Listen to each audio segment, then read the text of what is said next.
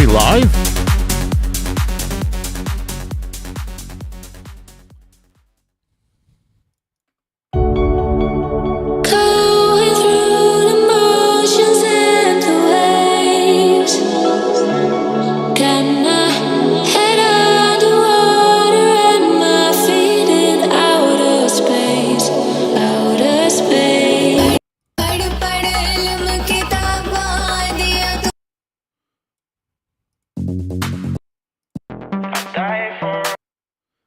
Hello, 1 2 1 2. Hello, Quace, if that's how you pronounce that. How are you? Do we have sound? Can anyone confirm? Music and voice. Can anyone confirm? Hello, Techum. Thanks for dropping by.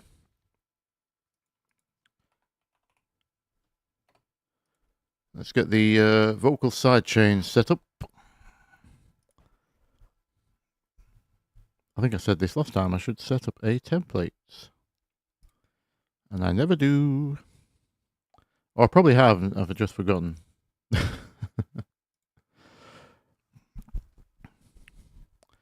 Hello, Urban Effects. Thank you. Glad you're learning. That's the goal. That's the goal. Hello, Yosef. Hello, Honor from Dublin. Honor? Owner? You can never tell with Irish names. It usually sounds like something that none of the letters make any of those sounds. I used to go out with a girl called Saoirse. And that was spelled strange. Hello, what we got there? Manny Ike, JV Addison, and John Skeen. Hello, everyone. How we doing? I need to mute that. Set my microphone. 1 2 1 2. And let's call that mic SC, something like that. 1 2 1 2. Okay, so we should have 1 2 1 2 1 2 1 2. Hello, hello, hello. There we go. Let's 1 2 1 2 1 2 1 2 1 2 1 2 1 2.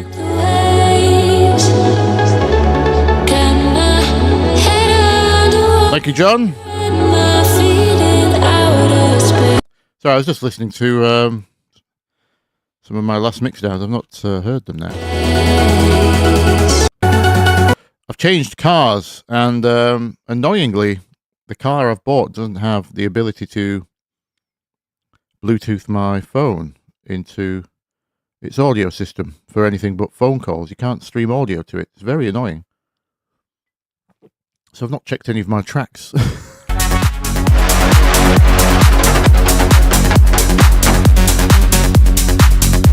Sounding okay though?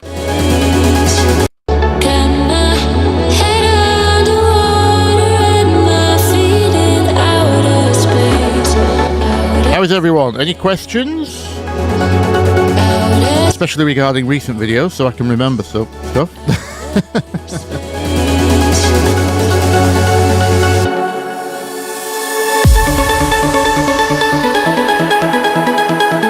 that hook's a bit weak, isn't it?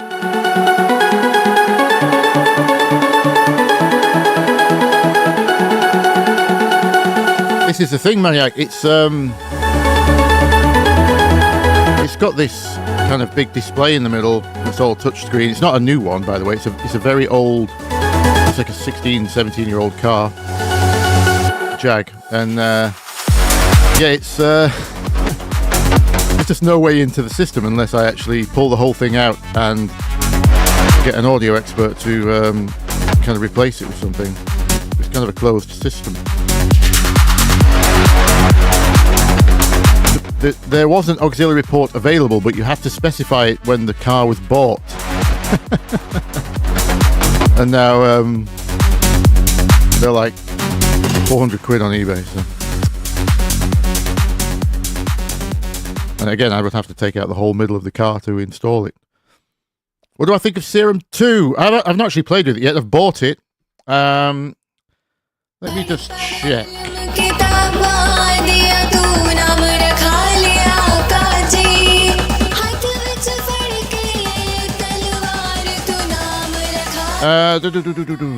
me have a look.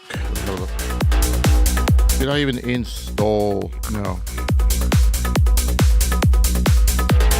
Let's find my email. A second.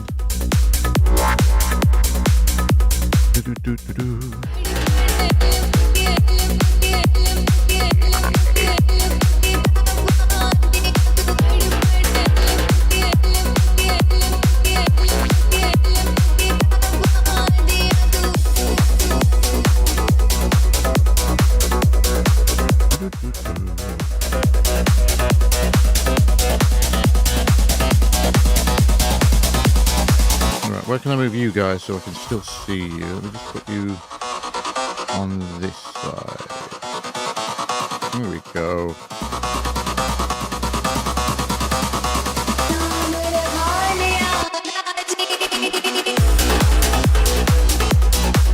Yosef is uploading his debut release as we speak. Fantastic, mate. Well done.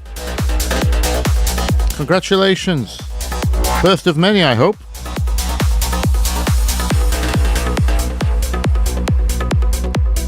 Oh, the plug you put in the car lighter, Maniac.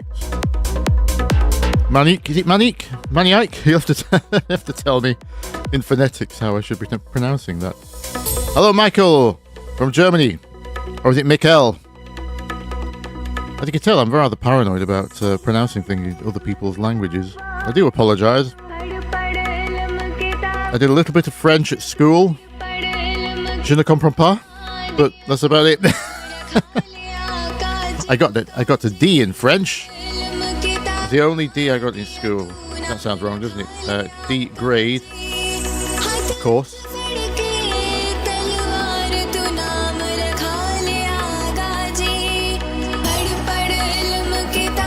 That clap effect sweep. Is that from a pack on the previous song? Oh, no, I did that. That's easy. You just well, I'll just pull it in. Was it in this one? Was it in here? Was it one of the fills? No, I don't think that one. Is it this fill? Oh, yeah.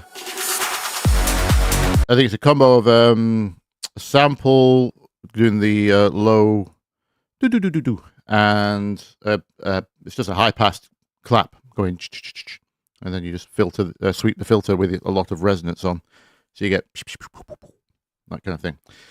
Let's have a look. Too many tracks. That one is called, oh, let's just put Trance. There we go, that one. Hello, Feng Peng. What's an interesting name? No, I did buy a 64 Chevy Impala. That would be kind of cool. I don't think I have the time for maintenance, though. Manicare. Okay. Thank you, Manicare. Thank you, SKDF. You're welcome. Is it under effects? Or did I put it with drums? Let me just drag in the effects onto here, see what I did.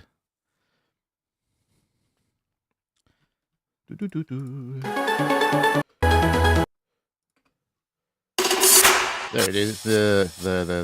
Okay. Oh no, that's one of them. That's not got the. That's not got the. I must have put the clap in. It must be my actual clap from my drums. Let me load those in as well, and we should get the rest. Yeah. So the is a fill, splice, of course, If I'm paying for it, I'm going to rinse it. So that is... Because I was doing melodic techno type thing, so that kind of rhythm, that which is 30 seconds and 16ths. Sounds very much like the rattlers that you drop with. That kind of thing. Reverse clap. I would usually just make those, but wait.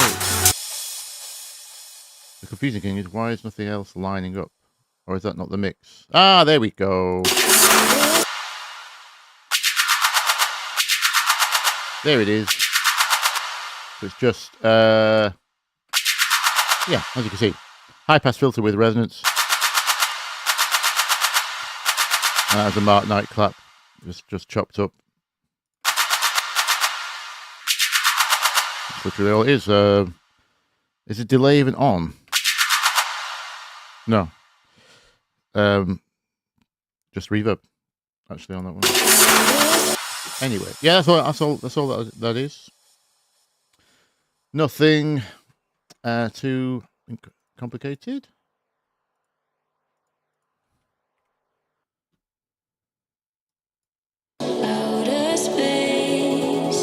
I was sick of using the same fill, so I just, you know, the amount of tracks I put out, you find yourself trying to change things up.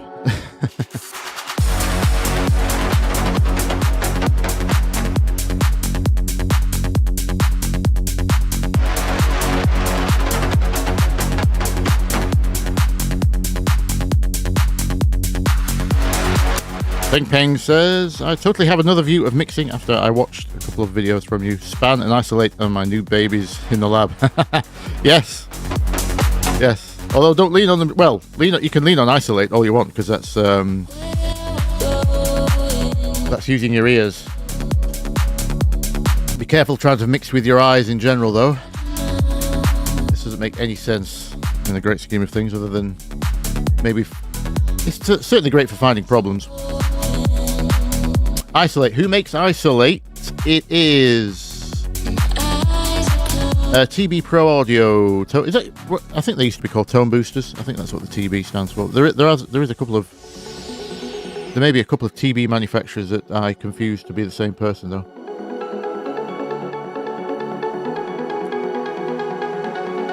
There was certainly a Tone Boosters back in the 32-bit days. By the way, Yosef, I am still looking for my email on Serum. We should have a play with it. Here we go. 1 second. I'll log into my account.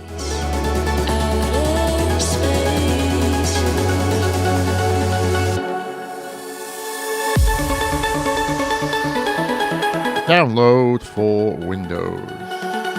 Version 2.0.18. Let's do that. Let's have a play with Serum 2.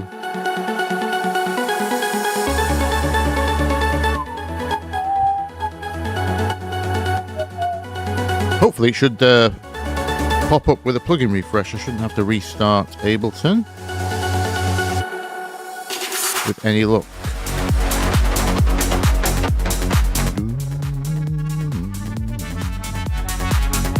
Hello, Cook.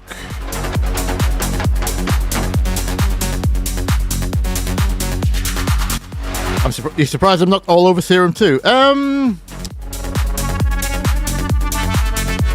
Obviously, I want to be. I am very conscious of its wants and needs, right? So there's a few factors. Obviously, I want to keep things simple for everyone, because the fact is, I've made it work for a living without using lots of paid plugins, like almost any.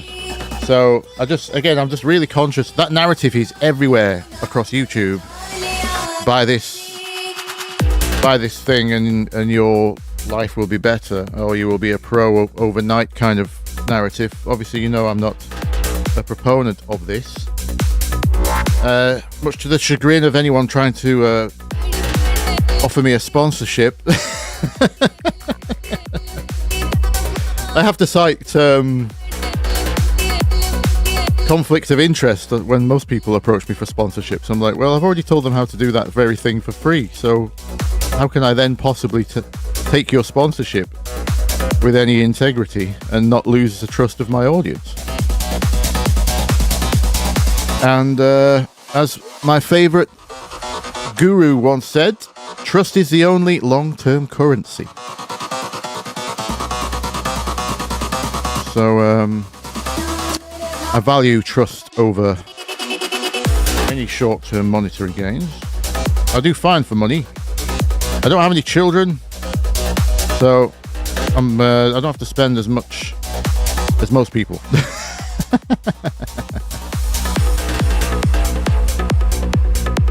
Is there an age considered too old to start producing? Absolutely not. No.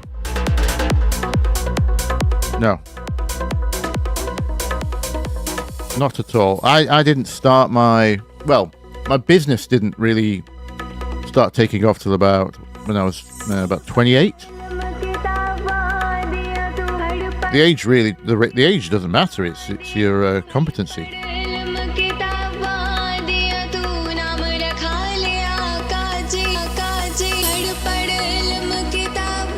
April showers bring my flowers. What? Hello, Samuel. Connor Tostin, Tostovin, sorry. Serum 2 gives you choice paralysis, does it? Well, it's certainly going to be supported with a lot of presets.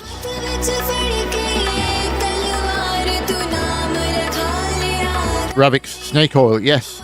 Funny you should say that word, actually. I have been in email contact with White Sea from White Sea Studios, the snake oil guy.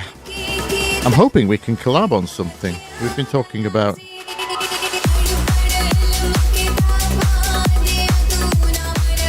There we go, JV's 56. I'm 44. So...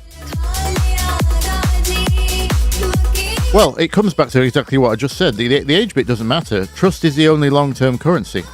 Most of the clients I've been with I've been with for over 10 years.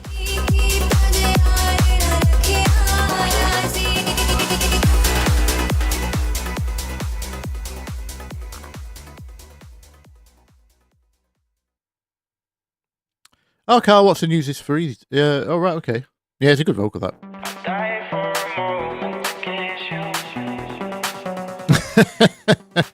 This plugin cured my dog's hip dysplasia.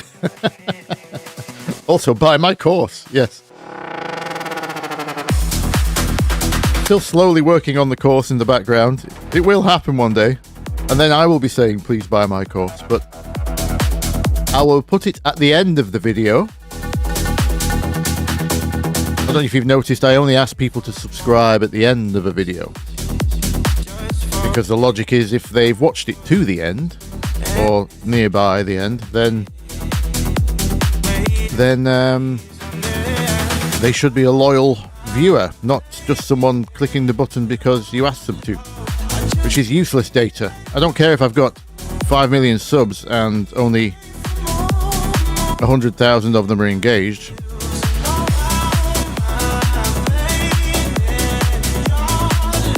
That's actually really bad for data. You can't tell what's what. I'd rather have 75k subscribers and thousands, 50,000 engaged if possible. I don't know what the realistic percentage of that would be. What are we doing here? The GOS? Music production stuff. Ask me any questions if you want to learn about music production. That's what my channel's about. Not that you'll be able to tell from the name. It's a silly name, Bthelick. I would choose a different one in hindsight, but things went viral, so I had to stay with it. Hello, Dean!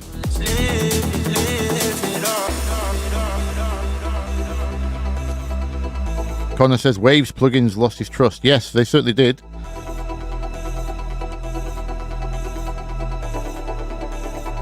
Yeah, I stopped using them a while ago. So, someone asked on my free plugins videos, are there any free alternatives to Wave's R bass?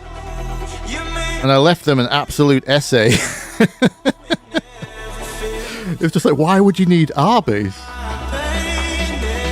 I remember being in that position though. I used to think it was really impressive. That and the Sony Oxford inflator used to blow our minds back in the day, about 20 years ago.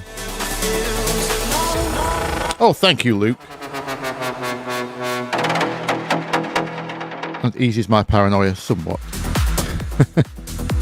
It's a cool name. Well, it's certainly different, maybe.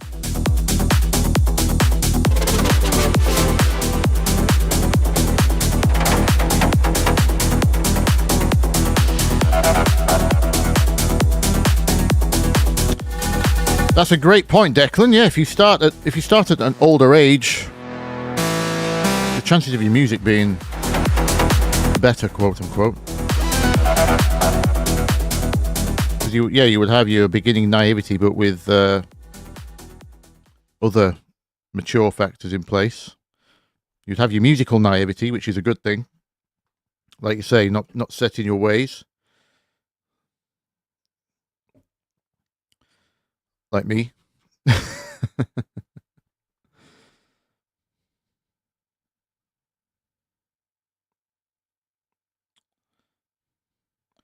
What to do if you use the same samples and synths as pros, but your tracks sound shitty? Great question. I imagine a lot of people, I think, well, I certainly did that. Because obviously I suppose in lots of people's minds, as soon as you get a computer, right, it's not like back in the day when everyone had different gear and you had to spend £5,000 on a decent compressor that was a piece of hardware that you could only use one of. Since the computer revolution, the playing field is leveled now. Anyone with a computer can make good music. So if you get the same plugins and samples as other people, you would expect it to be just, well, at least close. It's a very obviously loaded question, and it's a very deep question, that one. I would just say check out more videos on my channel, but because there's lots of factors. So you shouldn't have to do anything to a good sample to make it work. So if you're new, my first guess would be that you are over-processing everything.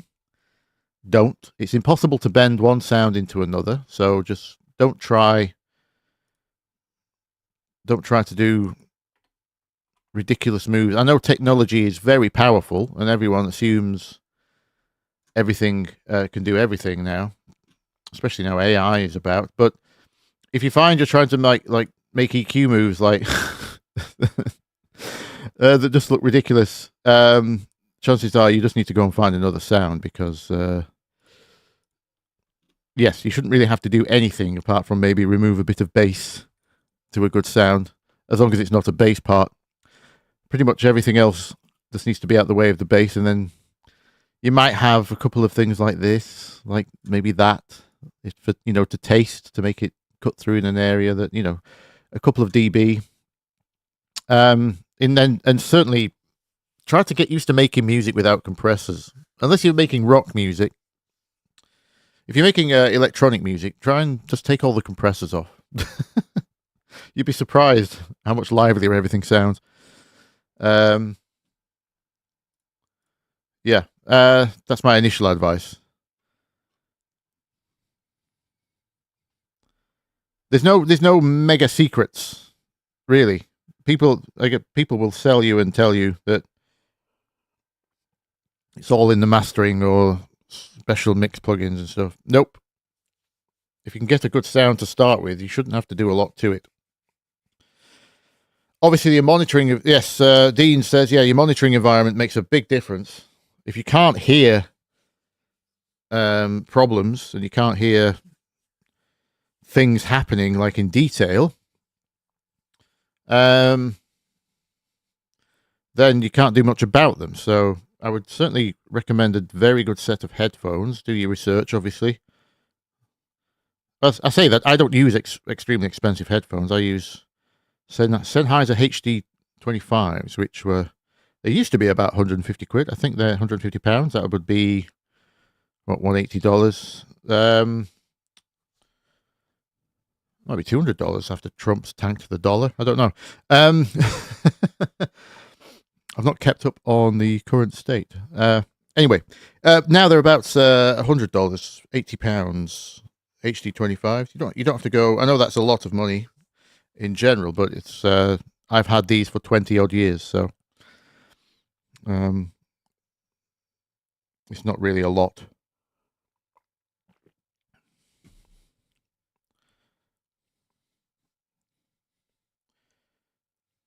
French house without compression wouldn't exist. Well, that's true. You certainly, I mean, I don't count sidechain compression. When I say that, when I say take the compressors off, I don't mean sidechain compression. That's essential to groove, really. And in the low end, it's essential to keeping your headroom and your bottom end clean. So sidechaining kick to bass is essential.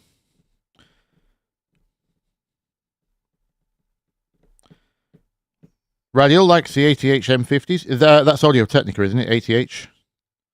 I've not tried those. AKG are good. I don't know about what the 35 is. Is that a cheap model, you say? Right, okay. In general, the brand's fine.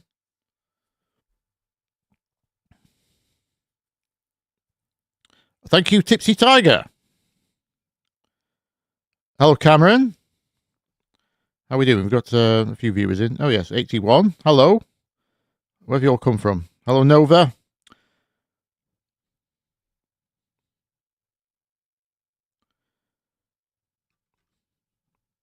Oh, I've skipped ahead of a bunch of questions here. Hello, Gleb.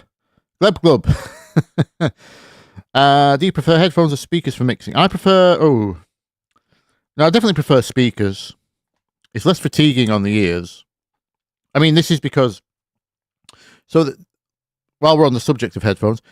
So I like HD25s because I make club music. Obviously, they're designed for DJs. It's a bit of a coincidence of events. So when I started as just trying to mix, and that's what I got my first living doing outside of retail work. So it was mixing people's stuff.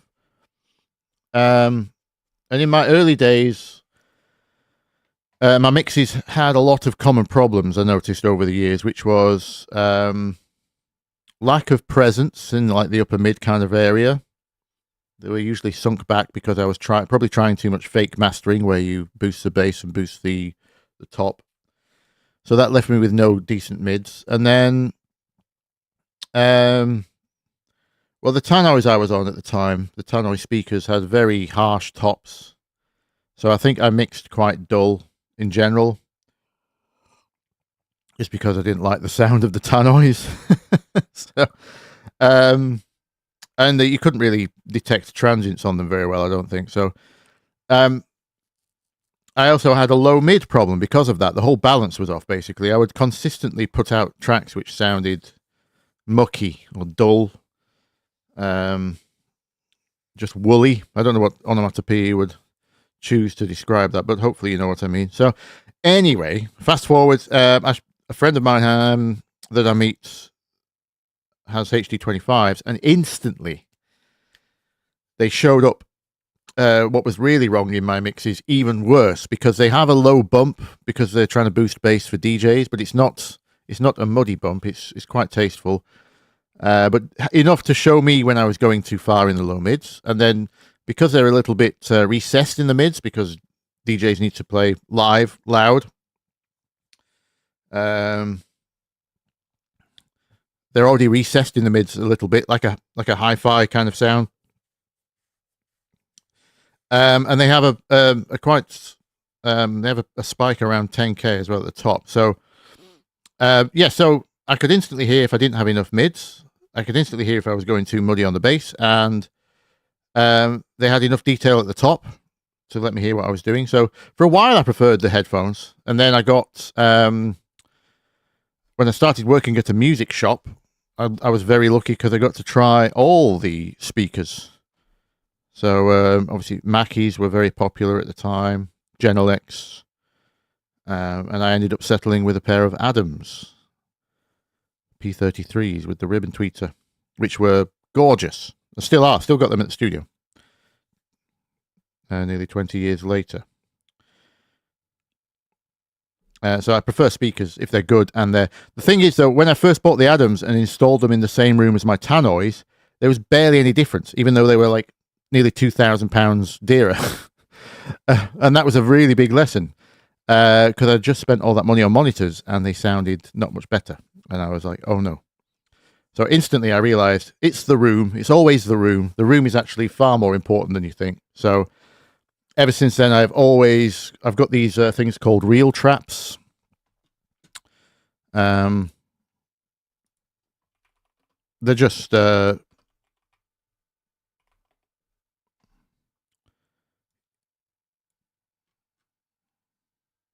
reel traps. There's the guy. That's not my room.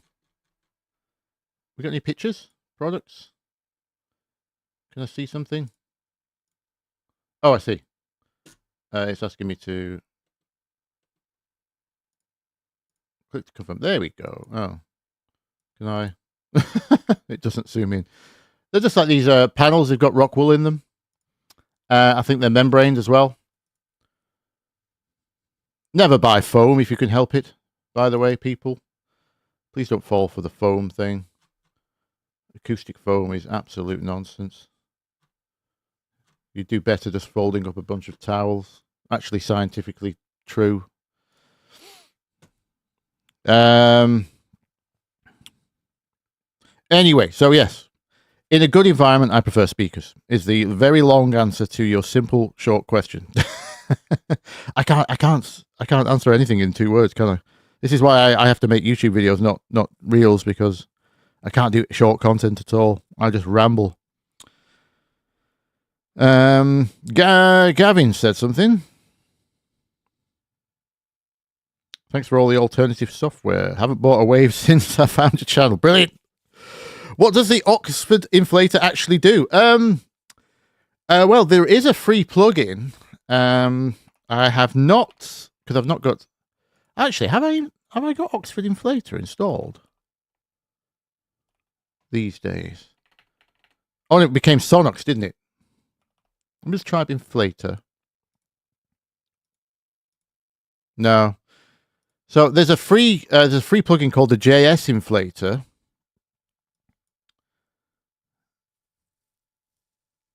Where's the other skin? There's a different skin for this. Oh, there it is. There we go. Makes it look a little bit more like the original. Apparently, this is a one-to-one clone which phase cancels the original Oxford inflator. And they told everyone how they did it. It's just a wave shaper.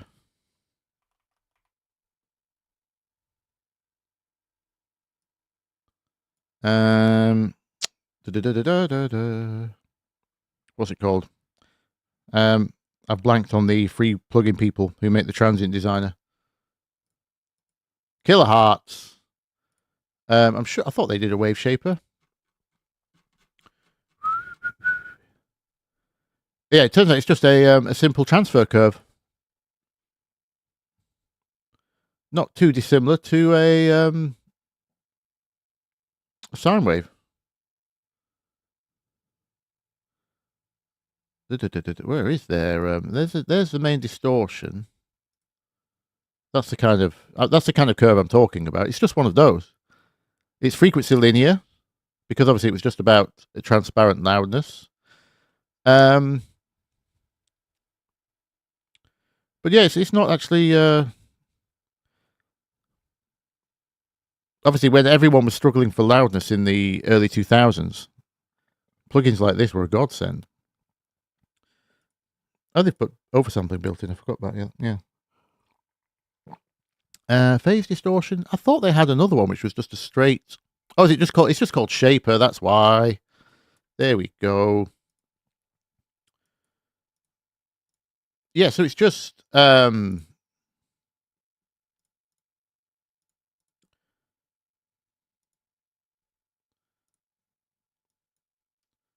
are the shapes?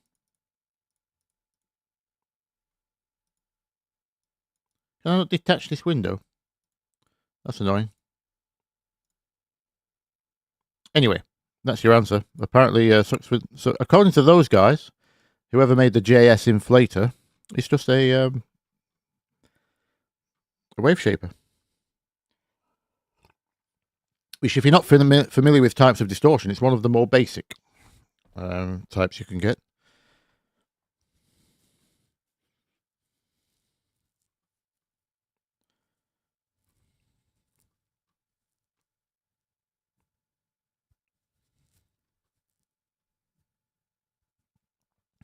Greetings from the States. Hello. Are you up late or up early?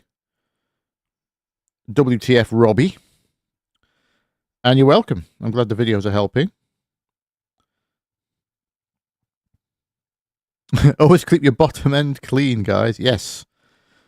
As I said that, I thought I did giggle to myself. Playing a magnetic is king. What's that, Gleb Glub? Is that the processor? Rings a bell.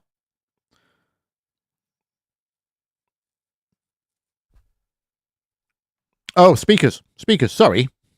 Of course, yes. I never tried those. Are they good? Where are they from? Alex is asking a question about the not mastering video. Yes, it generates a lot of questions. Do you really release tracks without any limiter on the end of the mix bus? Do you not even set a ceiling? No. Literally, yes. I just release. I mean... Oh, there you go. I was going to say that's what the inflator sounds like. Terrible, but...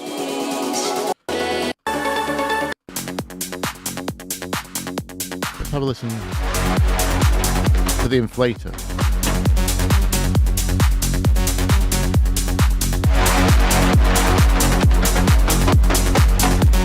You see, you can hear it now. I mean, assuming what they said is true, that this is a genuine one-to-one of the Oxford inflator. I did actually test the inflator last year. I reinstalled it. I've still got my licenses. I randomly spotted my Sony Oxford email, because they were Sony Oxford before they became Sonox. I was looking through old emails, and my licenses for the Sony Oxford plugins came up. So I was like, oh, I should reinstall those and just check. I used to love the sound of the EQ. I don't know why. I think it was more the interface. But anyway, I checked the inflator, yeah, and it wasn't great. Now I do this not mastering thing. It doesn't help. So it's great when you're already at not full level. It's great at getting you to full level, which is just like any other kind of distortion. You could use all sorts for that. Split mode's not bad.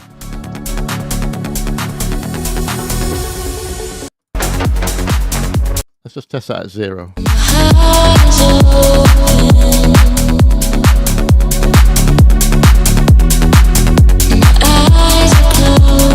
It's struggling on the vocal, isn't it? But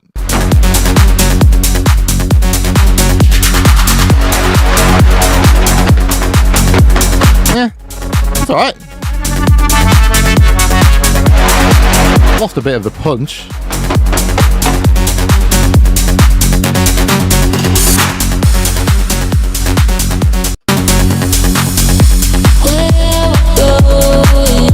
It really doesn't like vocals. But such is the nature of my master. I'm not desperate for an extra 2 dB, so I just don't need inflators and things like that. Let me show you this session, because this one just went out, I think. Did this one go out? What's the last one that went out? Let me just show you. Luckily, I have a manager, and he does all of the boring admin. Poor Johnny. Shout out to Johnny, my manager. He uploads all the tracks, so I can crack on with making lots of music. The fun bit. He also helps me produce the music. He sits in on once a week, and we make tracks. He has usually a lot more direction than I do because he was a real DJ.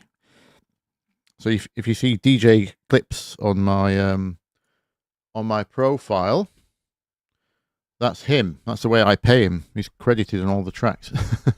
What's this one? Footprints. Oh, that's the... Well, these aren't really fully produced. That's not a good example. Take me home. Quite an old one. Must have never put the radio edit out.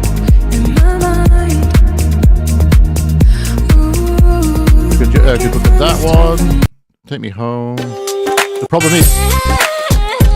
problem is none of these names are the names of what I make them, obviously, because I have like temporary names, and then I send them to Johnny, and then he finds a good name and some artwork and uploads them, and then I never know what the names are.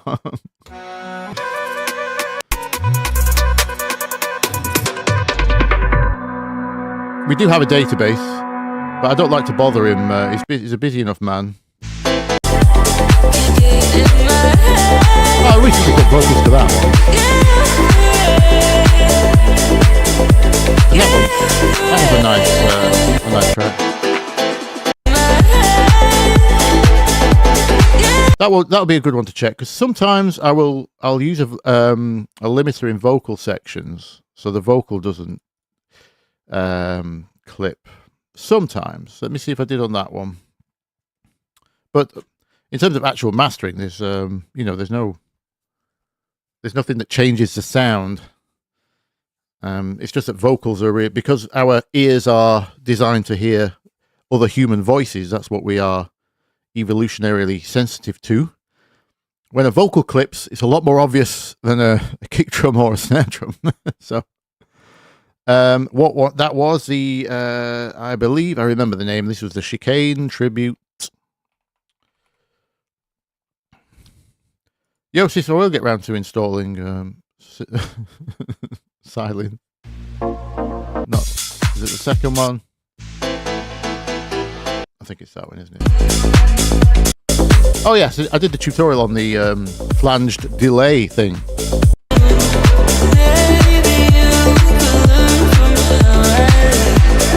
Yeah, because I found this vocal with all this space, so I was like, yes, I want to use that. Tribute 2. Piano version 170325. Why have I done one after that?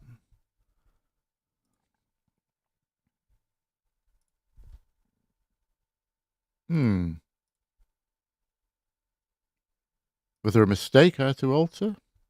I don't like it when I found a more recent session than there is a mixdown. Oh. The last mixdown was the 17th of March, so that's the one that went out. Maybe I spotted a mistake and it was too late. Oh no. I've reset the session.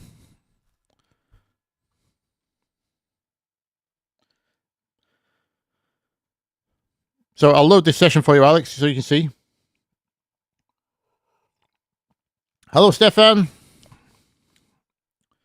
Welcome.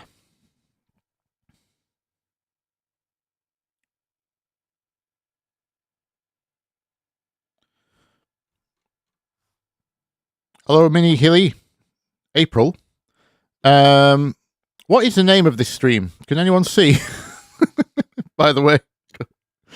I thought I'd enabled it live April 25. Yeah, it should be. Is that correct? Is everyone seeing live April 25? Need to put you on the side again there.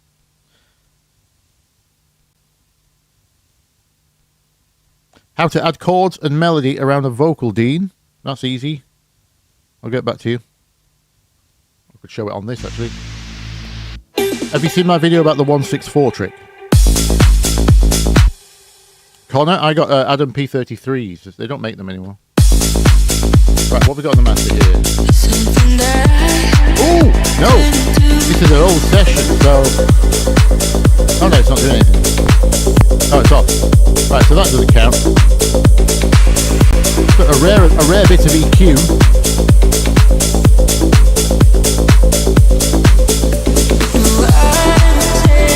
The thing is on. So this is an example of when I get a chance to actually have fresh ears on a project. So this is an older session. If we look at the dates, before I added the Spotify, the vocal for the Spotify version. Yeah, so I did this in 2022, January 2022 there. So I think the instrumental was already out, and then Johnny spotted we didn't have a vocal on this one. So we found a splice vocal. And obviously upon loading the session, I realized it could do with a little presence boost. 1.8 dB there. Nothing's, I mean, I don't do these things like exactly. If you can get to the point in your monitoring environment, speaking of, I'm sorry, I've forgotten your name, who asked about why even though you're using the same samples and plugins as the pros, your stuff doesn't sound as good. To whoever asked that, or in general, if you can get to the point where you can hear 0.5 of a dB difference in either just an EQ or total level, you're golden really after that. If you can get your ears to be that sensitive. So yeah, on the master, who asked again? Alex, was it? Kiss? Yes.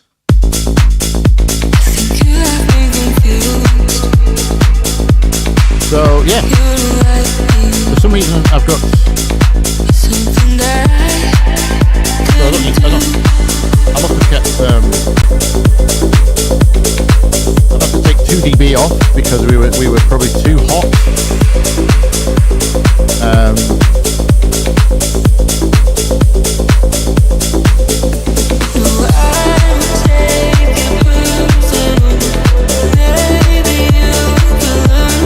So yeah, there's nothing there apart from that EQ. And if you listen to it without EQ.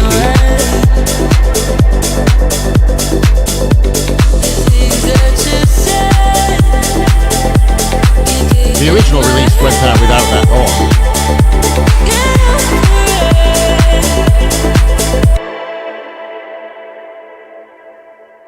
Let's see, the original release went out without that on, so I'm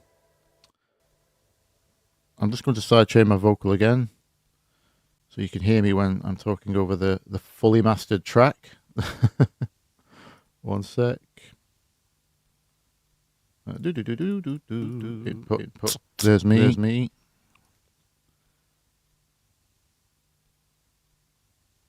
Sidechain this group.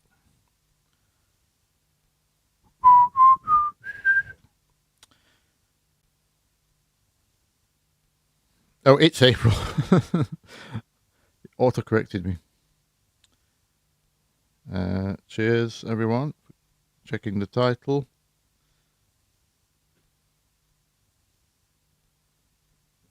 Hello, Conduit.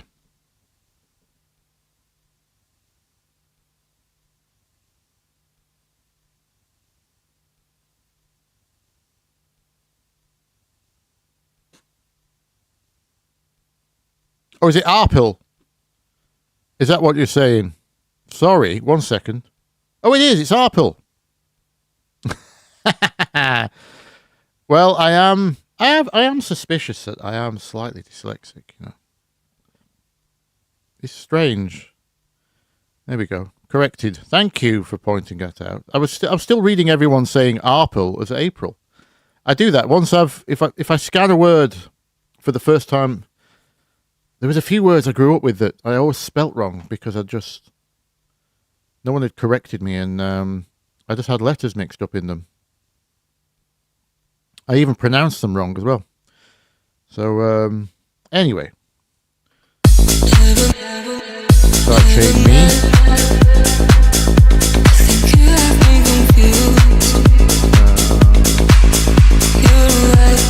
That thing. 1, 2, 1, 2. There we go. Oh, yes. Might be a bit much. Let's catch all the voice, but not kill it by. Let's try 12 dB or something. There we go. Yeah. So as you can see, you don't need anything on the master. If anyone wants the LUFS measurements, because I know some people obsess over that, and I don't care, because I've got the references up there, and if it's close to the reference, I'm good.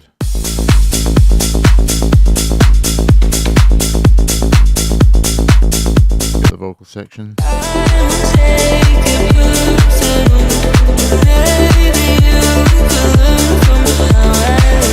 Minus 5.5, plenty.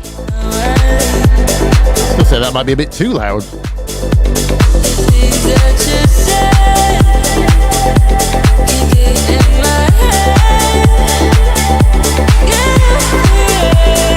If it mattered, it doesn't matter. What matters is the groove. As long as I've got my kick drums punching through, drums are transient. Yeah, so here, if she was more of a nasal vocalist, I might have to limit here when she goes high.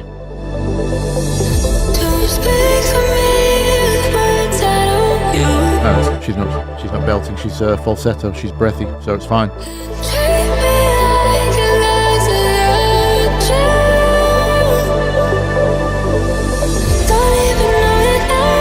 Yeah, she's a soft vocalist, so sometimes when a vocalist is belting, it can really, especially if you've got like a respace like we have here. In fact, if I just play the bass and the vocal, you might hear the bass modulate the vocal from the clipping. Oh no, we're cool. We're cool.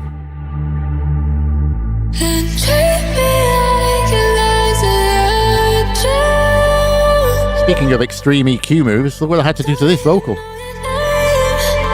She was mumbling and it sounded like it was like a bedroom recording.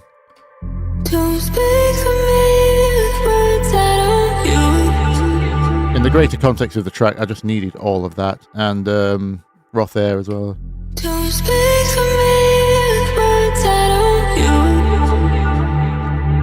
Between those two. Just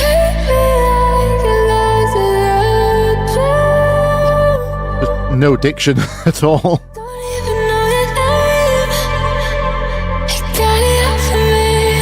Oh, there you go. I'm limiting the vocal. That's why. I've done it there.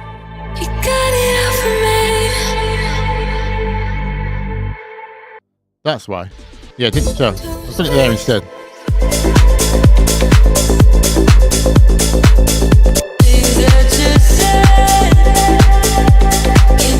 That's the side chain, obviously.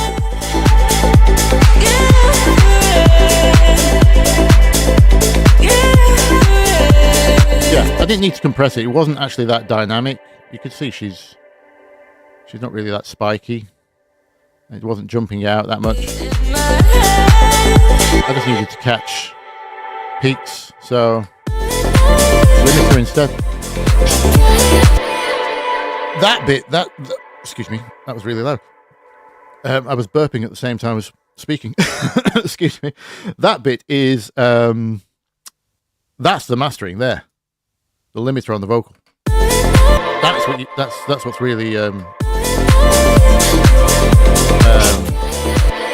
oh, you can see here actually on this return channel I've got an ozone ready to go because I was trying that to see if it was if that must have been an option. So I've parked it there because it causes a lot of latency. So I parked it there to, I obviously didn't end up using it.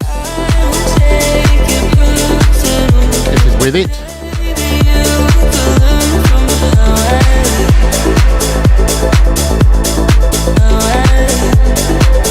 Without.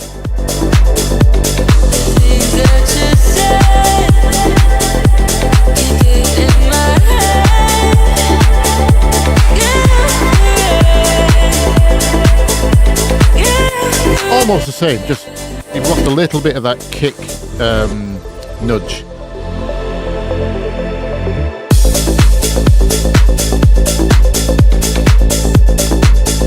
So in the end, I obviously chose no limiter and limiting the vocal instead as the better option. But sometimes I will, in sections like this, you know, you'll be able to hear it if I nudge this bass down an octave, this bump. I wanted this upper harmonic.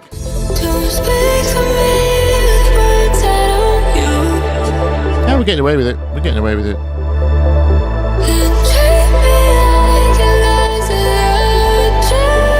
I thought that would clip the master a lot more.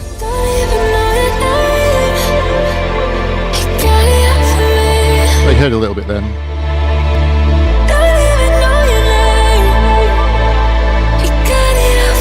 I'm trying to make the sound so you can hear it, so you can avoid it. There you go.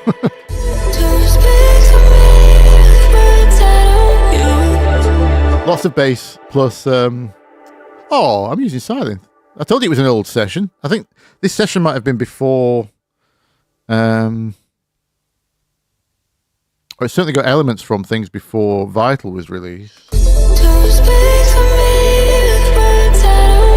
But yeah, that's the kind of thing I'm trying to avoid. So if the vocal is just really obviously distorted, but I've got all my levels where I want them, it's just quicker to just throw a limiter on the break sections and then automate it to turn off when everything drops.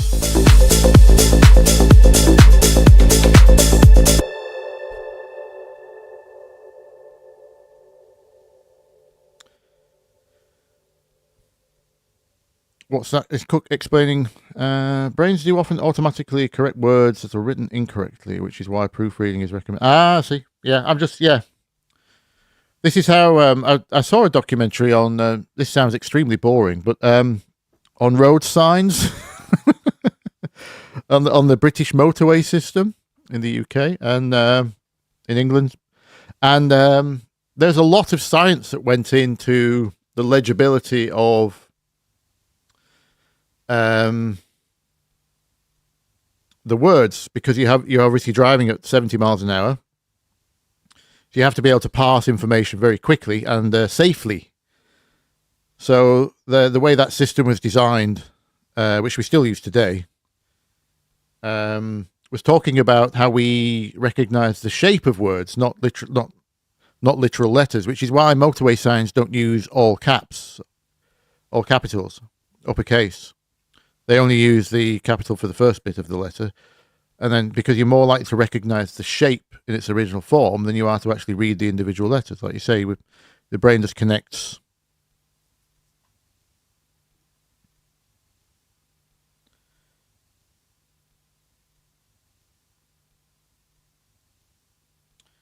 Anyway, yes.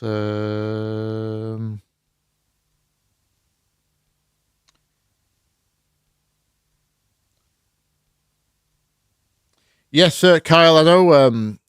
Well, both engineers at Adams left. Klaus and... Oh, I've forgotten the other chap's name.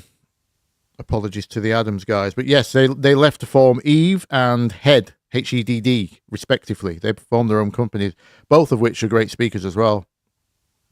I prefer Head and Eve to what Adams has become now. But the original designers did do the ones I bought, the P33s. Anyway, we would love more guidance on arrangements, even though I've covered it a lot in recent videos. Okay, we'll get to that. Who asked about chords and the vocals? We need to cover chords, arrangement. Alex, are all your questions answered? Here's Bangers Mostly. Hello. I appreciate your consistency of the commenting. Thank you, Bangers Mostly. It has not gone unnoticed. He's left. I love this guy on. Sorry, I've just called you a he. They have left. Love this guy on as a comment on most of my videos. It's fantastic. Helps with the engagement. Thank you very much. Helps the algorithm. Ingeborg from Sweden. Hello. That is the Swedish flag, isn't it? Please tell me I'm right on that. And please tell me how to pronounce your name properly. Please explain the difference and relation between keys, scales, and modes. That's easy. Thanks, Bangers. And I almost think Bangers is a robot. It's just programmed to spit that phrase out. Oh, that's other people answering other people's questions. It sounds like those are all good answers, if I'm presuming the questions correctly.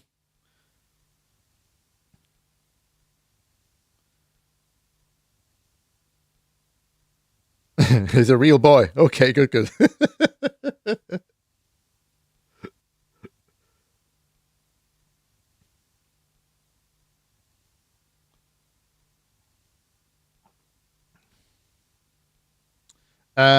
Sorry, I'm reading comments, and there's a conversation going on, but I haven't seen the beginning of the conversation, so I don't know what the original question was, so I'm playing catch up a little bit. I don't even know if I need to chip in. It sounds like there's some very sensible answers coming back from you guys. Thank you very much. What a wonderful community. So anyway, yeah, Alex, yeah. Oh, right. See, because the DSPs recommend -1 to avoid distortion. No, I'm releasing. Yeah, the only time I've ever had a problem was, I made a drum and bass track, which was it mine or was it for a client? I can't remember. It might have been a client's, but I made a drum and bass track which was extremely hot. Not because I was pushing, it just came out that way because the reference was hot and the distortion was kind of adding to the nastiness of the whole thing.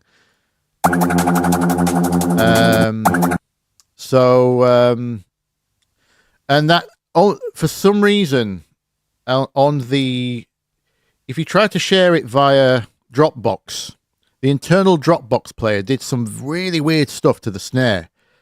It didn't know what to do with it. It made a very strange sound, and it ducked to the level tremendously. It was just basically broken. The sound was broken on Dropbox's player, and yeah, it took me a while to realize it was just Dropbox's player, because then yeah, we thought we had a corrupt file. It was really bad. I don't know if it was this one. These are obviously extremely heavy on sub. Ah, okay, actually, this isn't a hot one.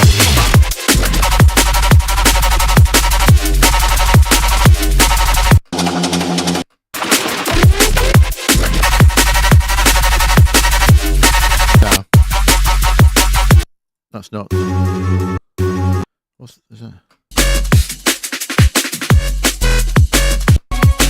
No, these aren't particularly loud.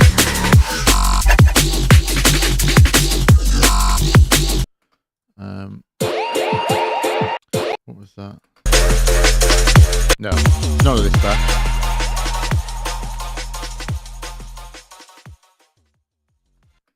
Oh, there's a fade on the master. I was confused on it. Oops. No, don't do that. Undo.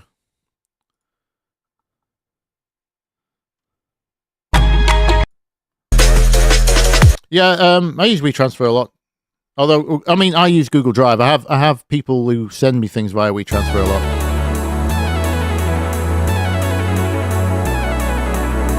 That was was it that one?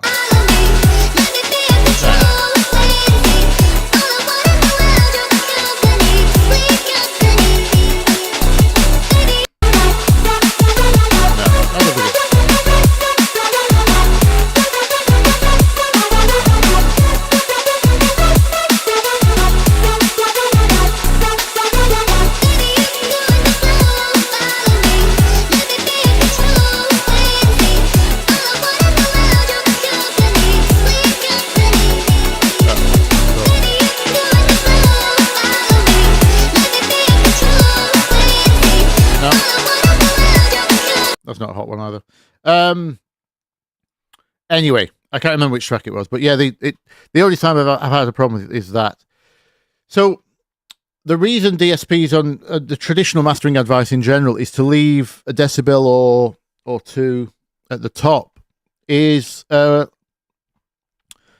which is basically I don't know the official term for it. I would call it interpolation distortion. So all that means is once your computer's done spitting out the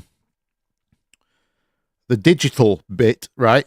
It has to be converted into real analog voltage by your audio device.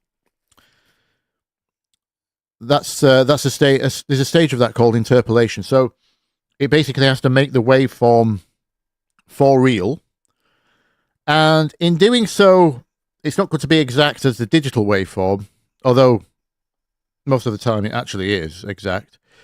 But there are cases where it can overshoot. So the waveform can be. Let me see if I can find a diagram. Is it called interpolation distortion? Audio interpolation distortion. I might put audio converter. Interpolation distortion. Is it a real term?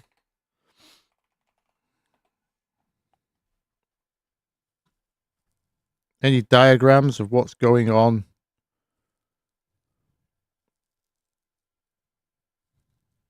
Okay, that's not too bad. It's not real, but yeah. So digital audio exists as discrete samples, right? They're just markers on a timeline. This is your sample rate on the x-axis. So 44,000 a second, 48,000 a second, whatever you set your sample rate to, and then they're just plots of a voltage at that particular time, whereas real sound has to move in waves. So it doesn't really exist in this form ever as these samples. A real voltage has to move through a wave pattern. It has to go up and down. It's got no other choice.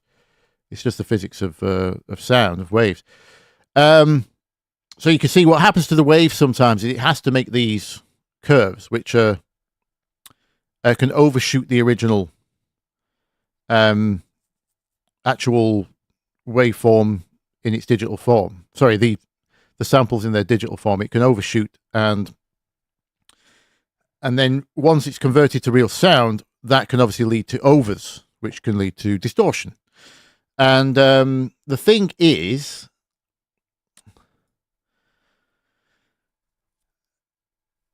as long as you're actually listening with your ears, you're already hearing your sound card's interpolated result, or else you wouldn't be able to hear sound at all. You're not hearing the digital bit, you're hearing the analog bit, right? So if you were getting interpolated overs, you would hear them.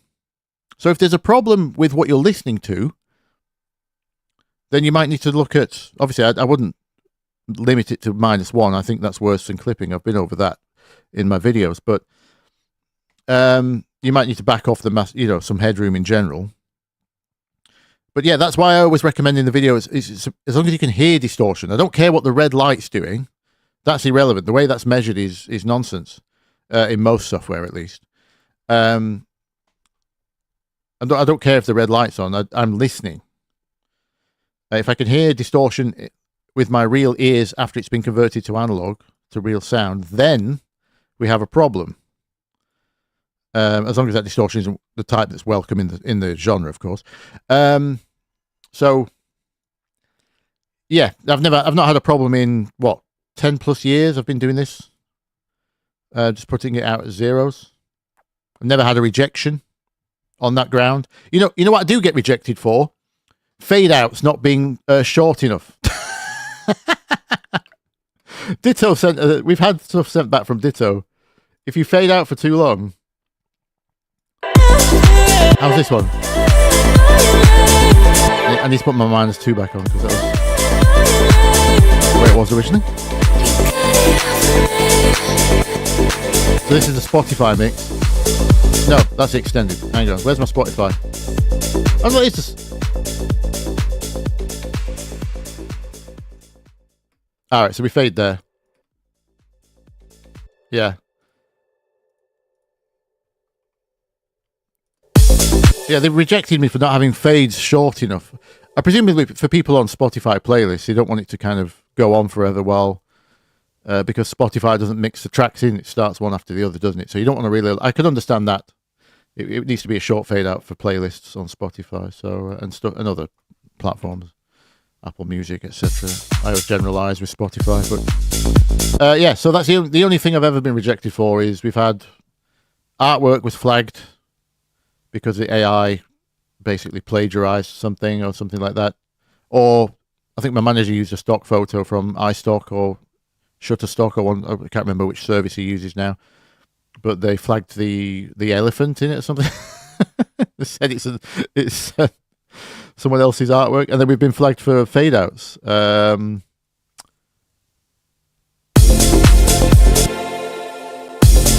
there's a mistake there. I've left the boom in on the drop. I wonder if it went out like that. Oh, that might be the mistake I spotted 6 days later. And it was too late for the release. That might be why I did a version on the 23rd. Anyway. Right, so that's Alex sorted. We're playing catch-up with questions. Let's do vocals and putting chords to vocals. So, for those of you who haven't seen my 641 trick, I'll give you a quick example of that now. Let's get rid of all the chords. So just to give you an example of this on this track while we're here. So I've got a verse which does not move. This is on what we call on the one. It's just vocal and bass. One note. We are in A minor, classic. Bit of swing. There's the sub underneath doing the same thing.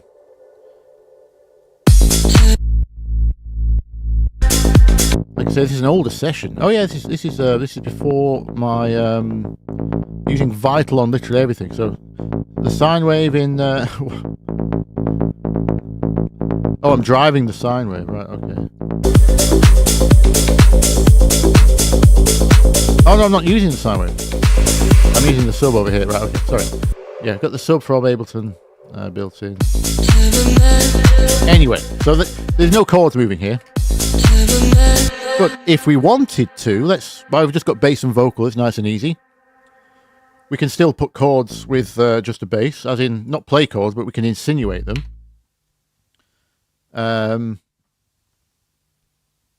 Let me change this colour. So we've got some...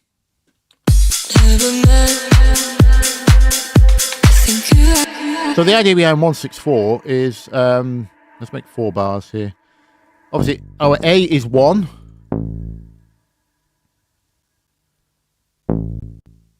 In fact, let me keep that rhythm. What was the rhythm? I'll just keep the rhythm for now. That's a separate thing. We're just talking about chords, chord choices. So, well, you'll be able to hear it. 6 would be F if you're in A. 1 is A, obviously.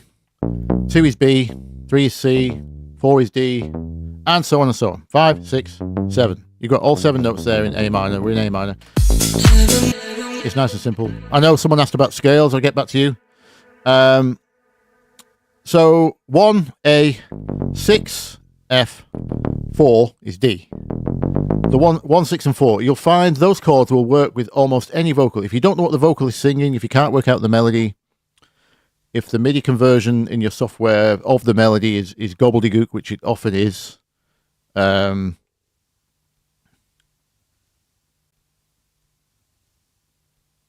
quick trial while we're here. Let's just put Ableton's built-in piano on. Instruments. Simple do. Piano. Grand piano. Can I just have a normal grand piano, please?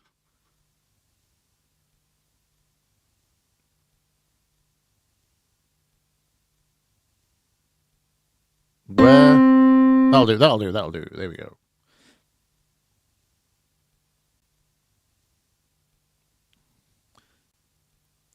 I wonder, she's quite auto-tuned, so it might get her okay. If I drag that onto there, say, give me the melody, because she's not singing chords. How does it do? Oh, it gets it pretty well, actually. Okay, let's imagine that didn't happen, and you don't know what the melody is. Because it doesn't really matter, in a sense. Again, you're going to use your ears. So you're going to swap between 6, 4, and 1.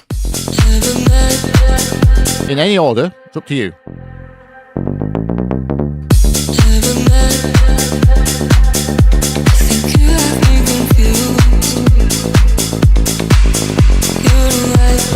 Trying to do it live.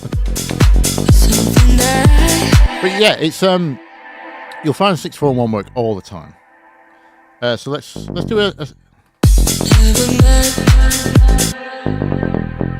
this is what I've done in the bridge, by the way. This is it's actually what is going on in this track. It's a it's twice as long as this, so it's a 6, 4, 1.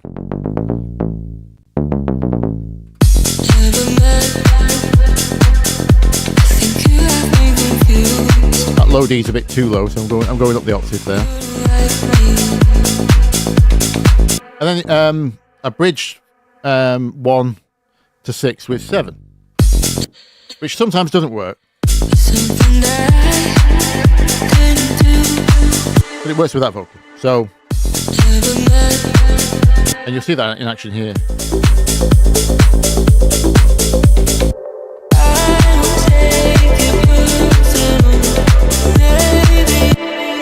Ignore the in-betweeny passing note like melody things. You'll see 6, there's an F, D, 4, 1, 7.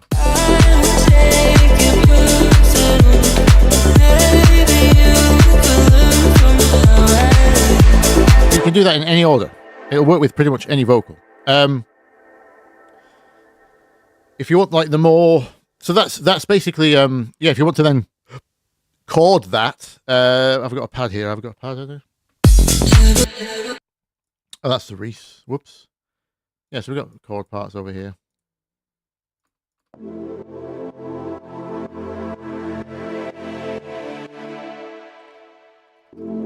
Well, I would suggest trying to get to work with bass first.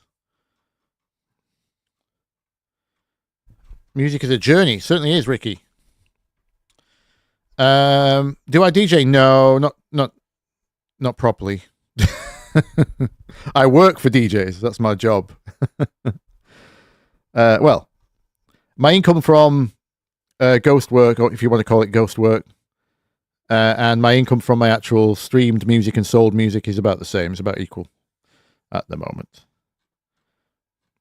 You mentioned Vengeant. Oh, Vengeant collab when? Gleb Glub. Oh, that'd be amazing. Just saw Vengeant's name in the chat there. He's a legend. Nice guy as well. Nice guy. Met him briefly backstage in London, but he won't remember probably. Very briefly. Didn't even get to exchange names. Just shook his hand.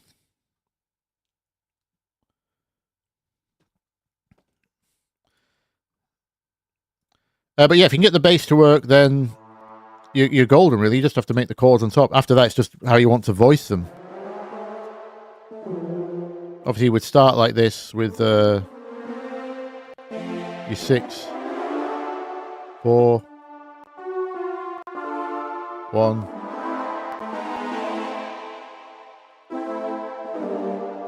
Seven.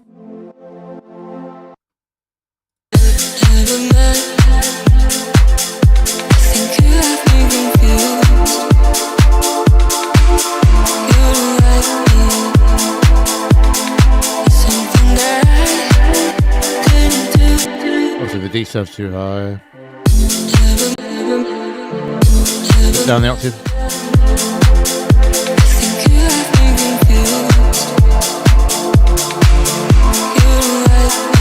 Now, those are the chords I chose, but you could, like I say, you could literally, let's just start it here. You know, 1764. Does that work?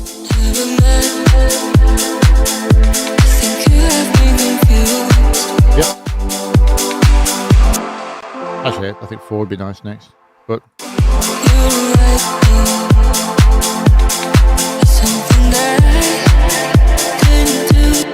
Yeah, literally anything out of the 164, you're gonna be fine. Oops. Let's try 1746.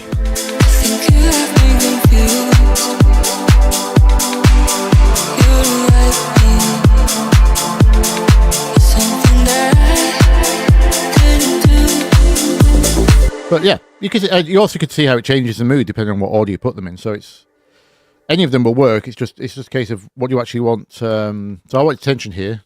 Just held it on the 1. That way it could break the tension when we go to the bridge.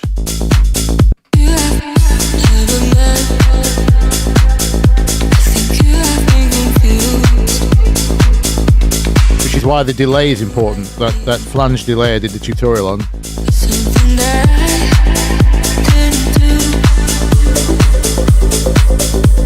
You need interest if you're not going to move. I did an arp there.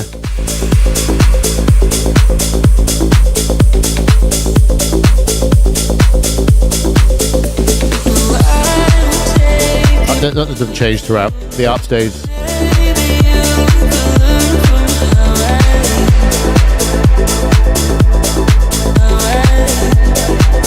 That note there, how I lean, which he sings that. That's I can hear that's 1 3 2 1 3 2, right? So I know because she's landed on that would be that's 1 3 2 is A C B. So I know she's landed on a B. I can hear that. So that made me go to 7. Obviously, you won't have the ears for that yet, but that's why you just try between those 3 main chords first. You get your main structure out of that. Then, if you want to add any bridging chords, you can basically fill it in, and it will work. Yeah. But that's all it is. That's a 641. Lots of tracks like that. And to be honest, like most vocals, if you're going to find vocal samples, they're largely going to fit over a 164 because they're very diatonic. You don't find many like jazzy, spicy vocals that change scale a lot. So it's a pretty high success rate. I would say like 90+%. You would get chords to fit to any vocal if you don't know how to work out the melody. Right. While we're on the subject, someone asked about differentiation between keys, scales, and modes. So this track is in A minor. It is often, the terminology is often that the key is A minor, but that's technically not true. The key is A. The key is a starting point, right? So the key is A. The scale is minor. That's the differentiation. So the key is the starting point. The scale is the pattern of notes that is based off that starting point. So we know minor is a gap of 1, what they call a tone. Then it's a semitone where there's no gap. Tone, tone, semitone, tone. That's minor. So even though this is A minor, because the pattern, these gaps between these notes are not the gaps. This exact pattern is the minor bit. So when I start it on any note, like E, that's now E minor. Start it on C, that's now C minor. G sharp minor, that's it. The pattern is minor. The key is where we start. Right? It doesn't have to actually literally start there, by the way. That's just kind of your home center. Because there's notes in every direction, right? So you've got octaves below and above. So it's more like the point on a circle. not a starting point on a line, if you get my drift. So that's just your home center, and then it can go in either direction, as long as that pattern is adhered to. For minor, tone, semitone, tone, tone, you don't have to remember it, you just put all the white notes from A, and then you've got the pattern. So the scale is minor, the key is A. The mode is Aeolian. And this is where it's nonsense. Because Aeolian means A natural minor. It's the same thing. The thing I just drew, starting on A, that would be Aeolian. Aeolian mode. Basically, just forget modes. They're essentially the same thing. It doesn't really... It confuses people to think of modes separate to scales. There's a reason you can think of them that way, but essentially modes are just scales with fancy names. That's all they are. That's all they are. So you tell me what the difference is, right? So this is A minor. And then if I just change this one note, this is A Frisian. We're now in Frisian, right? So Frisian is technically a mode. It means it can be derived from another scale, believe it or not.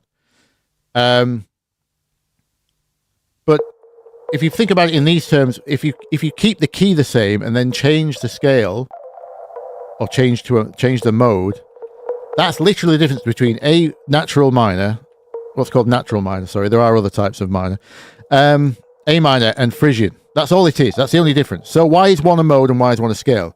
Don't worry about it. It's just... Modes are just scales with fancy names. That's all they are. They're just other types of scales. They're just more sets of notes with their own pattern. So that's Frisian. Changing note 6. That's Dorian. Right? Harmonic minor. What else have we got? Obviously major would be them two. Locrian. My favorite, Lydian. Lydian's Lydian. You got other weird ones which have big gaps in, which are double harmonic, Frisian dominant. Anyway, there's a bunch. You don't even need to know the names. I suppose it helps with communicating with other pieces of music and other people, is when you need to know the names, but they don't mean anything. Obviously, there's a lot of German, Latin, Italian origins, so the names are, from...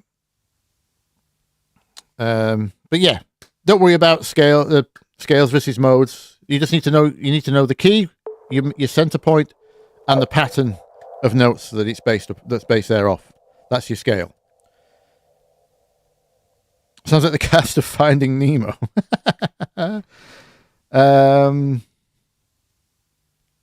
Mixolydian. Inspector Norse is a Mixolydian scale. Could you explain the modes using that example? Yeah, Mixolydian is... so if we change this to major... If this is confusing you in A, by the way, if you don't know how to make a major scale, just start from C, and it's all the white notes from C. That's major, right? We all got that? We know why starting from the white notes from C doesn't get you the same pattern as starting from the white notes from A. You understand this, right? Because of what I explained earlier? That the gaps are different, these patterns, because of how the black and white pattern of the piano is laid out. It's actually genius, in a sense, because there's not a black note between every white note. So it's an irregular pattern. So when you start at a different place, you get different patterns. Even if you use all the white notes from C, if you look at this now on A, this is not the same pattern as if we started all the white notes from A. C is different. F sharp, G sharp, those two are different. That's a major scale. Anyway, so Mixolydian is just a major scale with a flat 7. It's I call it Major's cool cousin. My favourite artist, Nine Inch Nails, writes in Mixolydian a fair bit, or certainly uses Mixolydian melodies.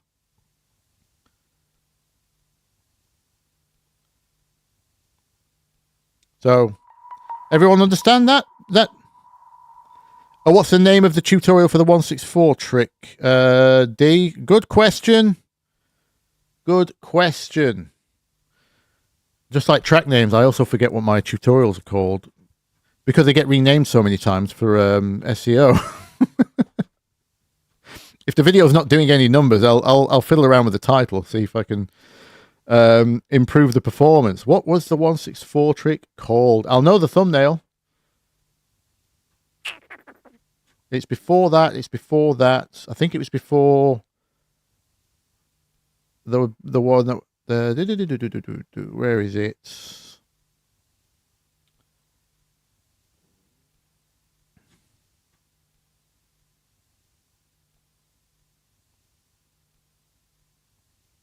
While I'm just while I'm having the thought, this is why I speak in numbers. By the way, I don't tell you A, B, C, D, E, F, G, because minor is minor. It doesn't matter where you start. If you're going to create a minor type mood, then it doesn't matter where you start. Minor is minor. So it's better to think of it in terms of numbers. 1, 2, 3, 4, 5. That way you don't have to worry about the actual key and the actual notes. You just have to know where everything is relative to one another. Where is the 164 trick? Is it this far back? There we go. Chord any melody. How to write chords for vocals. I will just put it in the chat. How to write chords to vocals for beginners.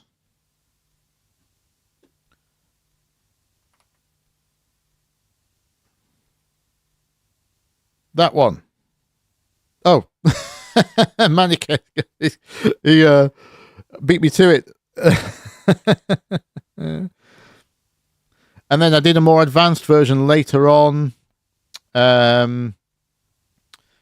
about finding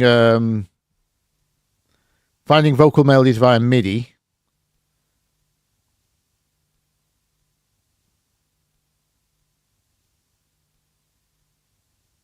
Because I did samples to, oh no, samples versus MIDI. Where's how to, there it was.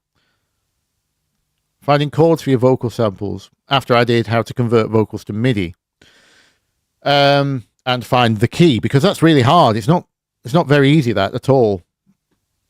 If you see a bunch of notes, it takes a long time to have the instinct for what key it is. And then even then it's debated. Like there was plenty of people who commented on my last video, the emotional chords video.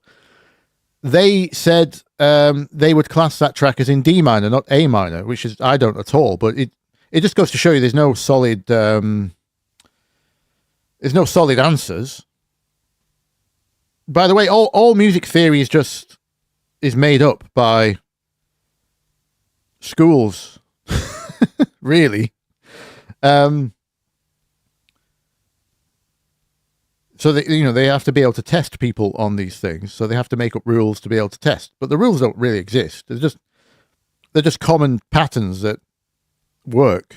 But the rules aren't really there. We just know they work. Anyway, so yeah, for the person who asked about Mixolydian, it's just a major scale. Which if you don't know how to make a major scale, just all the white notes from C. And then it's just flatten one, flatten the seventh, the seventh note of the scale. So that's C Mixolydian, that's F Mixolydian.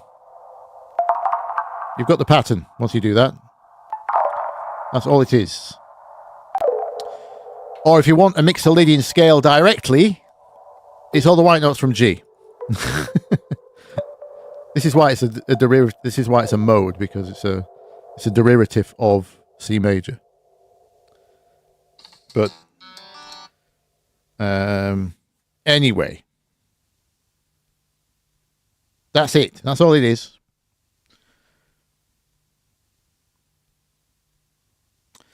Right, and then we had other questions. What was my other catch up? Hopefully that answers.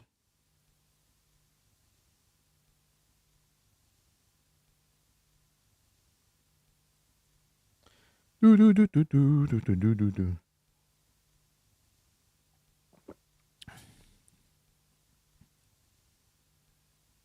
Thank you, Elkan.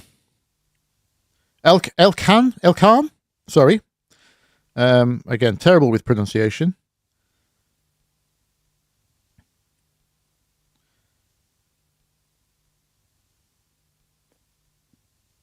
Yes, A minor is all the white notes, correct. Phonetic.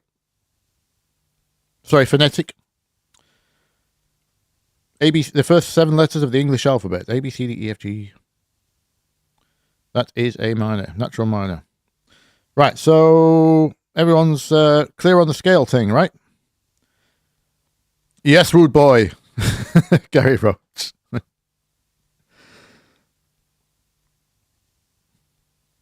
I would respond in some local slang, but I don't really... That's a London ting, innit, bruv? Rude boy. Don't really find rude boy up in the north. But it does happen. It's kind of like in an ironic way when we're trying to be a southern, like a Cockney or an East East London.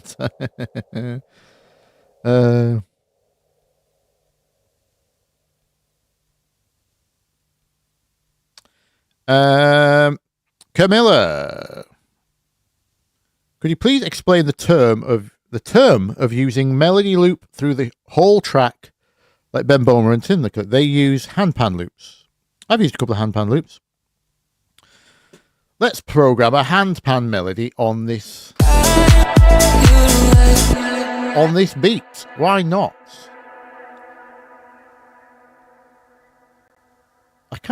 I've not actually heard any recent Tin Liquor, but they were kind of trancey like this, weren't they?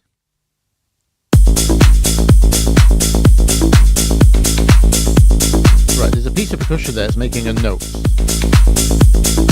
What is it?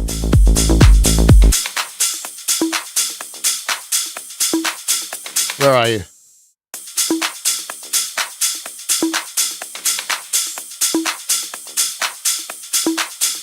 Oh, I made it.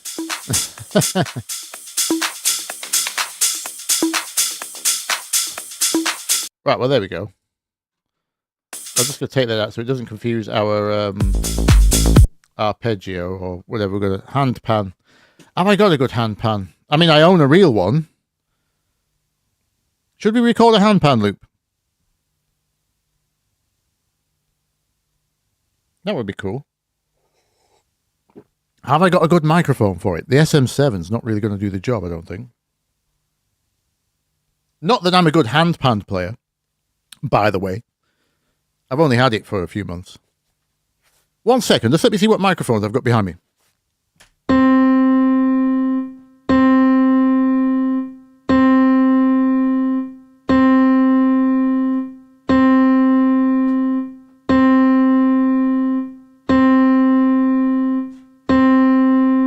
I've got a Rode NT2. Perfect.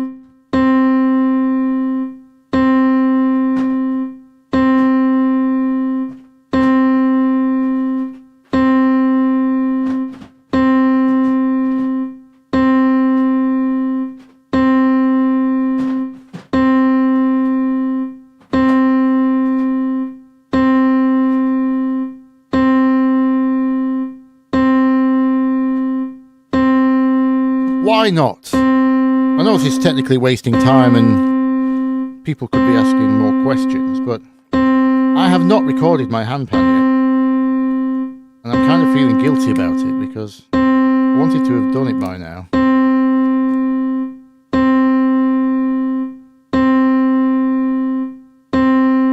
Oh, here's a question. I don't even know how I have a mic stand. Hang on.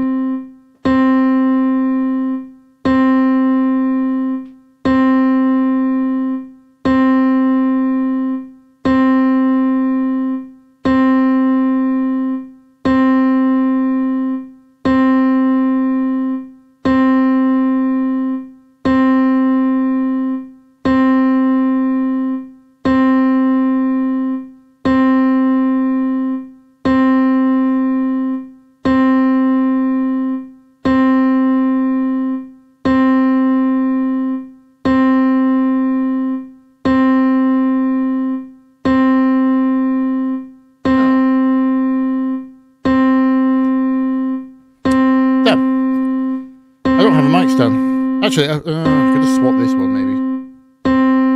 Should we just... Oh, I'll just swap the Rode for this one. Hang on.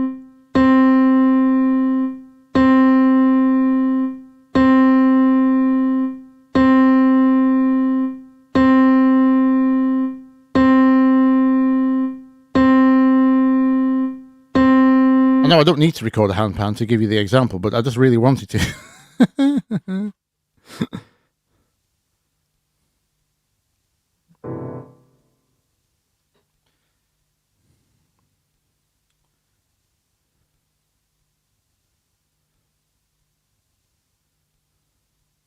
Something stuck on the keyboard.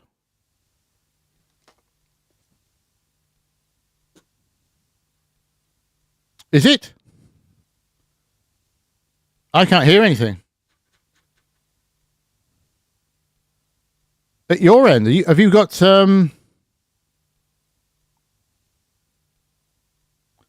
what, has the sound stopped working?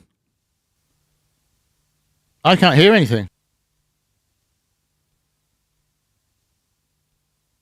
Piano was playing one note. Has it stopped? Sorry, I put my headphones down. Was. Okay, good.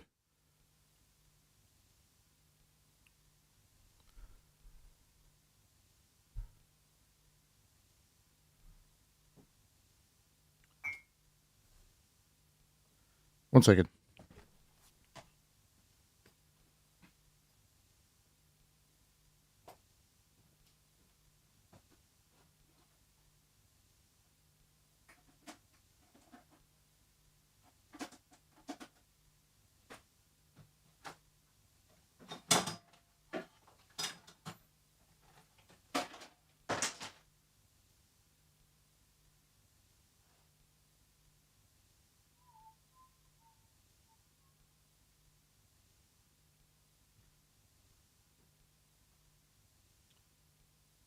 Just found the shock mount for my Rode. Actually, let me just go and grab the HandPan and let's see if you can hear it through the SM7. It's not going to be a good recording anyway, while I'm in a rush.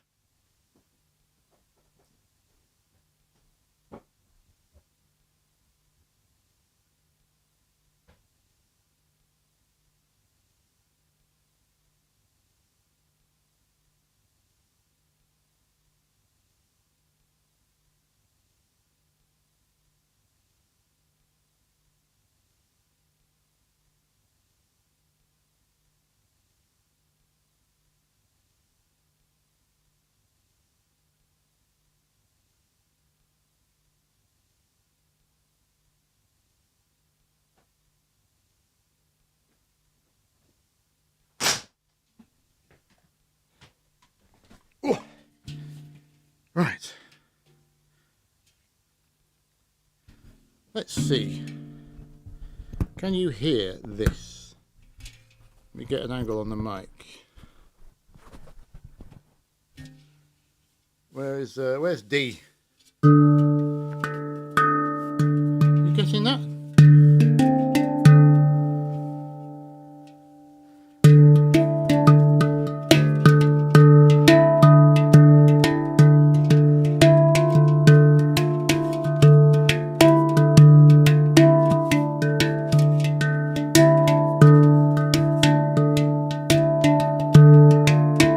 No?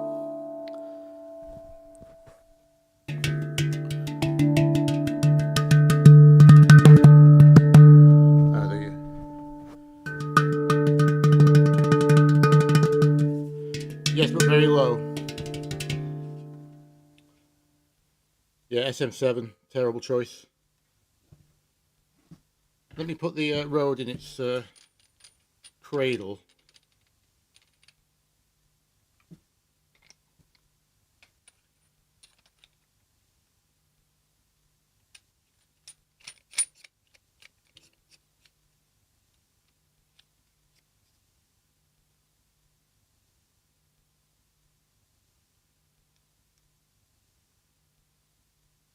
Let's meditate and hold hands.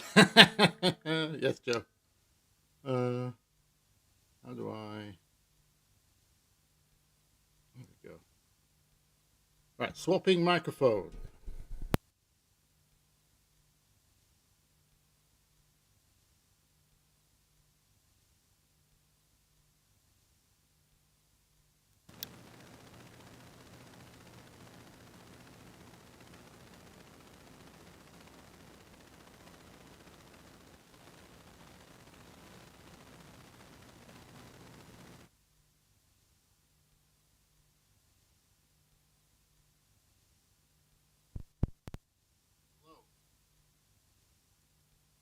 One, two, 1, 2. Yep, okay. There we go. Right, let me just unscrew the SM7 a second.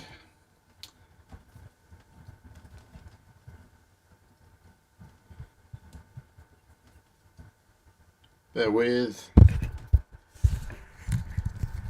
Actually, we might be able to get away with that.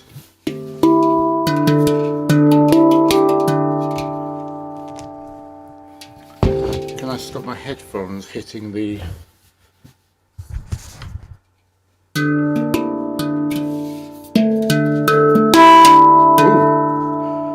Oh, we've gone over by a large margin.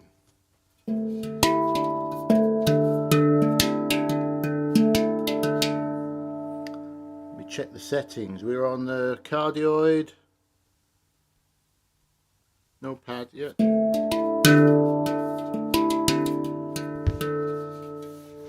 Is that better? Worse?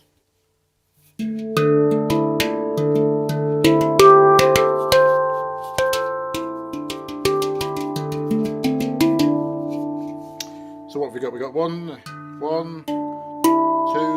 3, 4, 5, and then that's 7.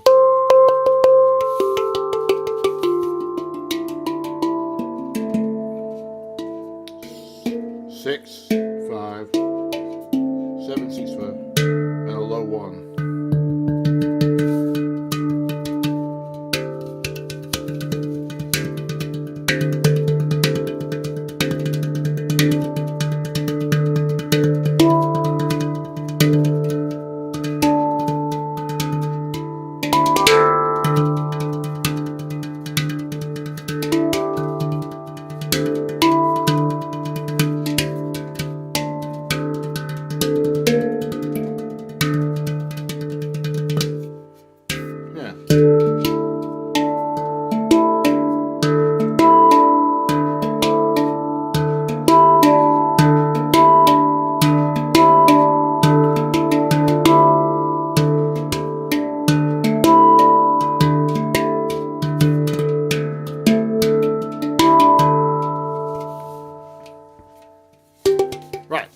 Sounds perfect on your Pixel 3.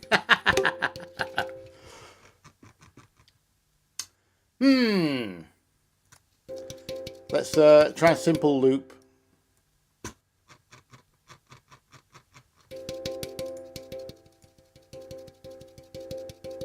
You're going to get both, aren't you, if I do this? Let's just record in some click and then... That's way too fast. I can't play that fast.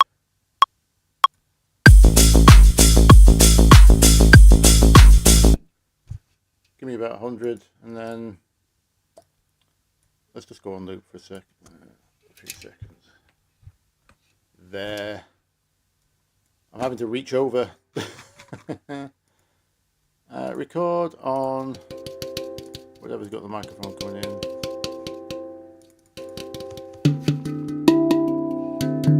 Latency from the I need to turn off input latency compensation. Not that it matters. Go.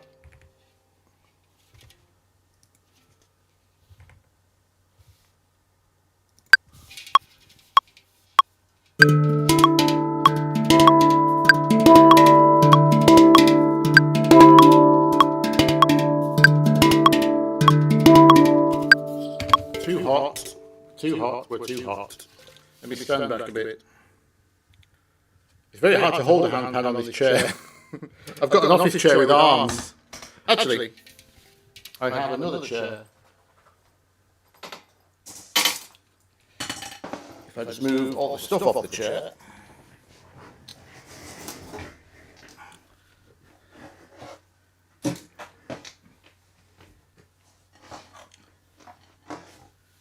You wouldn't believe I was once a successful recording engineer, would you? Let's undo. See if this is better so I can sit back a bit. I need to assign a button to record, which is nearer my reach. There we go.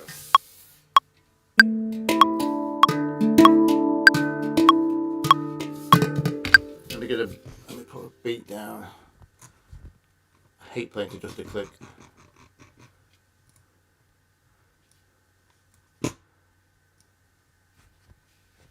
I'm trying. If I use both hands, I have to. The HandPan's at risk of slipping off. There's too much swingy stuff in that.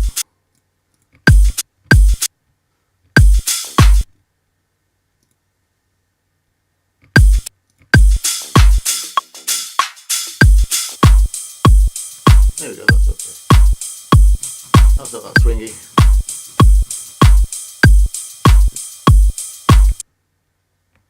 Loop. This is the royalties of recording.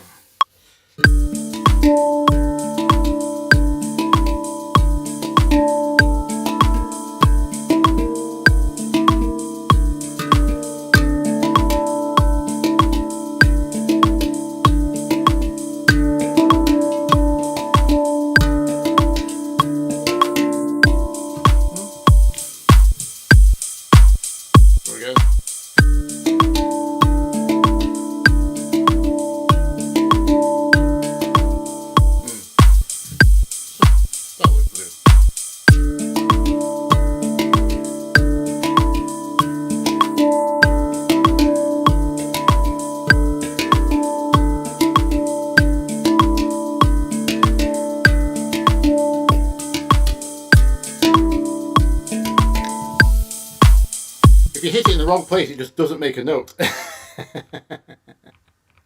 I'm getting there. Here we go.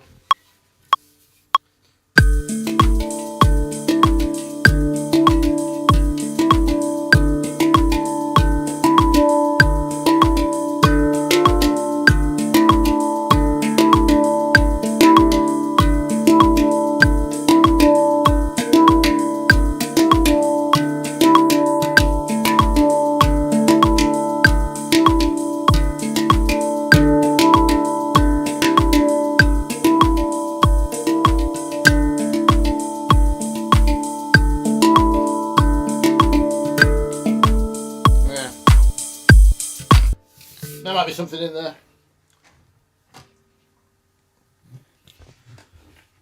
You see,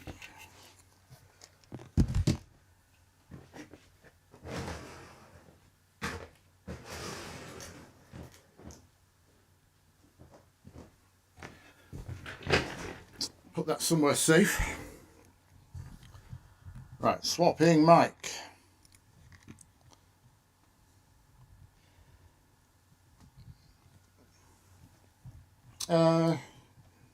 Do I need to? Well, the SM7's already there. Hang on 1 second. Phantom power off.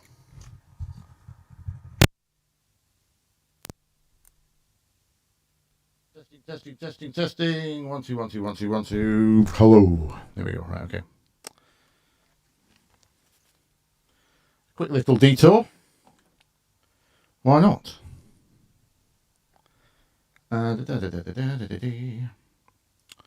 Right, is this terrible? Let's have a listen.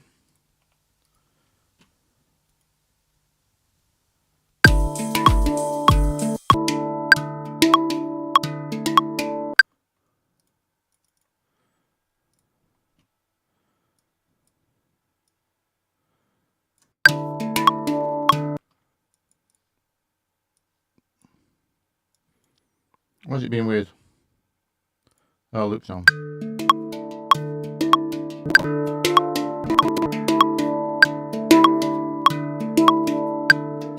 Now those are some transients.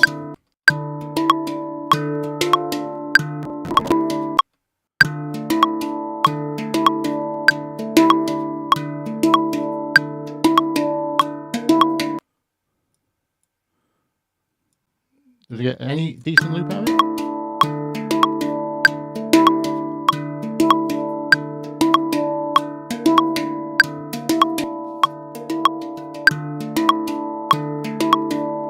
Let's get those 8 bars in.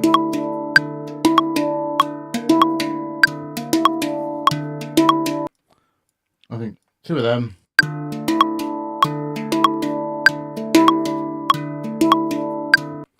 The thing I had just before that I hit the F was nice.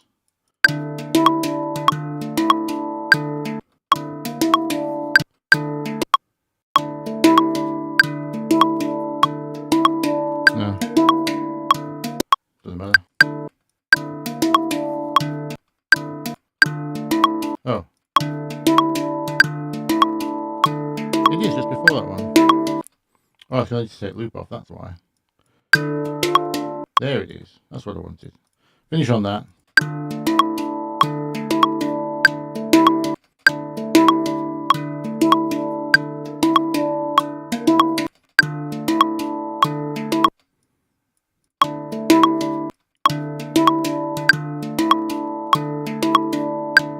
Okay, I'll do.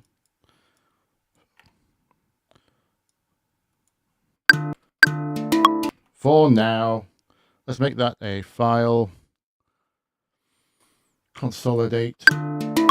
Let's do a tiny bit of quantizing. You don't have to be able to hear me twice now, do you?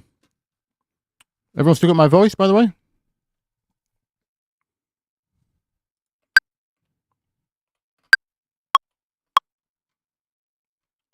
We need, oh, this is my mic channel. Click off. Unsolo.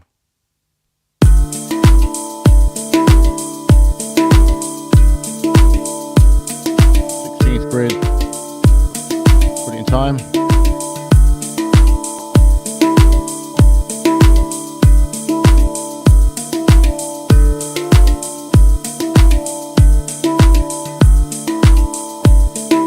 Okay.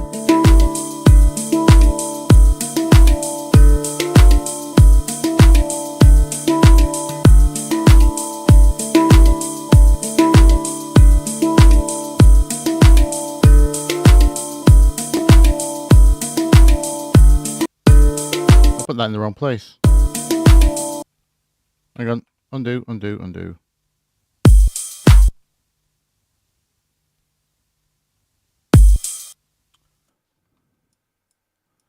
Undo.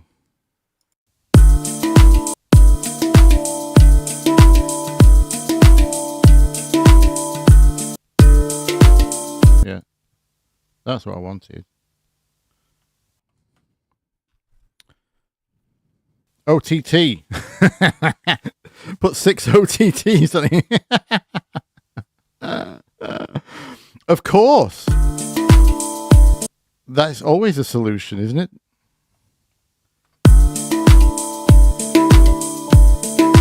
Obviously, we have too much dynamic range.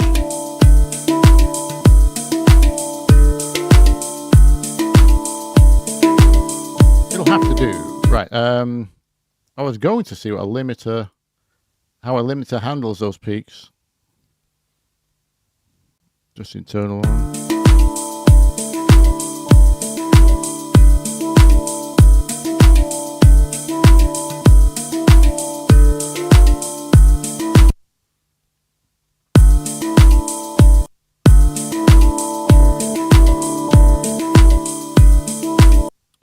Whoops, why am I driving the limiter? Why am I driving it?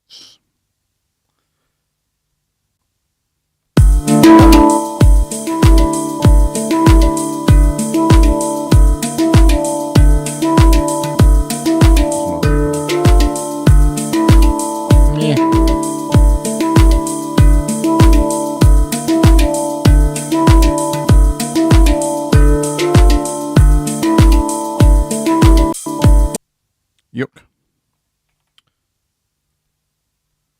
try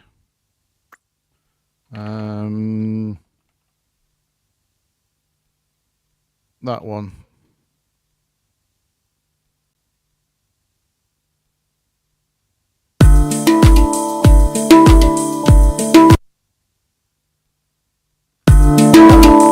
Oh, it's got auto again.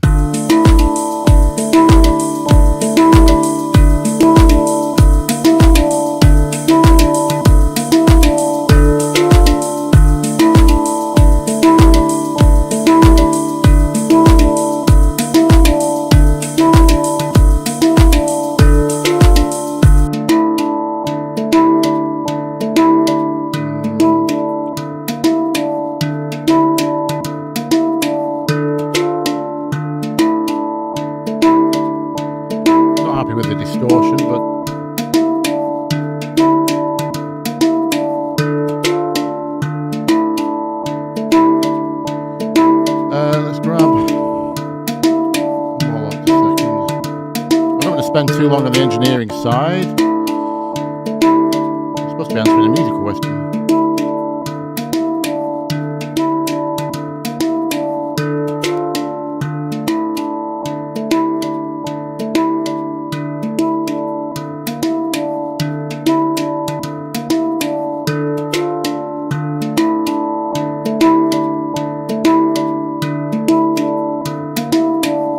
Yeah, not too bad, not too bad. Unfortunately not a single microphone. I shall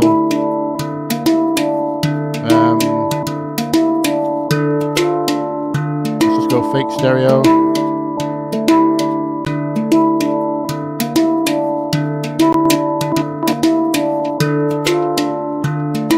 There we go.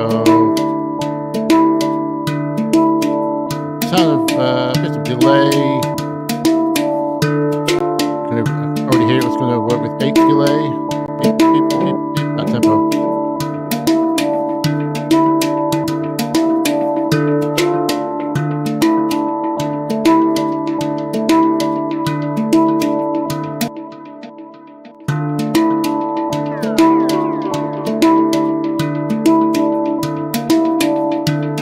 Okay. Reverb of your choice.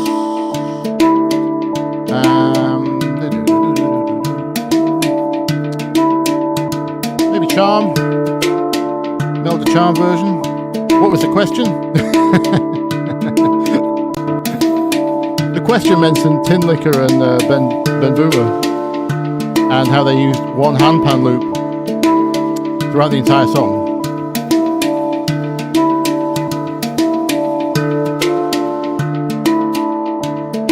There we go, that'll do, right? That's a decent noise. Sidechain, so it doesn't clip when it kicks in. It's good you get to see these things live.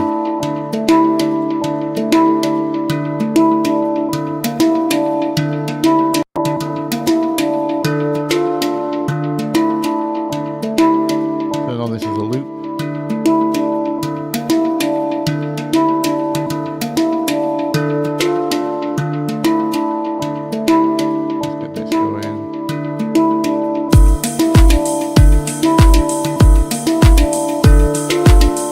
I've already had sidechain on the bass.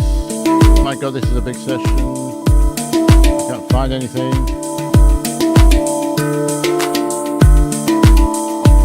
Another sidechain I can... Oh, my HandPan is in...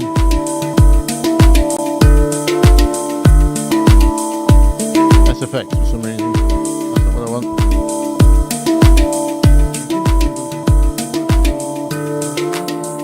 Put it with leads. Lead sounds.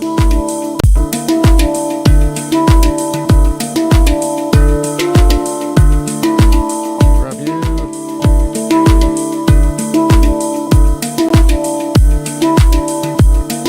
Okay, right, here we go. We're in D, sorry, the HandPan's in D minor, by the way. You don't really get much of a choice of keys if you don't want to spend a lot of money. And we are not swung. Let's think of a bass line. Quick one.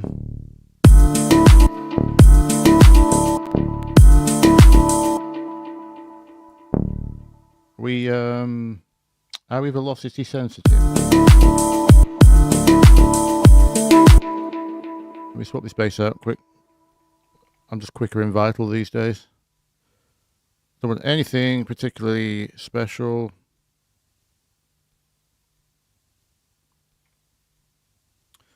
Just need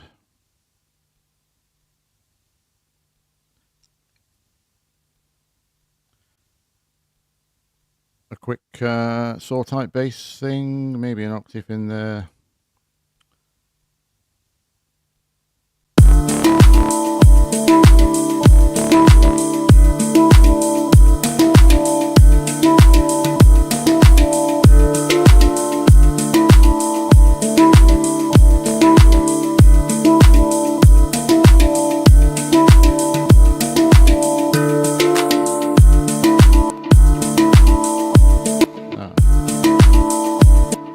So let's take off all that automated EQ stuff.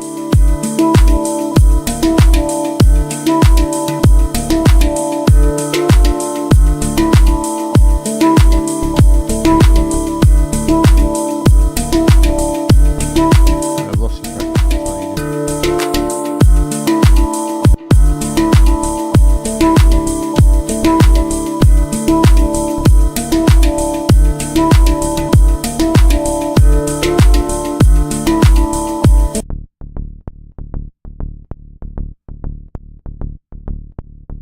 Here, don't we, chorus? Tiny bit of why are we so quiet is the next question.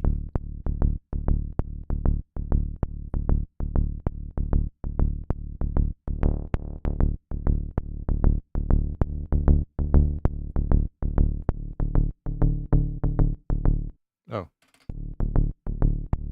randomized phase on that one.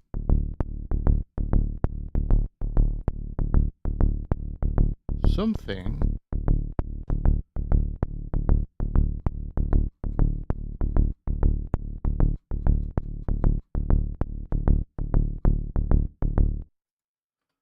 weird. Just going to turn it up. I don't know why that's so quiet.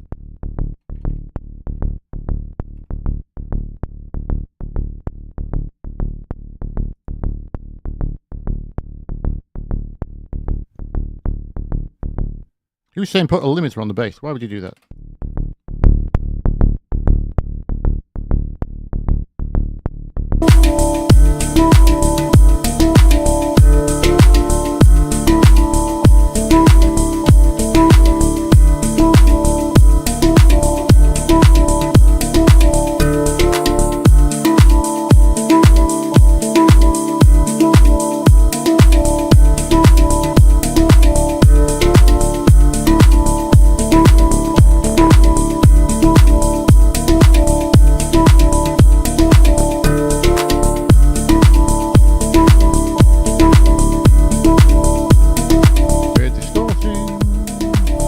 Going to distort with a. This is a good example of a sound that will easily distort, like an organ, because it's not a lot of upper harmonics on the HandPan.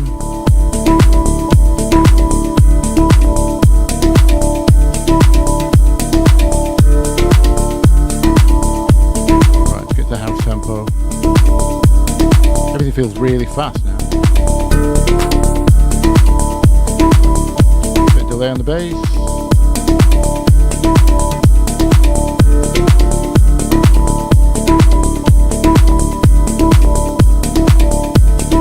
Something's going on with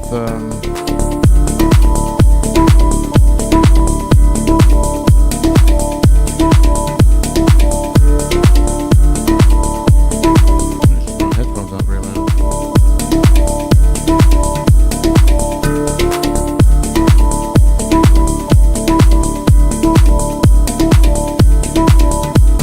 It's terrible.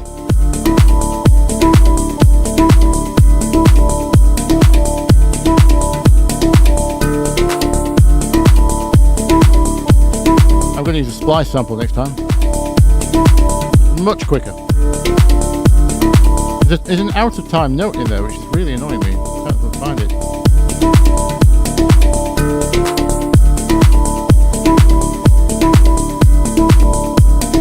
Slight bit of swing, maybe.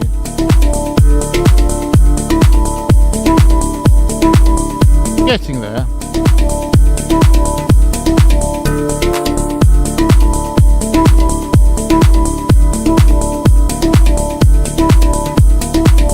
I did choose D. D is a hard key.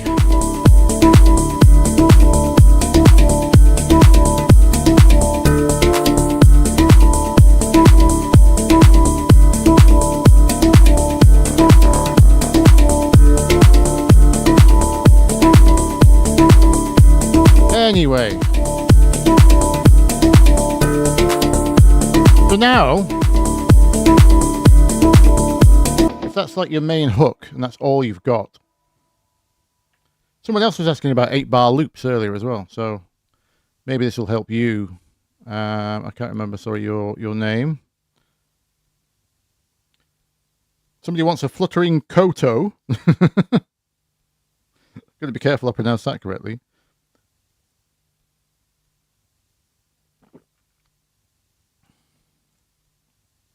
Yeah, so that's what I was going to... DJ type effects. Who was asking about filters? Willow, yes. So...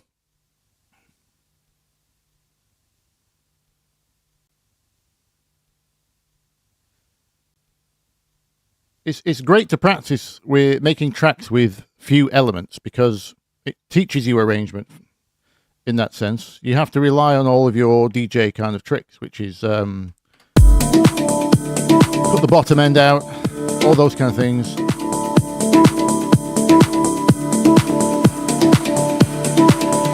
Wash it out and then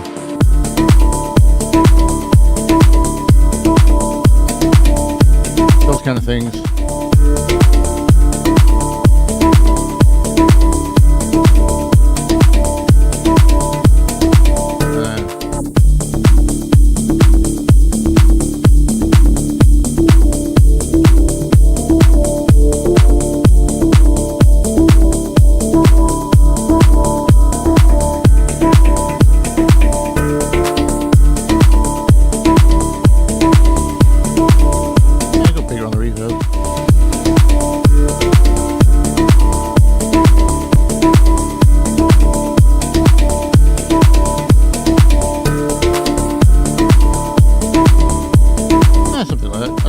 Sidechain has to be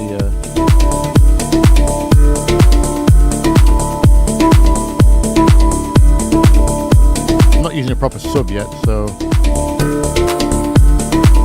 I might be able to... I'll just do it quickly.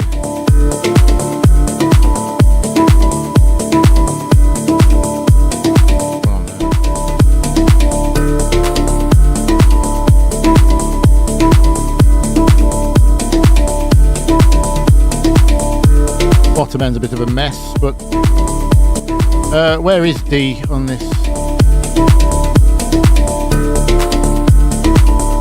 30 odd hertz, isn't it? So 60 should be fine. Somewhere before the next harmonic.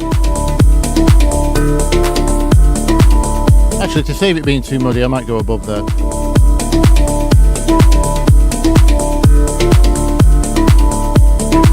Okay, that'll do.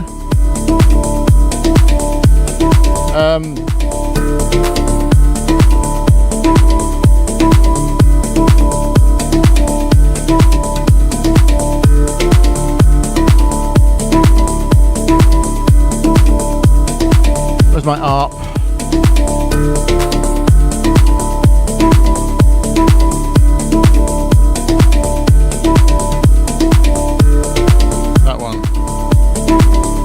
I can hear just something running up the scale, really.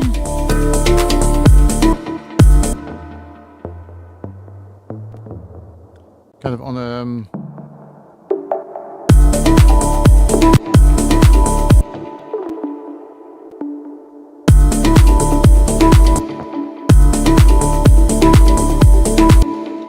something on a weird cycle like that.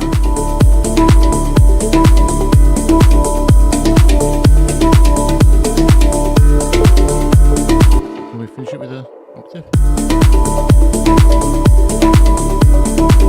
Yeah, that's a bit confusing.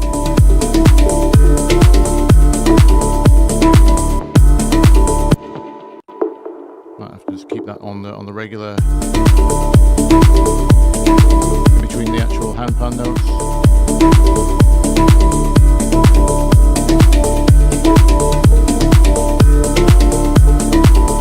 Maybe go between those two.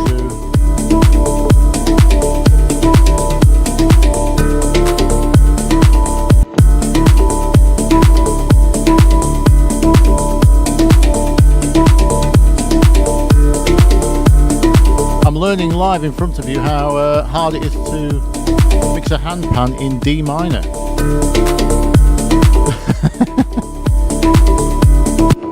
I wish G was on sale, or F.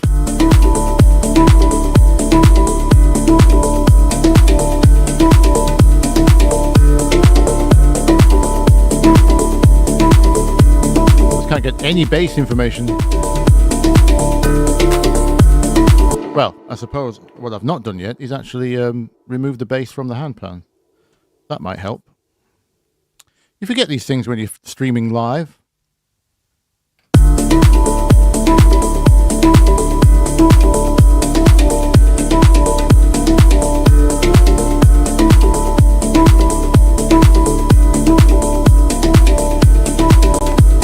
In fact, before I compress it, maybe it was just a case of balancing how dominant those low sine waves are on the HandPan.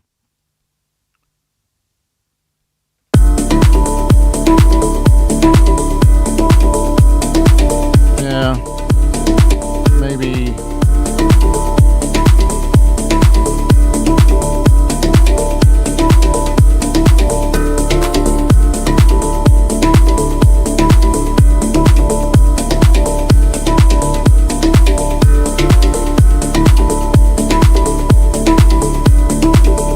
Fine. Excuse me. Let's go.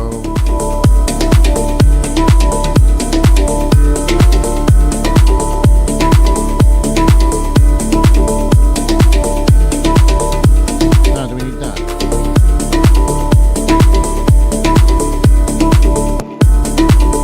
That's the one that's annoying me. I've just heard it for the first time clearly. First syncopate. No. Right.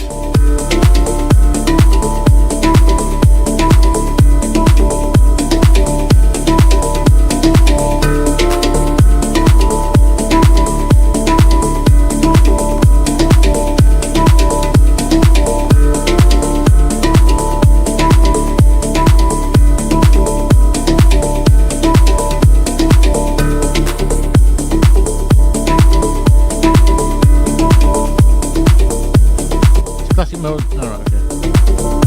I think that's turning off auto again. I can't remember on this limiter. I don't use it a lot.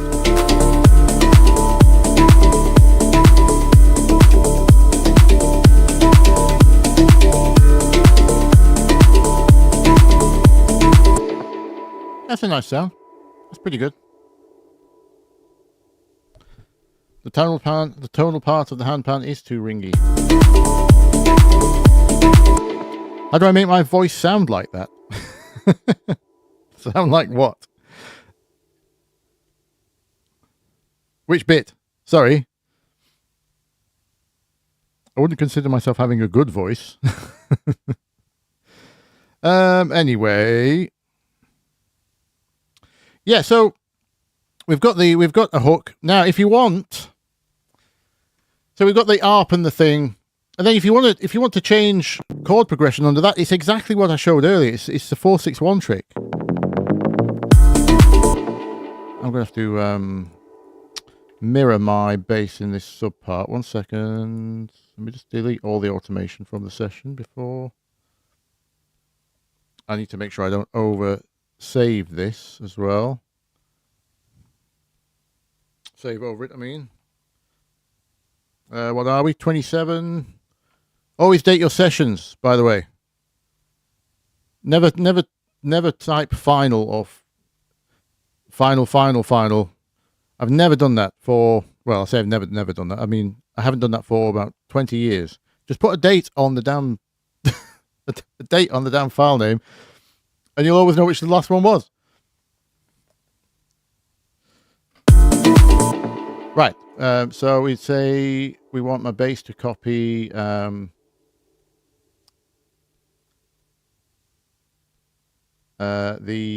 Tark bass, whatever Tark bass was. Yeah, okay. There we go. So yeah, so chord 6, by the way, in D. Chord 6 is A sharp, B flat.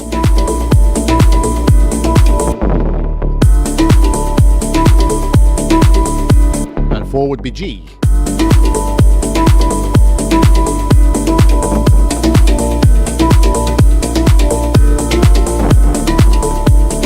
See? 4, 6, and 1. They work with everything.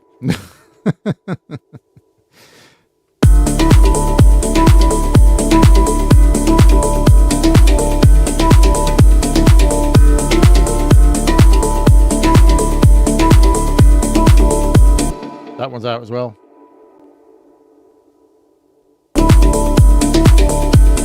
You see, by the way, the reason I'm not really going to explain a lot of this engineering stuff is because ideally you just record the HandPan better when you've got time. You choose the microphone position correctly.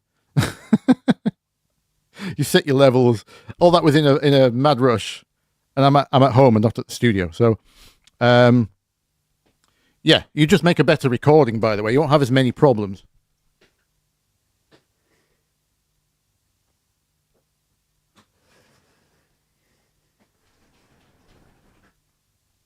One of the reasons it's too boomy as a sound is because I was trying to stay close so I could press record on the keyboard, and that means because it's a condenser microphone, the Rode NT2,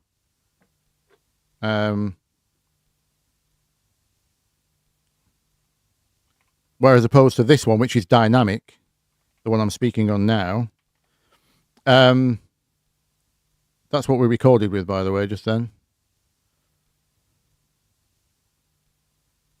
One of my favorite mics. I love them. I always keep a couple around. Just seem to work on lots of stuff.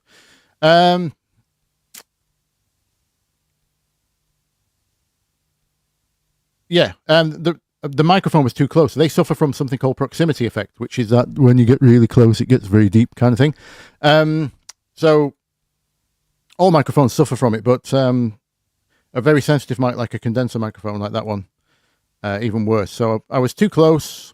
Ideally, I'd put 2 mics on it from much higher up, so it'd be less transient and it would be less boomy, and you'd get a much better recording. So you wouldn't need to do half of this crap that I've done.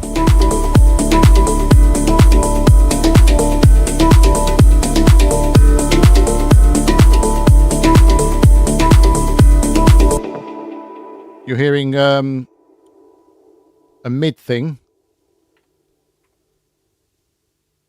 What, a resonance? Is it annoying you? Oh, that harmonic. Yeah.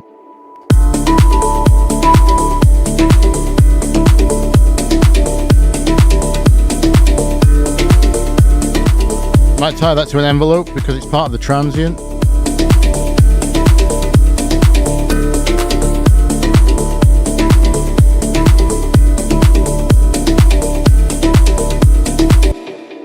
Again, I don't want to get...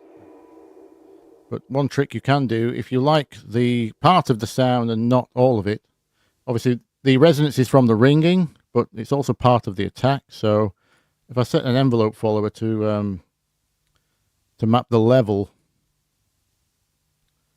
of that, let's call it 30% to 50%. That's probably... let's go a little lower.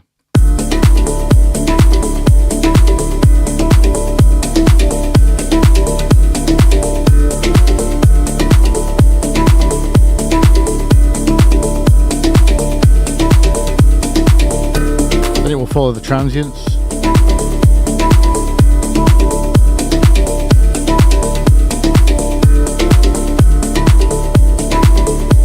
We can keep our attack but get rid of the resonance kind of thing. Not that that is exactly what I was after, but it's close.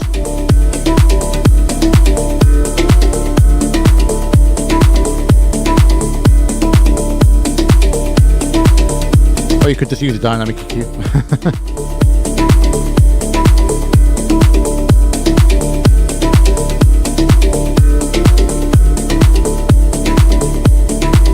Anyway, yeah, so chords wise, to answer the original question from about 8 months ago, the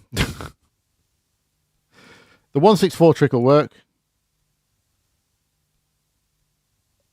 It's somewhere between, so depending on what you kind of, a lot of drops don't change chords, right? I don't, some Tinlicker tracks don't change, but yeah, you'll find you can do all sorts of stuff. So,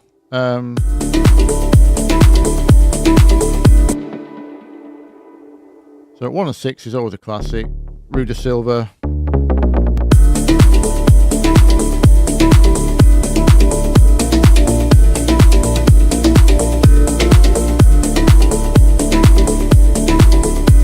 Or 6-1.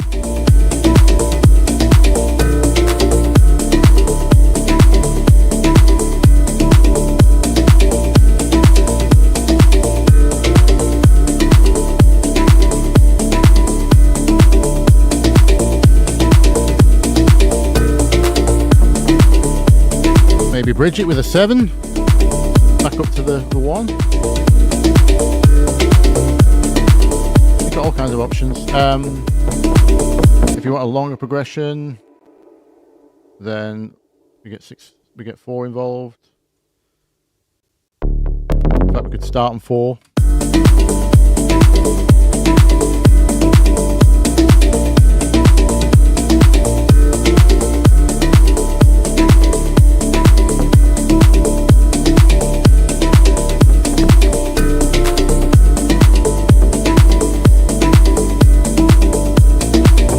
What we do to get back to 4. I don't think 3 will sound very good. Yeah, that's alright. That's okay. It's got a bit of nice to the Jaguar about it.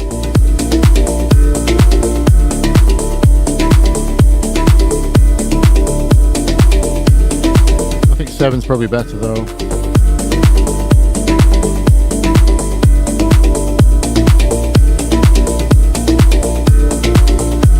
I know these aren't chords, by the way, but they really are, because what's happening is 7's okay. I don't think 5's going to do much. Never really does, unless the melody changes. Nope.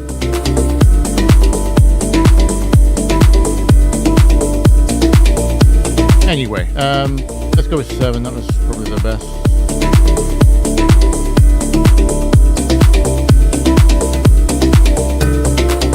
Do a little run up.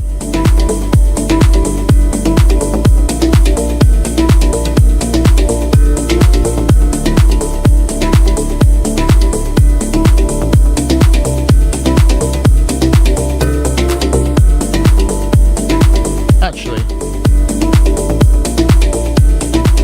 I think I want the rhythm to be more consistent, so we'll just put 1 note there.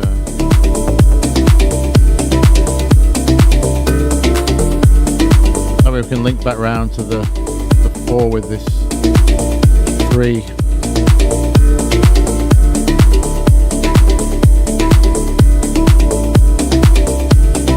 Anyway, so yeah, between the melody and the bass, that's creating harmony, which is creating chords. Because it'd be just like me adding extensions. The melody is effectively playing this on the HandPan. Ding ding. 2 and 1 with an octave of 1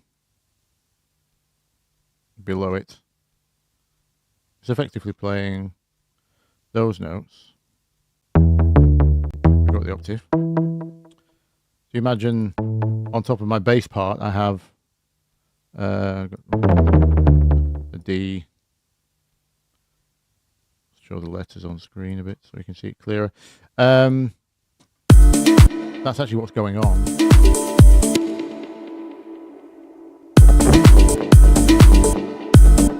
Oh, I've only got the bass is only playing one note at once. Sorry, I've got it set to monophonic. But that's effectively what's happening above the bass. So you are creating chords when you do this, and it's your brain will do the rest. It will connect the dots. So just by playing around with bass notes to a melody, you'll find a progression that you're happy with. And like I say, it might not even have a progression. You might just have to stick on the one, and then you have to rely even more on your arrangement tricks. But that's more appropriate for certain genres like tech house, or you might even run this as a drop on the one only. Like let's just use this bit for example. This might be your drop.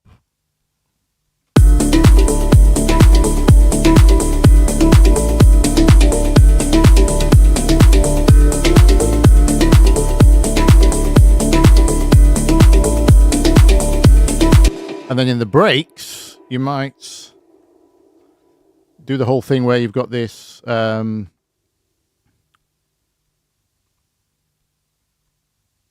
let's bring in some effects. Have I got some stuff? Oh, water, perfect. Let me just take the break build up from my other track there. That's perfect. Bunch of white noise and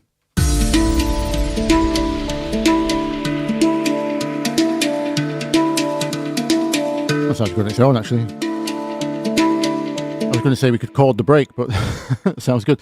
So yeah, we could add. Let's just delete all these. I don't know why I've copied the MIDI over. We're not going to use it.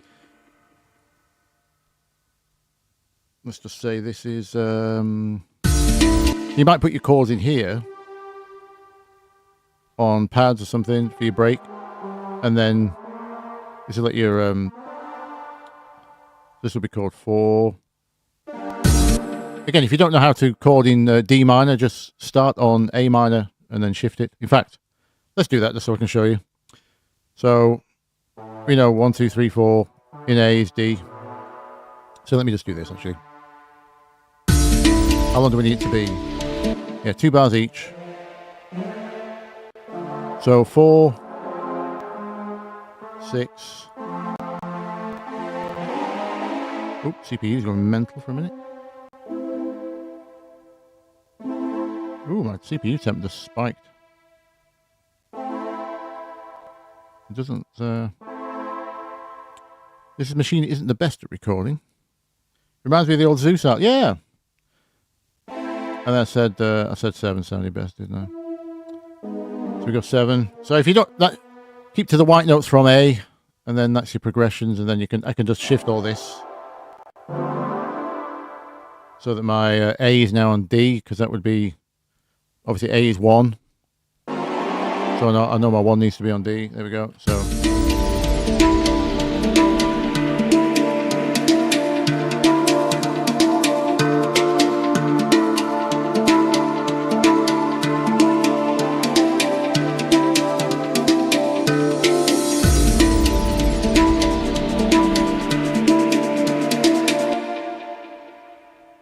put the respace in. Just copy the chords across, delete the top notes. Probably need to be a different octave. Oh, we have automated volume things going on.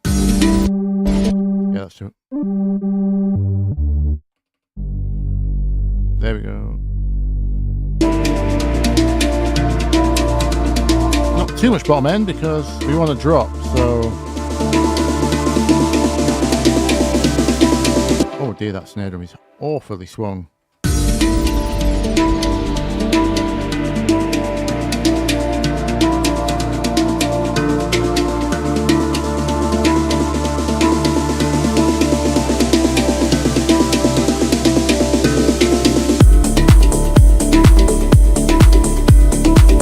Kind of thing.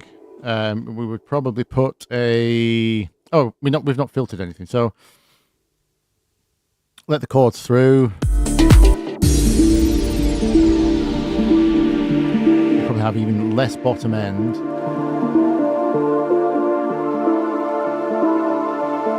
There's no harm in doing that in general.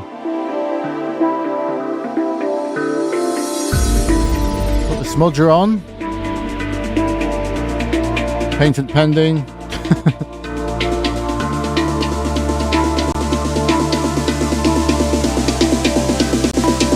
In fact, I'll put it on the master. That way everything gets smudged. Someone did ask me actually recently in the comments, could you show me how to use the smudger? Because I'm new. Just turn it up.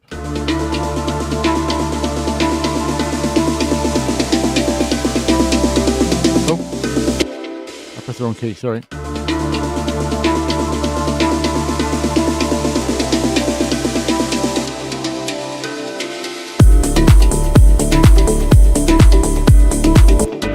Stop everything 2 bars before. I think that's how we drop. You can hear the gap there, it's going to work nice.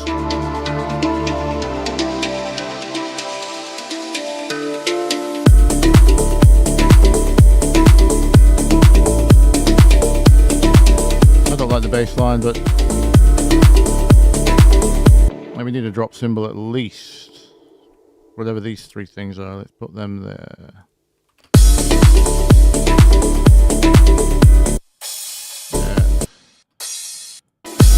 I've used this crash for about 20 years. it's the VES. It's from the old Vengeance pack. Electroshock, I think the ES stands for. Vengeance Electroshock 2. I've turned it mono because it was flanging in stereo. So just taking the left side of the mono channel because it wasn't mono compatible. And that's been my. If you hear that cymbal on if you can identify that symbol on another release, chances are I worked on it. You'll hear it though, it'll just work.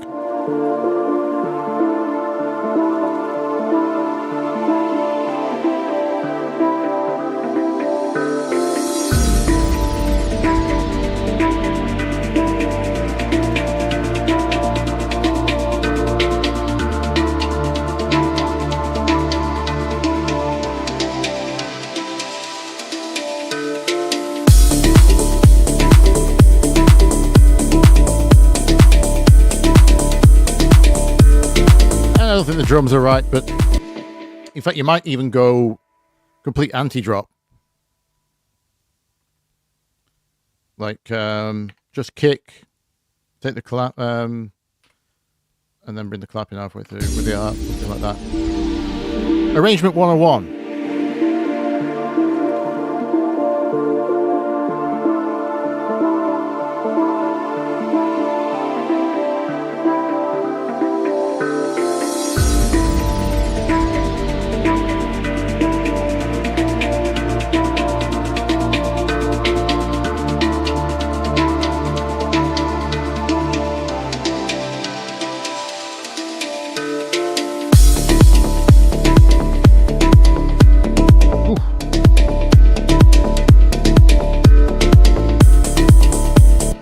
Tell you what would be nice on that drop then, because we've not got any cymbals. There's a thin white noise that I keep around. I can't remember where it's from at all. But let's just throw that. We need a track. Has that got anything on it?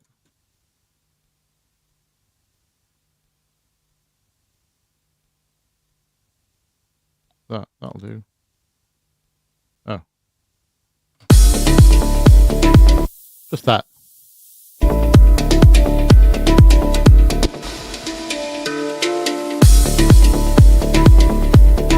Nice sizzly.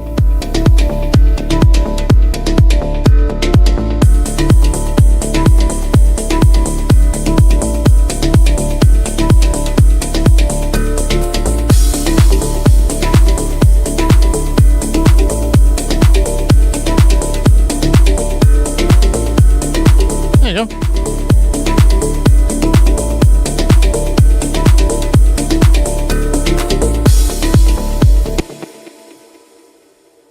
Well, there's the beginnings of a track.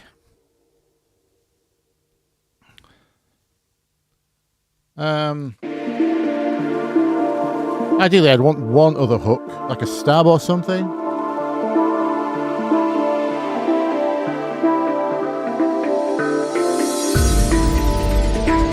I'll tell you what, the stab I made for my Insomnia tributes was pretty cool. That was quite mellow, actually. Like the orchestral pluck type thing. Let me grab that. Where are we? Where are we? Insom.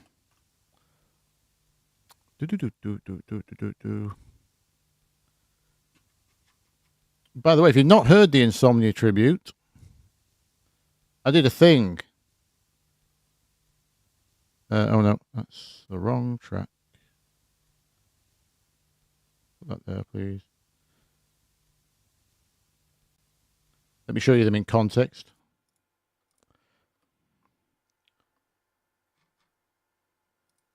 What's it doing?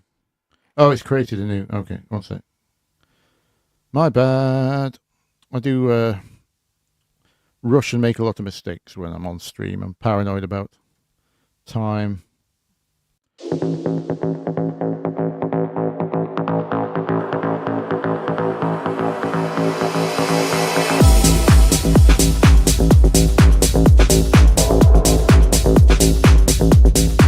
Them stabs. Them stabs.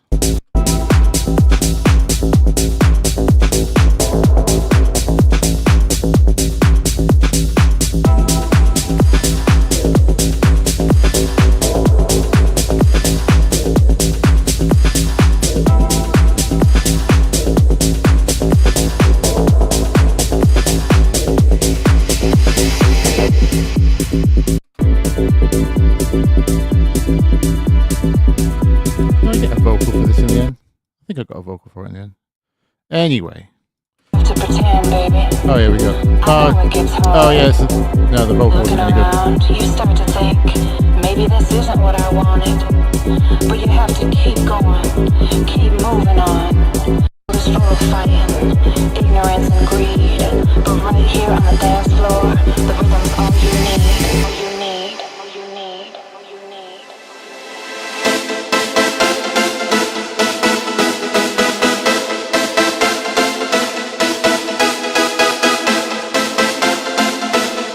I wish Jazzy was still here. Not that he would have appreciated vocaling a rip-off track, but you know.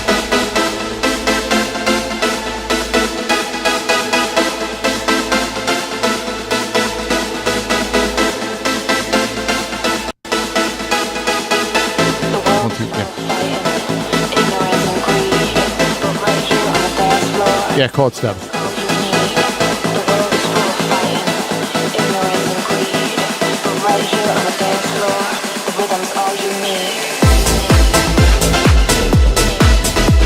I feel so slow.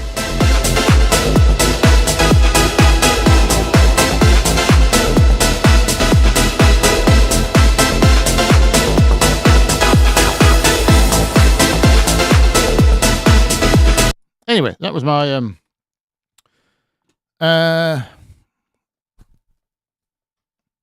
using those principles within the tutorial, the suspended fourth and suspended second chords. Where's the stabs? Let's grab those.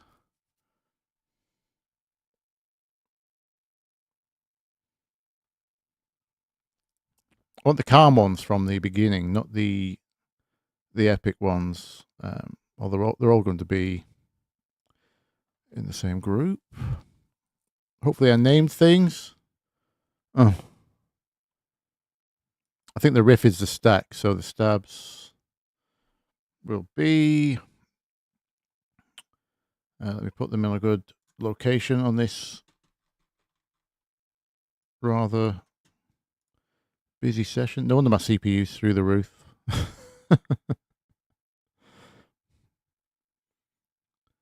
It is rather warm today in the UK. So it's cooking at a regular 70 plus degrees. The poor thing.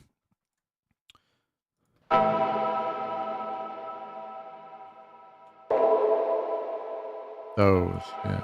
Oh, they're all samples. C sharp. That's all right. It's only one away.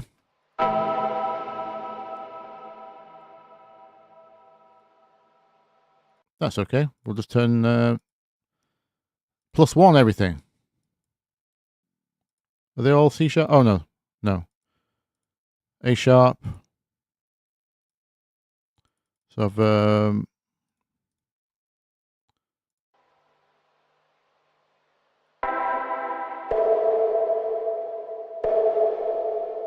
that's nice.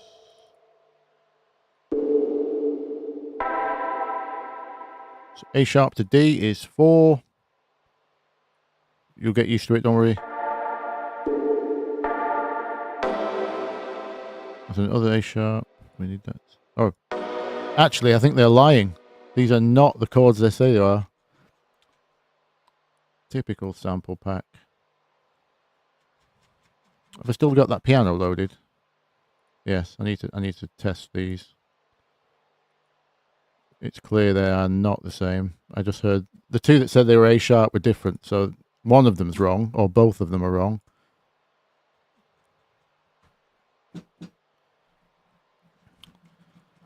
Piano me up, piano me up. There we go. Right, now, that's a D. So what's this? Yes, that's a D and an A. That's up there. I can hear a 5th. Ear training, guys. Get your ear training. Very useful to be able to hear things like that. So that is an A sharp, but no, it's an A sharp the way I've got it. It's an F sharp. It lied. So F sharp to D. We can either go down 4.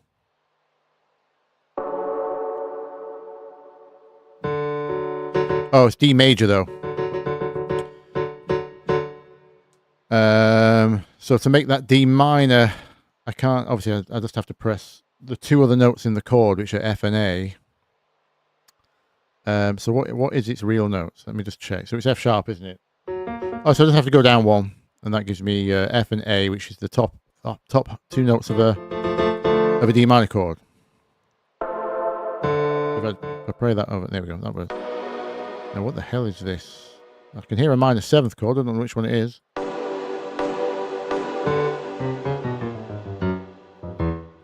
E minor 7th. So down 2 gives us D.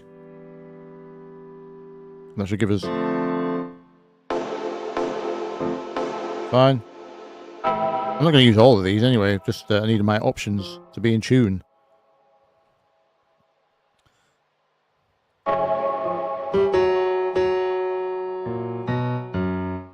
Another F sharp one. These are all labeled completely off. That says it's C sharp.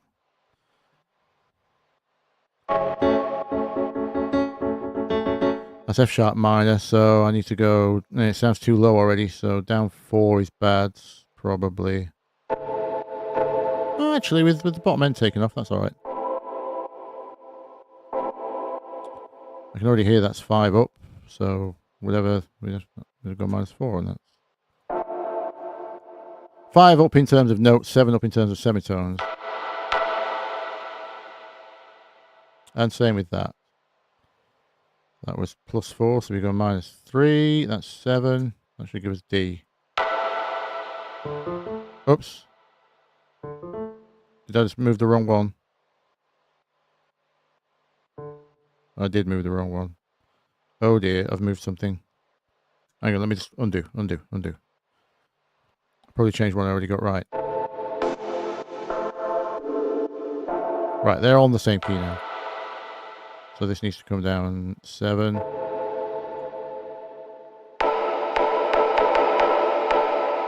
Oh, that's a weird sample.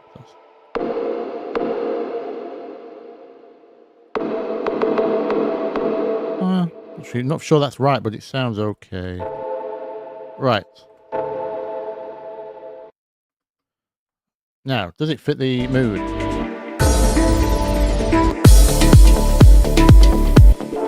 Let's just pick some. I can hear it on like this kind of place maybe.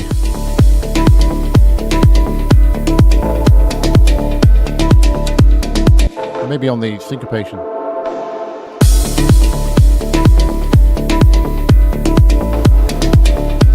That's not too bad. Don't know how often they need to be.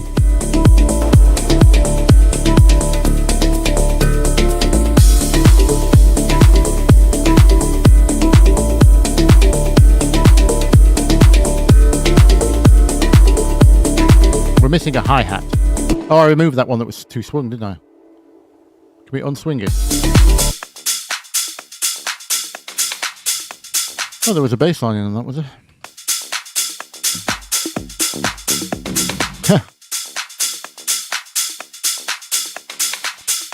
Whatever pack 6S6 is from, I've no idea. I like the hi-hat from it, clearly. Let's just take the hi-hat. Let's grab the clap as well. And we just want to do envelopes, clip, gain. It's all the in-betweens that are swinging.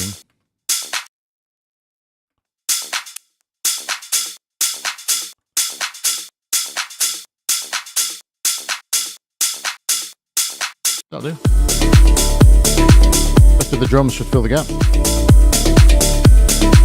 Speaking of which, this ride cymbal's annoying me. What is that? It's that one.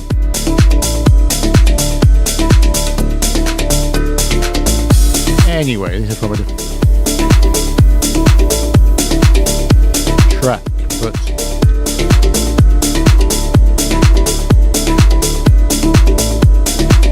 yes, Joe, I'm working on drum and bass slowly but surely. I've been doing.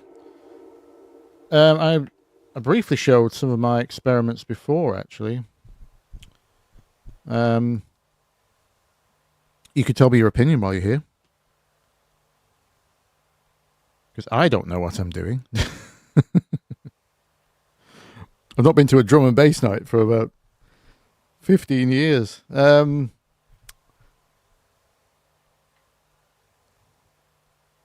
Other than Badadan going massive, I'm not really sure what the actual scene sounds like.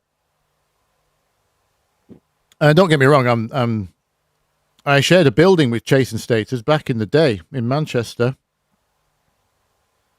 And I'm glad those boys are coming back, because that tune was a banger. DMB.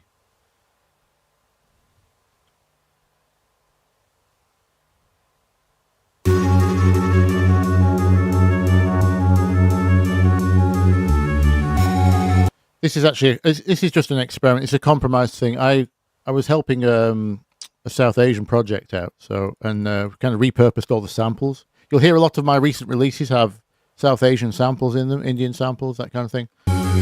And that's why I was helping a project for a chap called Aziz Abraham.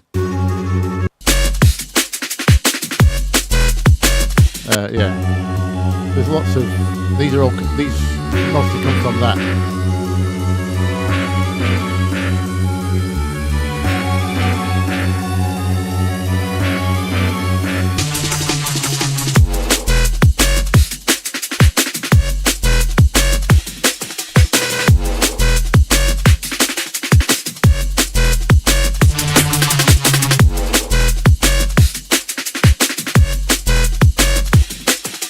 Yeah, see, I don't know what this is. Like, what sub?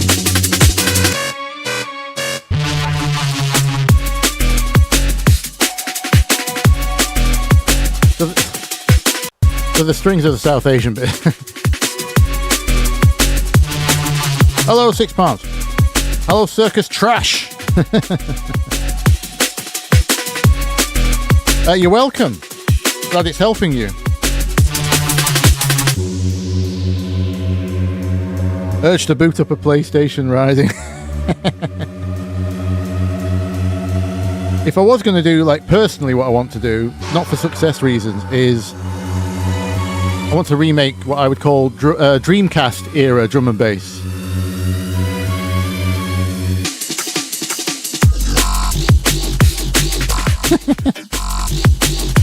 I was rinsing a splice pack, by the way. Half of these sounds aren't made.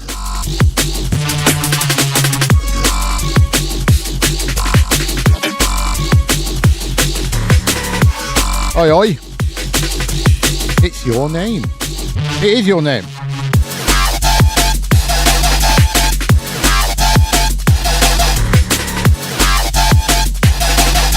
Anyway, I don't know if that's in any way legit current drum and bass.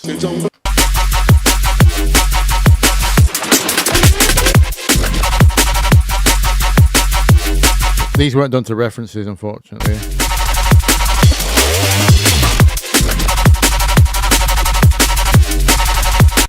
Yeah, I tell you, let me find the track. I know exactly who composed it. I don't know what the track's called, but there's a great French composer that worked for Sega called Richard Jacques. Famous for the ultra cheesy Sonic racing theme track. How do you see the sunshine?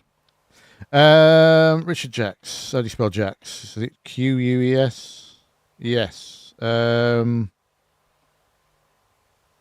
And the game was Metropolis Street Racer. There we go. It's come up. Let me see if I can find out what the...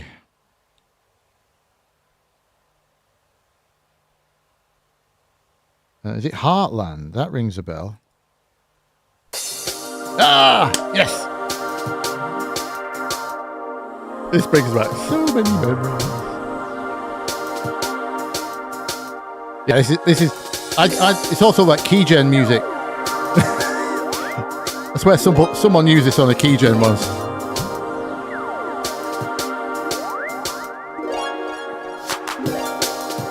Yes, I've already bought Amiga sampler. Yep.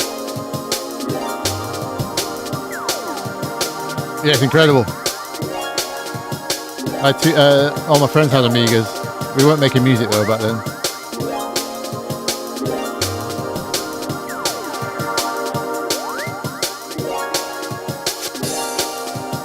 There we go.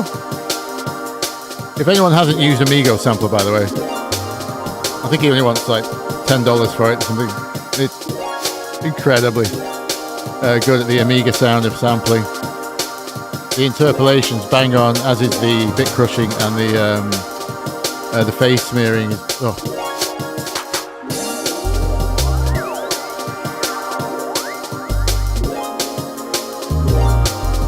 Sounds like the theme tune to Femboy Programmers.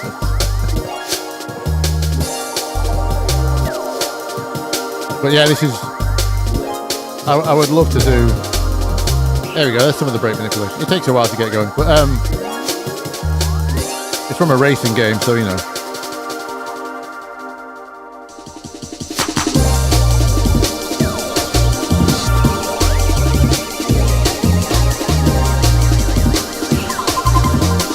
Not sure about the bass. You can tell he's a musician. It's too musical. But yeah, I'd love to do some of that. You just take a couple of chords, add loads of extensions to them, and then pitch them around without sticking to the scale, like Rave does. I mean, it's Rave and drum and bass jungle are exactly the same era, right? So it came through at the same time. So they share a lot of that sampled chord things. I'll tell you what's good for what's it called? Meat Beats. Orb Hits. Orb Hits. Yes. That's got some pre-sampled pads in there. You can just shift around without worrying about key. There's some good ones in.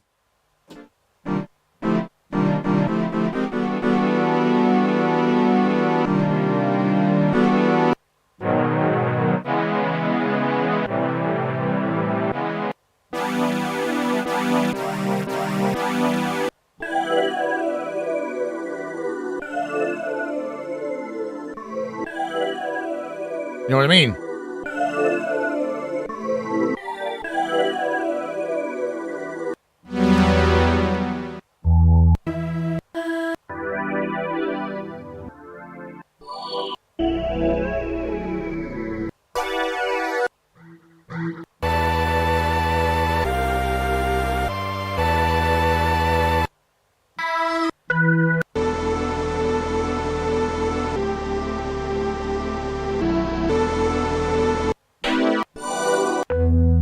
Loads of good.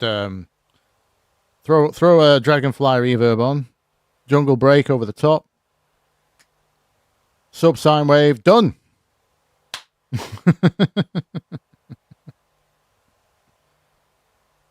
Oh, and an MC. Oh, actually, you wouldn't get an MC at a Liquid Drum and Bass, would you?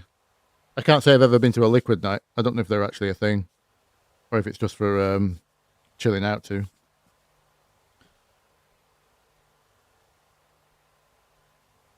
Fave generator for Rhodes. Well, if you're in Ableton, the one that comes with it's great. Most software has a good Rhodes now. They're not that hard to emulate unless you're being really picky over how realistic you want the Rhodes to be. In that case, by the way, it's called, is it Electric? I always get these mixed up, the built-in ones. Yeah, I think it's just Electric. If you go under pianos and keys, anything labeled E-piano or Mark 1, Mark 2, that kind of thing, they normally label them after the original names, like, yeah, is there a Mark 2? No. Okay. Oh, is it Mark? There we go. It's with Roman numerals. Loads of presets for Electric.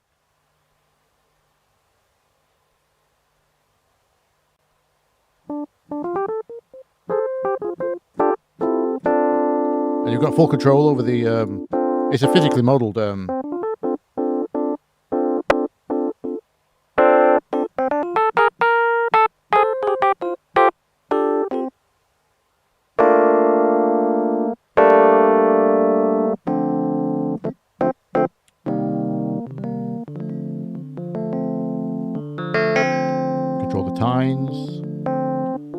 Where the pickup's placed.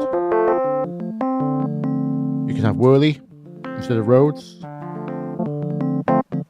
For me, I mean, that does the job for 99%. If you've not got Ableton, then does FL have a built-in Rhodes? Any FL users in the chat?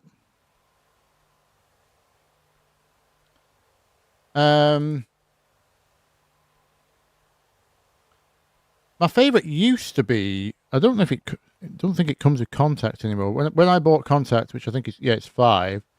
Contact 5, which I think I got Complete 10. There's one by Scarby. It might be a separate sample library, actually, you could buy. But the one it comes in, that is really nice. If you're going for, like, the more realistic, that's a Mark 1 in there. Can I just have a normal preset, please? Do I have to have... Oh, it's covered in stuff.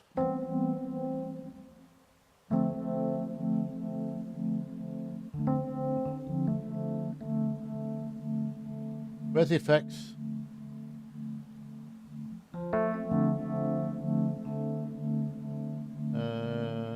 Instant. Here we go. Get rid of the phaser. Yeah, probably keep the amp on.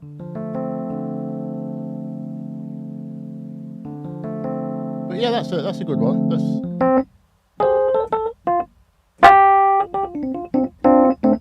That's got more of the release. You can hear the tines releasing a bit, but it's sample based, so you don't have as much control. But it is very vibey.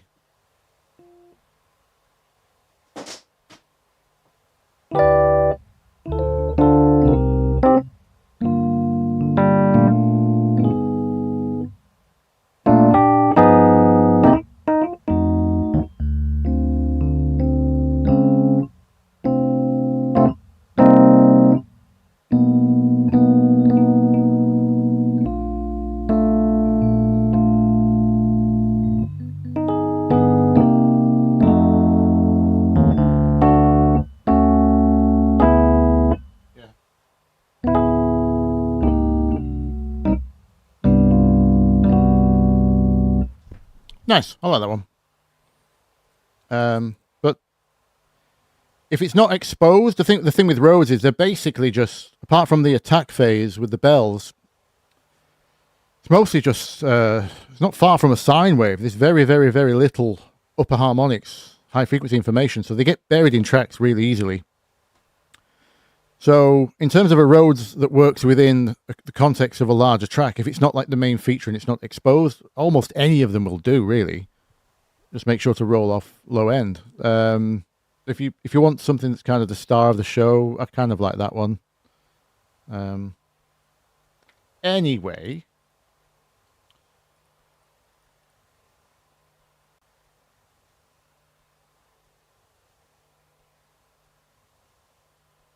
Hi, Seb.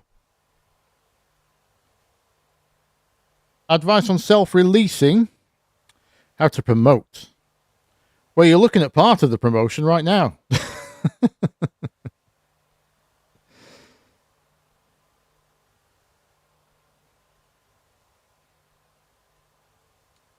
The chances of a track never being heard by anyone is extremely high. So here's some statistics for you, right? So this is the unfortunate thing. So this goes for any art form, not just music. You want to be a painter, you want to be a poet, you want to be a, well, poets have it particularly hard, don't they? But there's no industry. Any kind of art form, the 90% plus are invisible and always will be.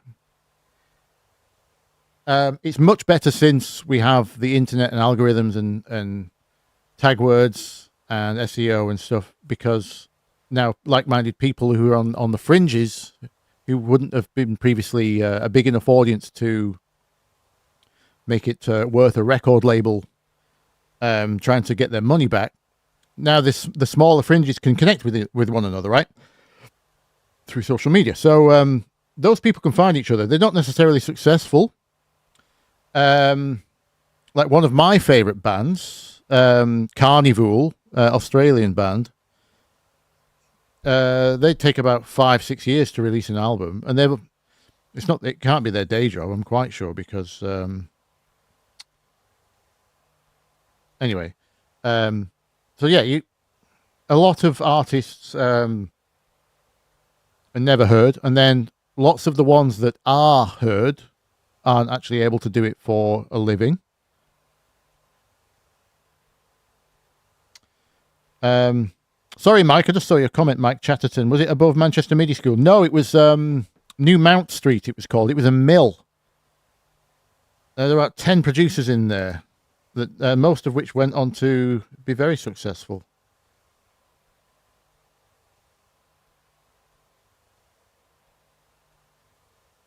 It was in near Cheetham Hill bus station. Yeah.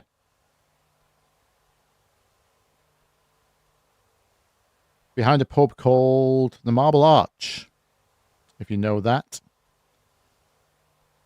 That was where the everyone was.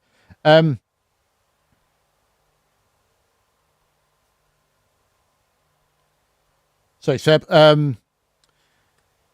Yeah, so it's extremely hard, because it's it's the main thing that carries through all of it is,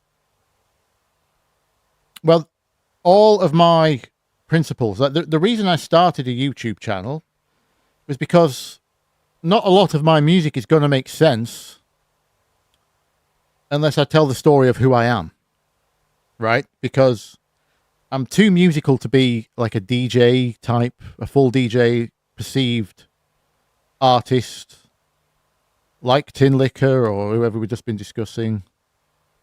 Name any DJ that's like, there are a couple out there, like Waracles and Deadmau5. I would class as so right. Here's the thing, Deadmau5 is a great subject actually. While I'm on, he's just sold his catalog, hasn't he? So here's what a lot of people don't really discuss about Deadmau5. Deadmau5 was a social media master. He was not a good DJ, and he didn't make good club music because no one else played his tracks. Only he did, and when he DJ'd, he only played his own tracks. He didn't play, so he wasn't proper DJing in the sense that he would play other people's music and try to like make a journey for the crowd. Obviously, he put on a great live show with the hat and everything, but it took a while to get there. What he did was very, very early live streaming. Everything from his name, the dead mouse that he allegedly found in his computer, that his cat had killed and put there.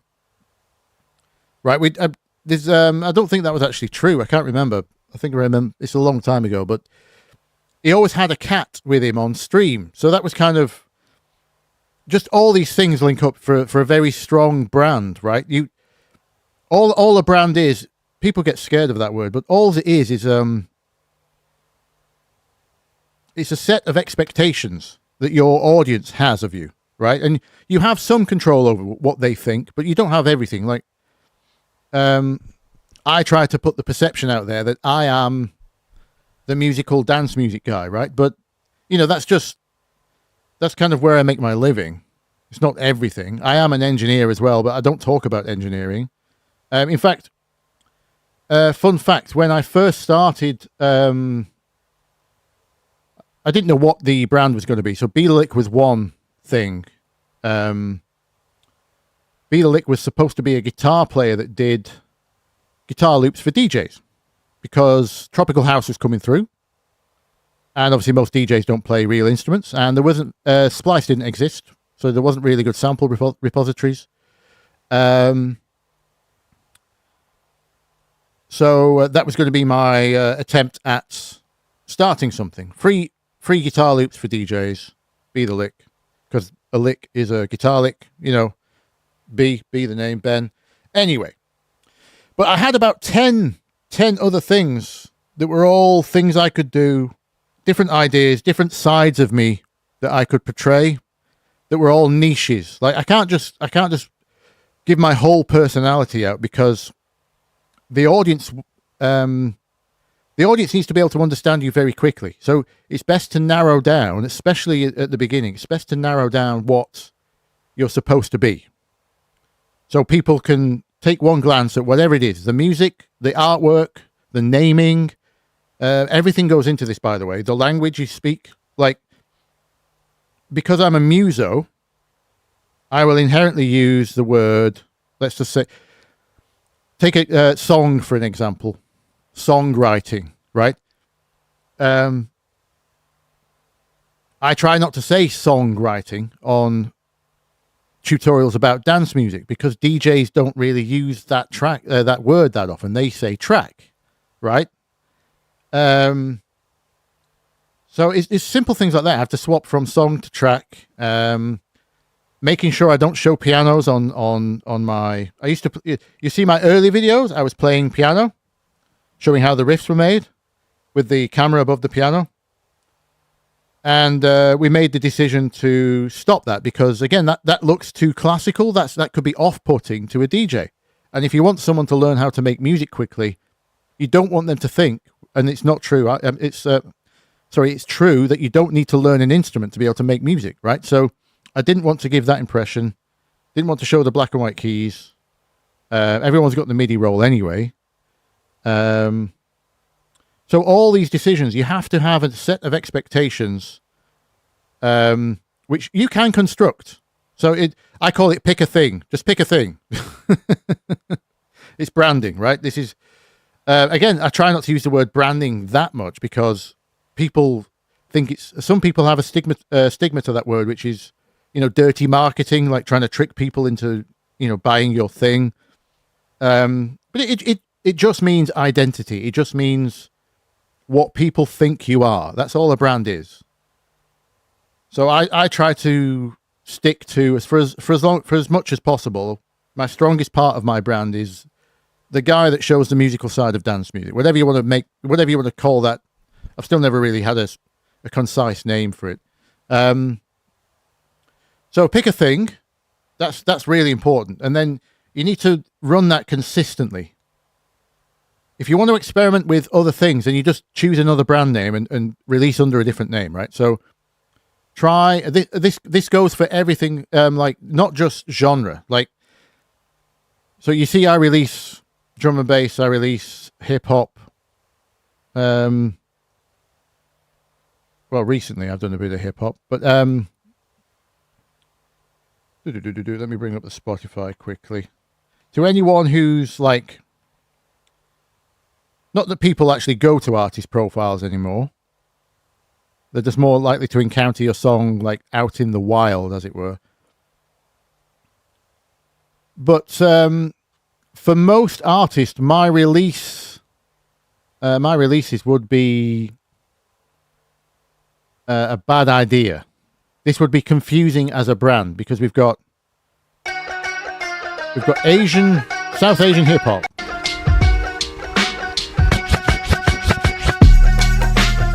We've got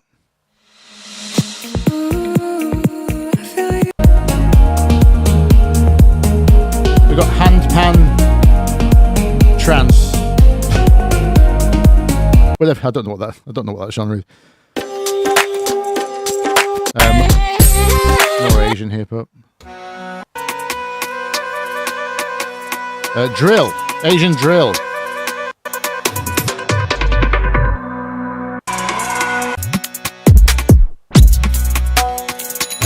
I told you I was using a lot of South Asian samples.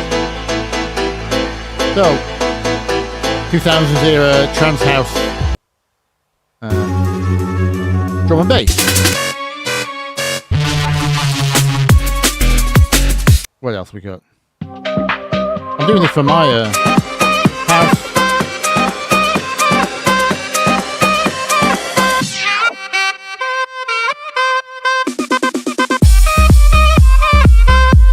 I forgot about that. More drum and bass. Anyway, I'm actually just checking out what I released recently because I don't know. There's another housey one. Take me to paradise now. Yeah. Anyway, so this release schedule, well, not the schedule, but the this pattern of genre hopping. This is bad ideas for most people. And in fact, I'm sure for those who don't know my YouTube channel exists, it could be bad for that as well. You know, pure fans of just music, they don't want to learn how to make music themselves. In fact, what we do know is that there is very little crossover audience. I'm quite sure a lot of you don't listen to my tracks, right? You come for the tutorials, which is, I'm not complaining, by the way. That's how things work. And it goes for even just, it's a bit like, you can think of social media as like physical spaces. So if you go to a regular club or bar or pub or whatever your local hangout is with your mates, where you discover the stuff is always local to that place, right? So the people who listen to me on SoundCloud don't listen to my Spotify. And the people on Spotify don't mix with YouTube, and the people who hang about on Instagram don't usually listen to the Spotify. You know, there's very little. There is crossover, obviously, but it's actually a very small percentage of what you think. When I had that that track go viral on YouTube, 80 million plays, we didn't even see 1% of that across the release version on Spotify. And I mean, there was different timings and there was other factors, but you'd be surprised how little crosses over. It took it went out in 2019, so it's took 6 years to get to 10 million on Spotify, and it was out 5 years before that. So anyway, what branding? So yeah, you have to think about all aspects: language, visual, terminology. Well, that's language, genre, sounds within your genre. Like, what are you going to do to be you? Does your house music have sitars in it and no one else does? So I'm just picking a random example out of the sky, but I still have a great example from. I used to. One of the clients I was ghost writing or helping. Well, I was just helping them write. Really, not technically a ghost, I suppose, but I get writing credits and royalties. Anyway, one client, we were doing tech house. And they had a name which was to do with computer games, arcade games. I think arcade was in the name, right? So this was long before the plugin. Anyway, and they just picked the name because they loved the name. And then, but what they were making, or what wanted me to help them make, was just very, very, very standard tech house. And this is before, this is like early scene when it's more underground, cool. And I was like, why don't you put like bleeps and bloops, like chiptune computer game samples in your tech house? No one else is doing that. It's not. I've not seen that since Jaguar Skills did, you know, those kind of gigs. And obviously we all loved computer games. That was kind of why the name was on the tip of their tongues. And they were like, "Oh no, that's not cool. That's not cool. Tech house doesn't have much musical stuff in it. We just want to roll the bass line and just have it bumping. Like, it was just standard bass line stuff. There was very little else going on in it. Noises and bass lines, basically. And I thought it would be really cool to have some kind of melodic element in from computer games, or just samples from computer games. And they're like, no, tech house doesn't have melodies. It doesn't have melodies. And then Fisher comes through. He's feeling it. And that's all it took. It was just a lead line on a tech house track. I mean, I'm not saying it was that simple. He promoted the hell out of that track with touring and social media and getting people to film it and stuff. But then it was cool. You know what I mean? So it's like, you always have to be careful. Do you want to be the first one, or do you want to be the copycat? So, again, as Seth Godin says, the first person to put a toilet in an art exhibition is an artist. The second person to put a toilet in an art exhibition is a plumber. So, pick a thing, make it cool, make it new, make it unique. Do it very, very consistently for a very long time, and you might get picked up as a, I mean, as in, not, I don't mean picked up by a label, but as in, you might get noticed. Now,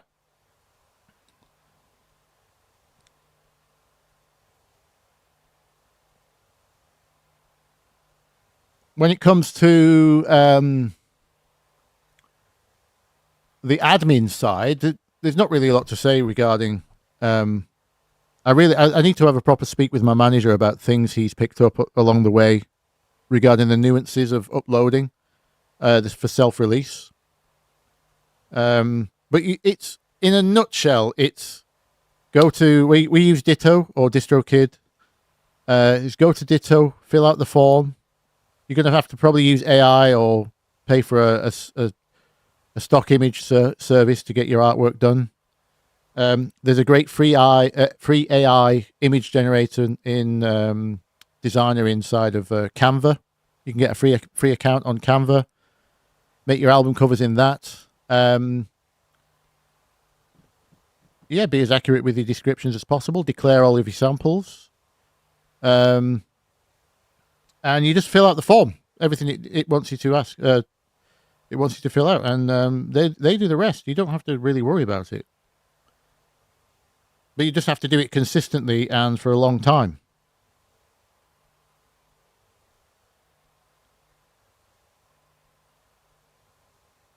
Destin, yes. If you experiment with different styles, then you can create different artist names. Loads of people have done it. You know, Michael Woods did it with a fire. Porter Robinson did it with Virtual Self. Camel Fat did it with was it Culture Beat? You know, Mark didn't want to be known for Pretty Green Eyes anymore, whatever the big pop single was that they had. So they rebranded and started again as Camel Fat. Something I've noticed, it keeps disappearing from the Wikipedia. I don't think he's proud of that history, but he's, you know, he had a hit.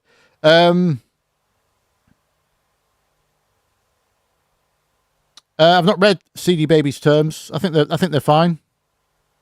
Go and watch the lawyer woman, top music attorney lady on YouTube. She's been going through what I would say though is if see a lot of my revenue comes from people adding my music to Reels, TikTok as well, right? This is the girl. If you've not seen her channel, she reviews the terms of, well, she's a real music lawyer and an artist actually. She releases some pretty cool music. She has done deep dives on the terms and services of CD Baby, DistroKid, TuneCore, which is the really scammy one, and a few others. She's a bit clickbaity. Ooh. They're discussing the Deadmau5. I really want to know why Deadmau5 is touring. He's just sold his catalogue for 55 million. And he said out loud quite often that he hates touring.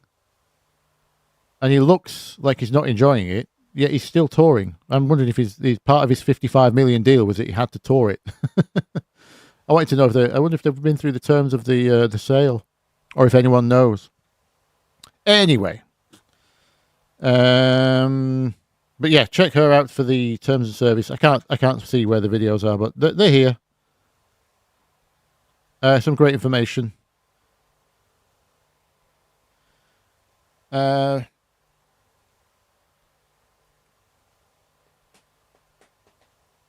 right, the red-haired beauty. She is beautiful. But that's not why she's good. We need to, let's make that clear, right? She does sexualize it a little bit, which I'm not, I'm not going to comment on it. I'm a guy. If I was her brand manager,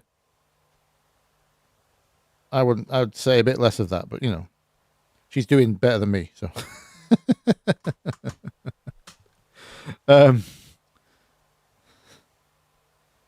I don't like it when, you know, I'm just saying, people who have talents outside of, you know, she doesn't need to use looks because the information is good. I'd like to say the same thing about myself. I don't need looks to carry my, you know, for people to know I'm talented. Talented sounds so weird to say it about itself. I'm so bad at self-promotion. Anyway, yeah, so yeah, apparently CD Baby is one of the better ones. I don't know. What I was about to say, if you want to make a lot of money from Reels and TikTok, you need to get an English or European distributor. So when we use DistroKid, we don't get paid because they're American from things like Reels and TikToks, because America doesn't pay for those. It's not in their law. Much like they didn't pay for radio play for the longest time. That was only sorted out in 2010 onwards or something. I can't remember. It was very recent that American artists only got paid for radio play, whereas in the EU and the UK, you always got paid for radio play. We have separate performance royalties for that, and you get paid for your Reels and TikToks. So we use Ditto for that reason, the UK company. I don't know if you have to be a UK artist to qualify to have them as your distributor. I'm not sure. Probably not.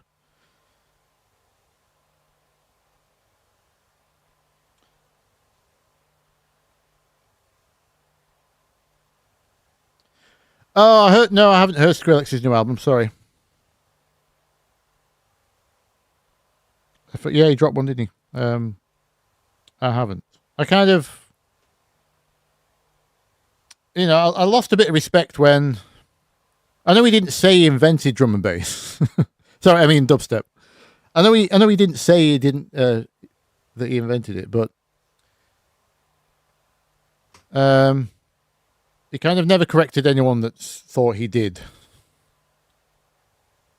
Possibly just a side effect of having so many eyes on him when he got famous. But I never liked that because I was following dubstep long before he came through. Especially the UK scene had it many, many years before he did anything. And then obviously it got tarnished with the bro step name. And I thought Scary Monsters and Nice Sprites was really cool because I'm a musician. And that was like a really musical version of what artists like Borgor were doing at the time. You know, the really filthy kind of basically metal drops.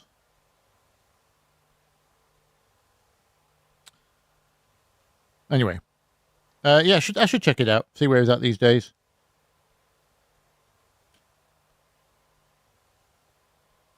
Ricky uses Lander to release. No complaints. Good. Okay. Stefan, have I done a video on French House? I haven't. No, I very briefly I recreated Stardust for my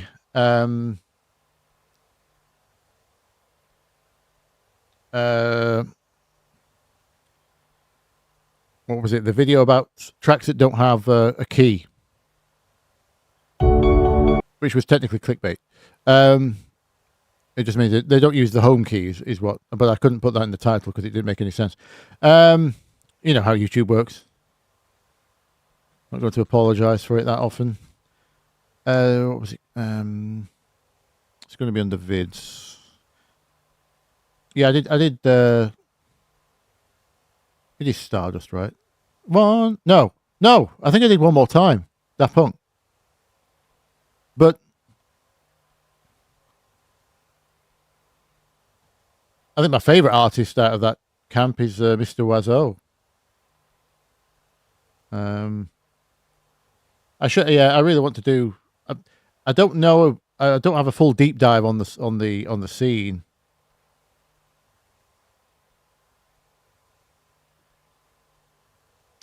Benga for the win, yes, Gleb Glub, the OG. Benga and Scream.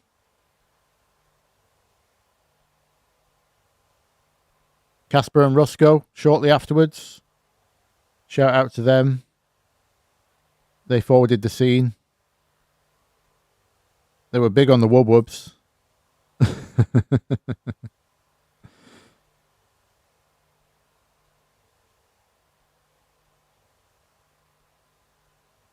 You just ripped the UKF channel recently. Do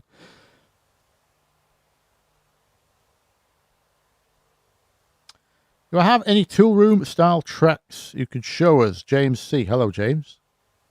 There's going to be quite a lot because I'm always using Mark Knight's pack.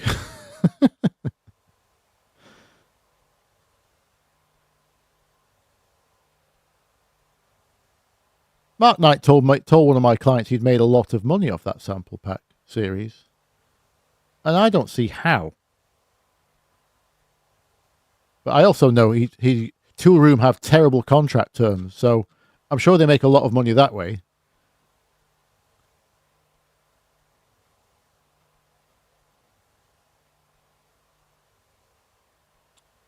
Tool Room, well, it'd be tech, won't it? The thing is, the tech I make for me and the tech I make for other people are very different things. Like I don't consider, most of the stuff I put out, this is part of why my brand doesn't work for other people as well. Because I make a lot of things for tutorials and adaptations, I just throw everything out even if it's unfinished. So my releases are very experimental. Well, I say very, they're all kind of in the ballpark, but they're not fully thought through to kind of meet no, what was is this is more, I think this is more Eli Brown tech. Would Tool Room sign that? I don't think so. Why have I called that Tech House? What is this? Is this techno? This is what you call a bad bitch. What is that? Anyone know? This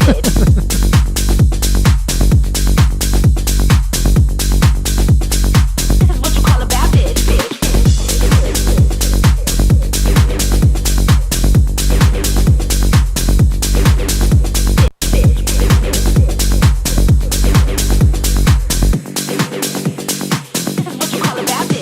How did I get into the ghostwriting thing? So my first solo business,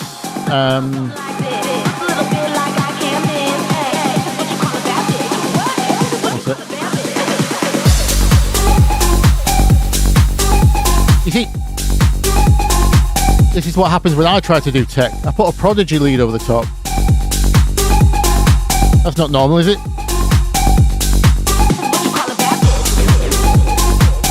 I think the reference was Eli Brown when he was doing more, you know, he just sort of... have I got more standard text? That's kind of...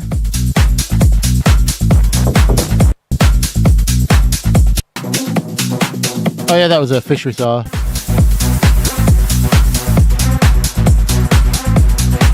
With a break on the top. That feels fast. 134. Why did I do 134 on that one? There must have been a reason.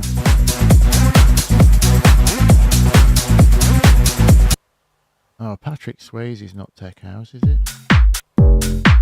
Oh, this was the Dom Dollar reference.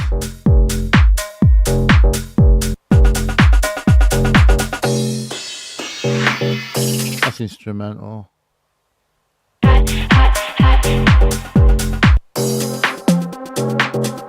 Is this... I don't know if this is Tool Roomy either. The answer is I don't really know.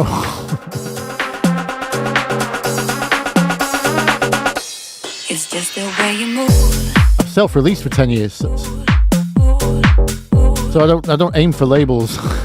It's just the way you Because what happens if you're not already established and you try to sell to a label and you haven't got a lot of followers yet, what the label does is to say, we'll give you $500 for 80% of your rights, and the contract is in perpetuity. So that means they make 80% off your track for the rest of your life, and they control all the control. They have they can exploit. The term is they can exploit your track however they wish. Usually without your veto. So that's what happens when you try to sign to a label and you're not already established.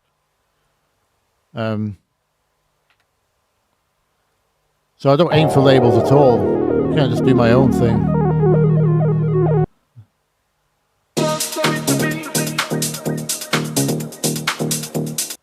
That was what is side piece reference?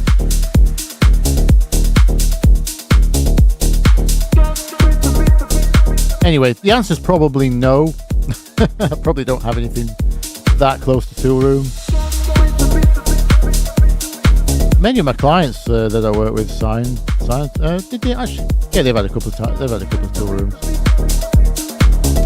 Yeah, sorry, the ghost thing. I ran a studio, so I worked in music retail, selling music software at a very big shop in near Manchester in England, and I was kind of the tech support, tech sales lead, head, whatever you want to call it.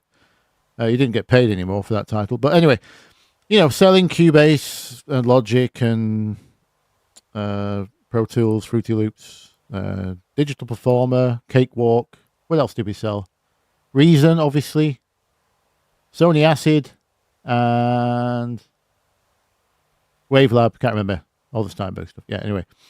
So that company folded. I spent 8 years there anyway. I needed to kick up the butt to do something else with my life. That was kind of just as it was folding, a few of my clients from that shop helped me go, because I'd been mixing I'd been burning the candle at both ends basically. I'd do the 9 to 5 at the shop, and then I would mix people's tracks in the evening and the morning. All around the clock basically. You know what it's like in your 20s, you don't really need sleep, do you? Anyway, so I was successfully, people were really enjoying my mixing. I had a bit of a reputation. So when the shop closed, a few of my clients helped me start the studio, the recording studio. Completely digital recording studio. I was one of the first to talk about in the box. I knew it was possible to go hardwareless, apart from, mic preamps. Anyway, so I created a studio, ran that for 8 years, it was. Not particularly profitable. Made a living, just. But I had all kinds of clients come through. I had bands, obviously I did band recording, just straight up engineering. I had a nice control room. That's where I put my Adams. A live room downstairs. Anyway, short story long. A few DJ clients were very ahead of the game, shall we say. The first one I took on, he was a club promoter before he was a DJ.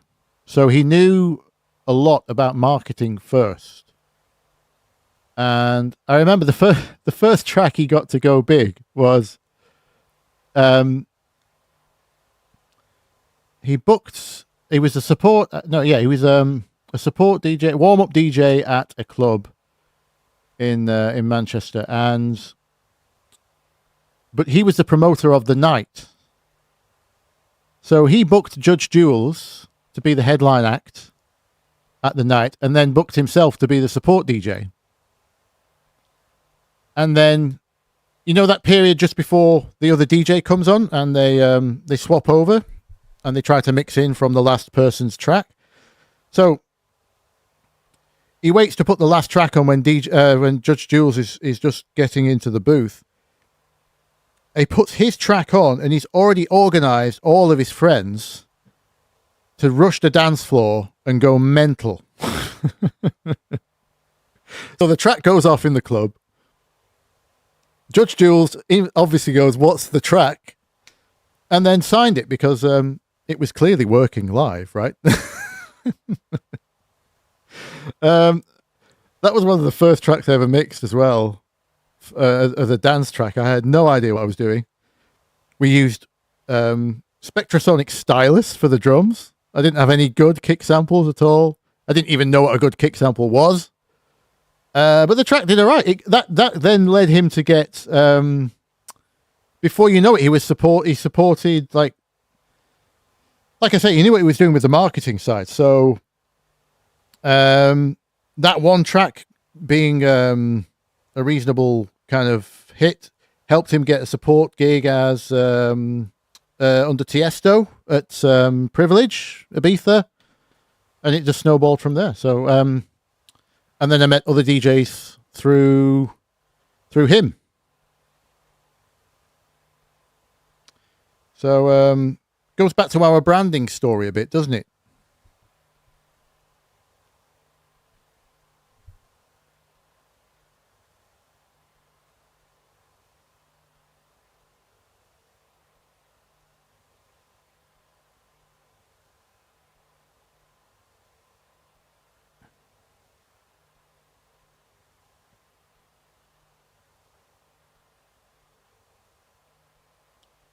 Sorry, just catching up on the comments. I went off on a rant. Stop looking at the screen. I find it very hard to talk and read at the same time. You should hear how many takes I do for the videos.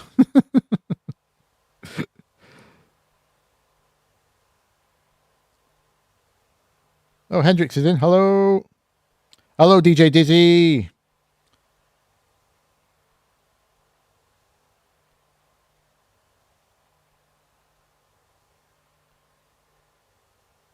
Do we have another ghost writer in the chat? I just heard someone say they can't say what the track name is. Or you just mean you can't say it as you can't remember? Anyway, doesn't matter.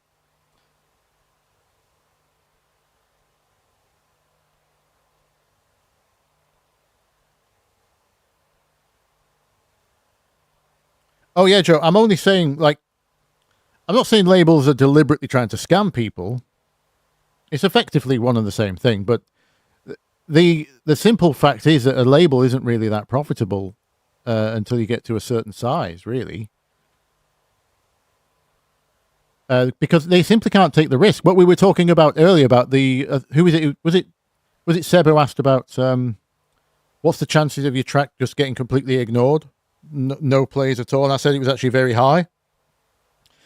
Yeah, one statistic I forgot to drop is that so Spotify has 7 million artists now, right? Which is brilliant because imagine in the olden days when you had just, you know, Sony, Universal, well, they still are running the monopoly on Sony, Universal, Warner's monopolizing the, you know, you couldn't sign 7 million artists. So the opportunity is fantastic. We've got so much opportunity now. But of those 7 million artists, 85% of them, 5 point something million, someone do the maths, have less than 50 plays. 50. Which means you don't get paid, because you don't get paid until you're 1,000 in a year.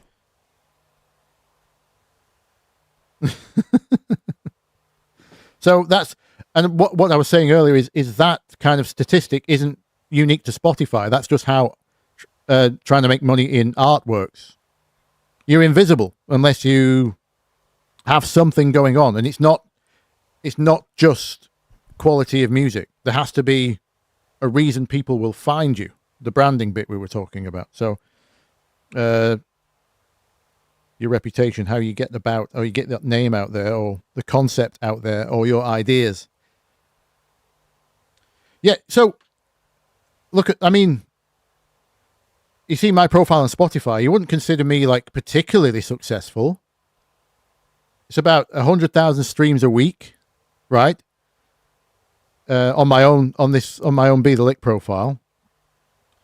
According to that statistic, the 85%, I can't remember what the article was, but I was going through that. I'll see if I can find it. No.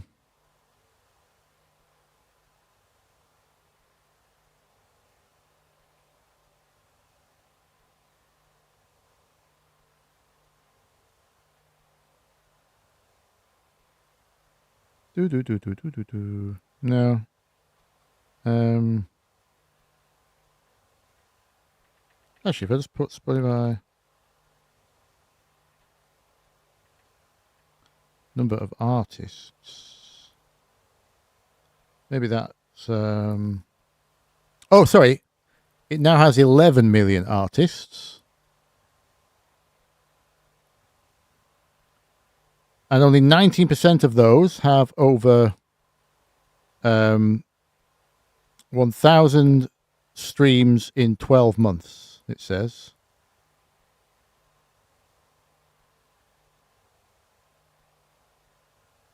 So there's as of 2023, this article said, 158.6 million tracks never received 1,000 plays.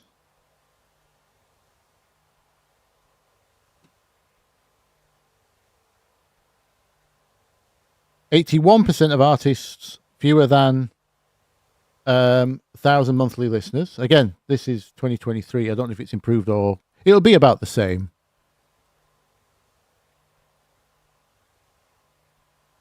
So if you think about the combined, there's 66 billion monthly listeners total.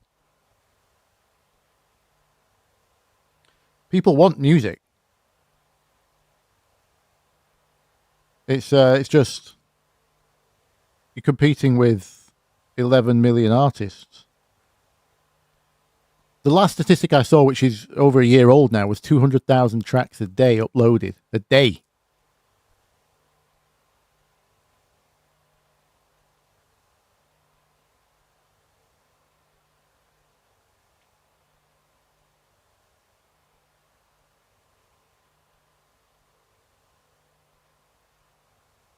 73 million tracks a year. Is that right? Did I just do that right? Times 365. Yeah. 73 million tracks a year going up on Spotify. Probably more since AI, since Udo and Suno went mental. So yeah, like I say, it's tall odds. You certainly don't get into music to make money. You get into money to make money. I always have to have that conversation with people, by the way. But there are ways of making it a living. There's just, like I say, there's just lots of decisions. The big trap, most artists get trapped. I say trapped. It's a natural response. You have to learn not to do this, but most artists stop at the music. It's just all about the music, and obviously it makes sense because you're a music artist. You think that the music is everything, but it's not. It's actually about 20% of what you need to be about, because unless you actually have a team, then you're doing your own marketing. So, and that's actually a lot more. That's hard work. That's more hard work than making the music.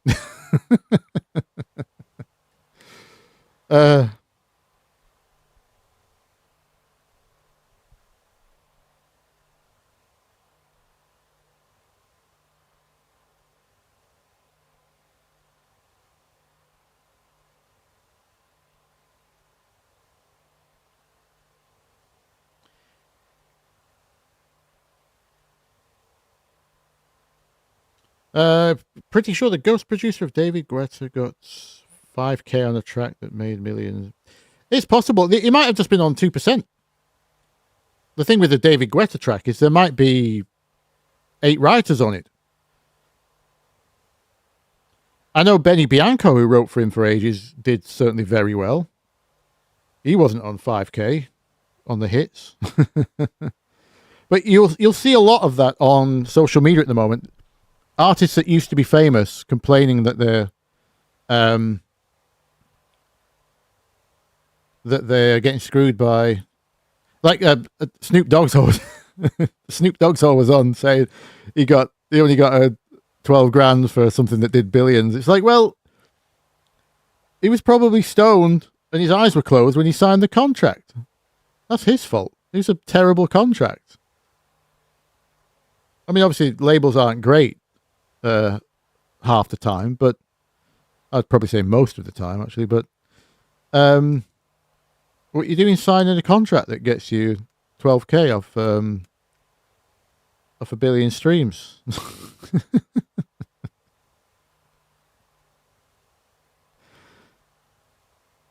So yeah, anyway, be careful of those stories. They're obviously going to be, if they've just suddenly realized they got their finances wrong, they're going to be complaining about things.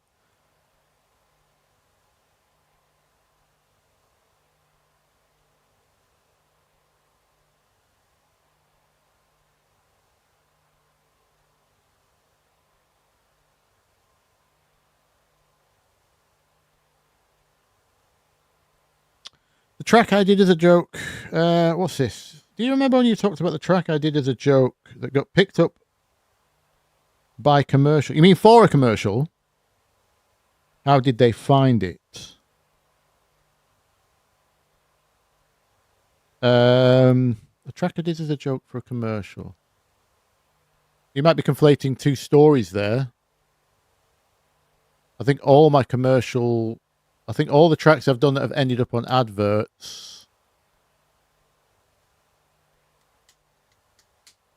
were commissioned, I'm afraid. There was a track we did as a joke, not as a joke, but it was unfinished and we were kind of laughing at it. We thought it was bad that it was picked up by a label.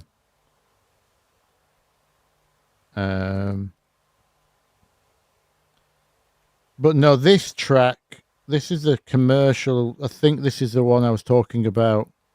You're talking about the drinks commercial.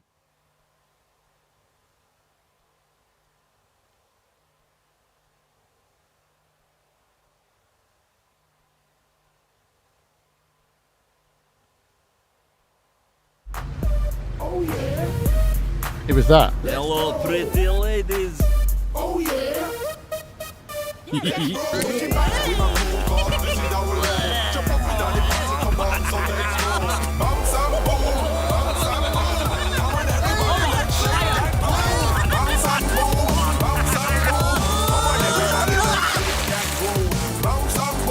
Vimto, seriously mixed up fruit.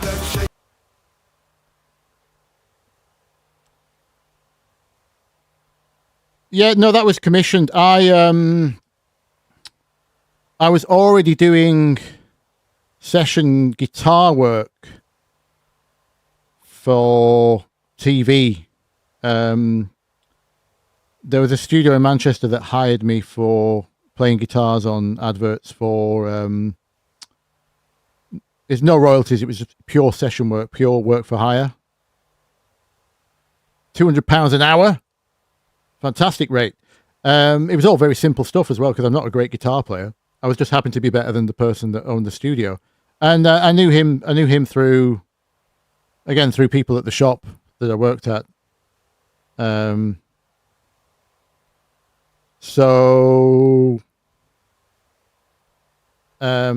Yeah, he did commercials for all kinds of stuff. Well, he wrote the music.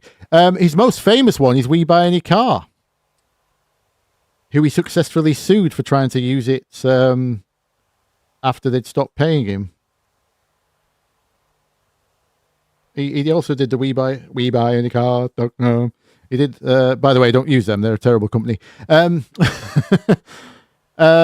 Yes, Adam, good friend of mine. Yes.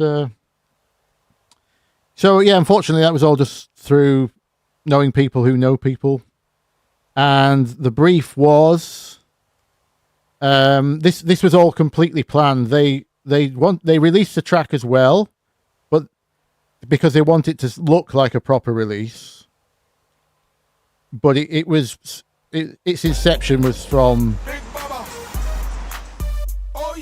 Its inception was from.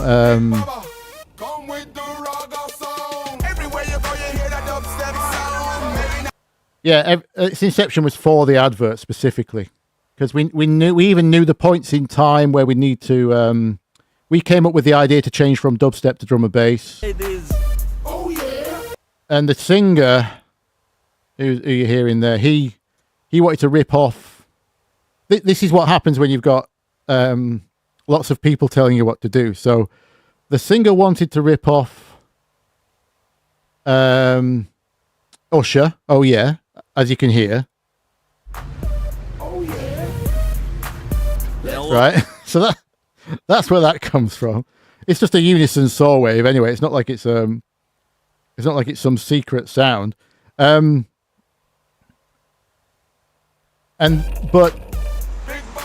the problem was the singer wasn't actually very in touch with what was going on at the time.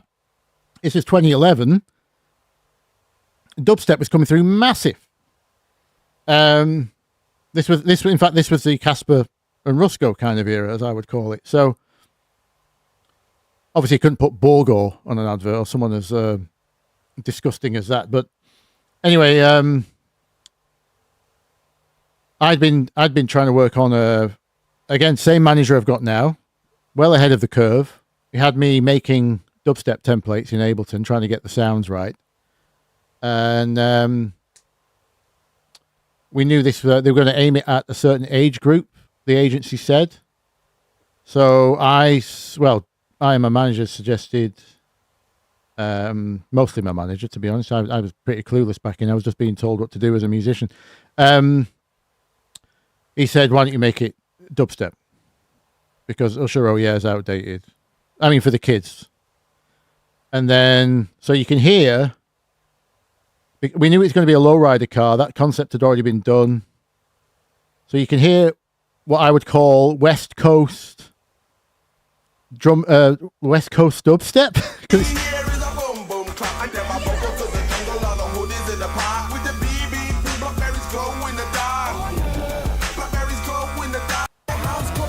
Anyway, yeah. So so I did the West Coast whine over the top of what I'd call a Casper and Rusko type beat. And then because we knew they were going to start... hitting the buttons.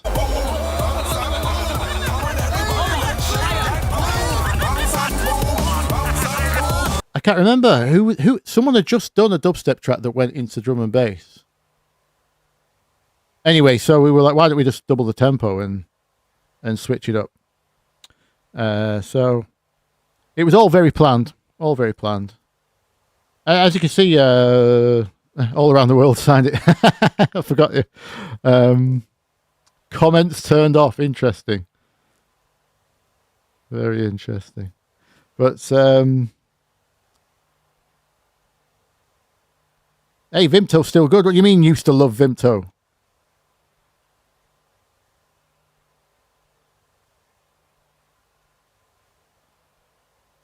Anyway, yeah, sorry to that wasn't a that's not a channel about sorry, that's not a story about happenstance. That one was all completely planned, that one.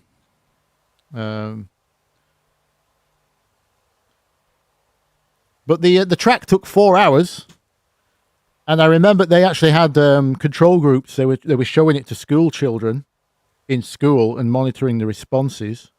And we found out some other big artists were up against us. We were unknown. We were just, I mean, the singer Anif, he's not unknown. He's sang on loads of things, but as like an act, we were completely cold. We had no name for it just yet. Anif named it Box Bottom. Yeah,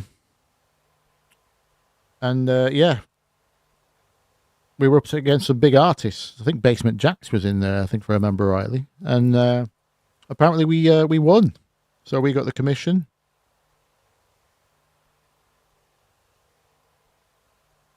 Adverts pay well, by the way. If you can get on one. Sync licensing is your friend. If you're trying to make a living in music. Sync licensing is a good way to go.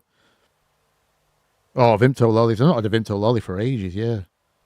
For some reason, often distributed in club toilets.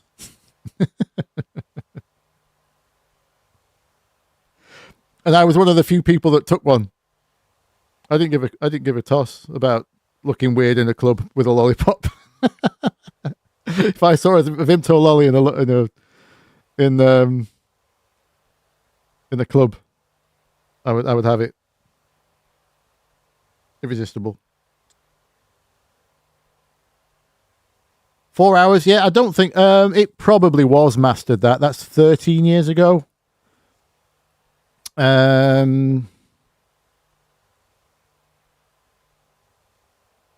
So the first, I remember distinctly the story I told in that first video about the hip hop producer that asked me to. Well, I made the whole. I made a lot of the music with him. That was the first album that I figured it out because that's it. So what year was this? So 11 years ago. So yeah, it's this is when I figured it out.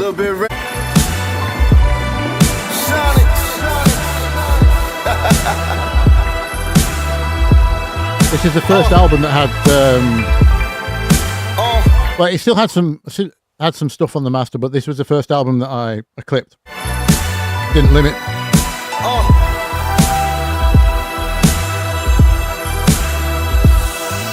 Yeah, my story's kind of well known, almost an urban legend. Y'all see I got my foot in, but still can't get my head in. I've been working and grinding harder than most of these veterans. I ain't just doing rap music, fluent in different selections. I'm like my namesake, these other names fake. They ain't even worthy yet, we eating off the same.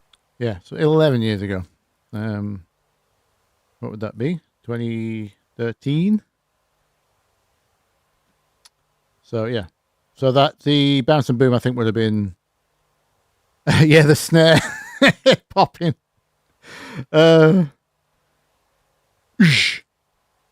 We struggled with snares. I think we went through so many choices. I'm still not happy with... I don't think it came out how we wanted it, but it is what it is. we were that's where we heard the I can't remember where we read the interview with Dre or Dre's engineer. We actually knew one of Dre's engineers that the hip hop. Well, I say we. The producer that hired me. He had met. Focus is he called? He used to engineer for Dre. Anyway, he'd met him, and he talked about.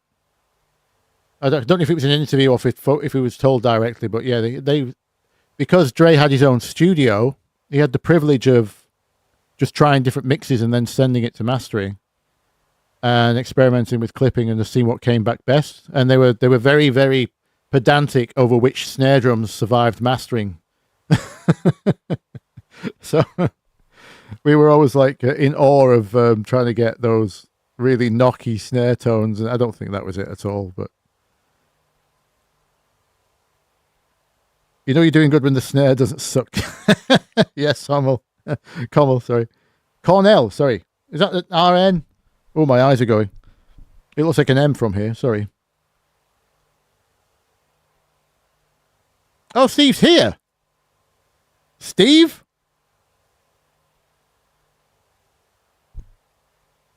Hello? Are you in the chat?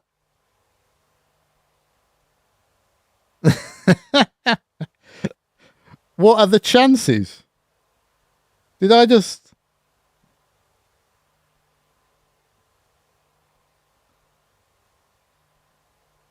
No way.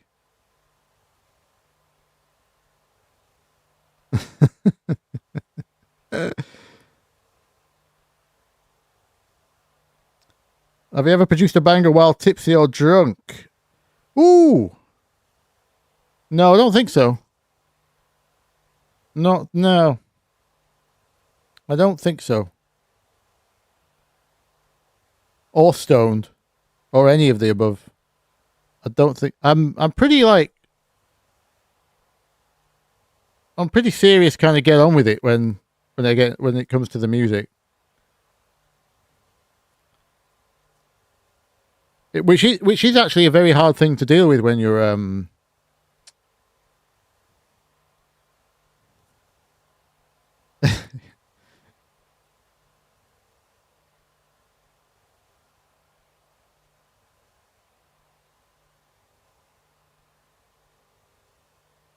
yeah, it is you. Just magically appears. What the fuck? How you doing? You good? That's so strange. Have you got some tracker or something? You get a Google alert when your tracks be the PR. You got a hotline to PRS, so you can get your royalties as soon as someone makes a play. If so, can I have that number? Yeah. Sorry, what were we talking about? Crap snare sounds.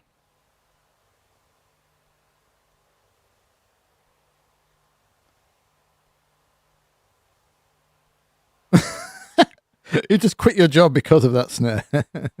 What, you liked it? You thought that was a good one? I think, yeah. It's pretty good. I'm glad it's still up on Spotify, SoundCloud, because the Spotify went down. No one want new money, they all aiming for the same cake. All these cats it is big, but can't even aim straight. Plus they want me overlooked because my movement came late. It's okay, your day will soon come to it. Was definitely a layer. There was a clap in there. And I'll be lost. I got the eye of the tiger, every beat writer. He is Kobe, A-Fams and Lakers, check out what lineup. 6 shows, dope flows, no one want to sign him. Now he get O's and all. Yeah, it's pretty big. I'll have the Cubase session for that somewhere still. I keep everything.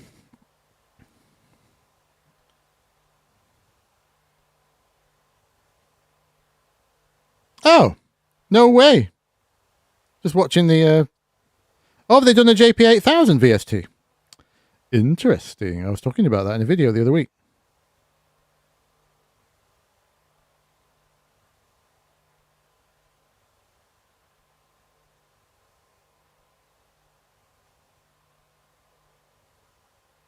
It certainly cuts through the mix. Well, there's nothing else there.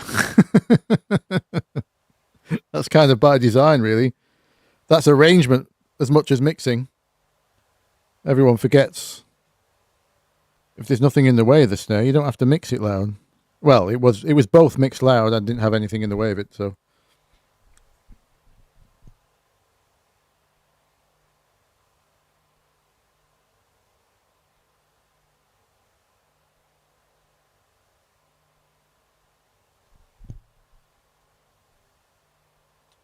Anyway, right. So I'm just reading chat.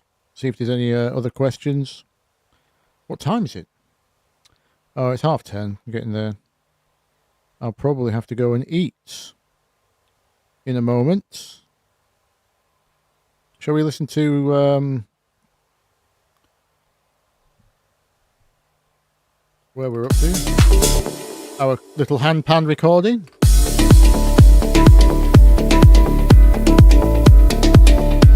I like the bass line now. I didn't like it earlier.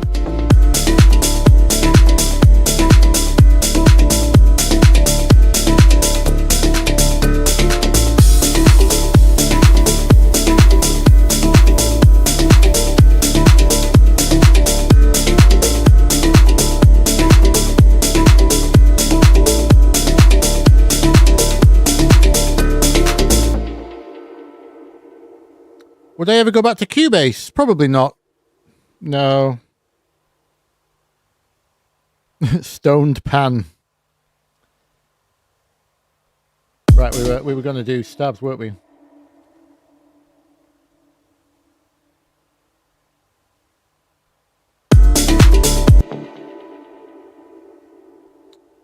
I have no idea what the arrangement would be on this. Absolutely no idea. I'd definitely pull out all the ride cymbals and in fact, would you go?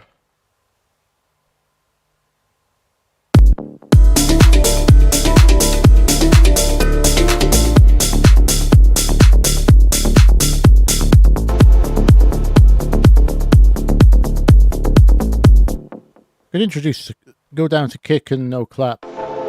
Introduce these stabs that way.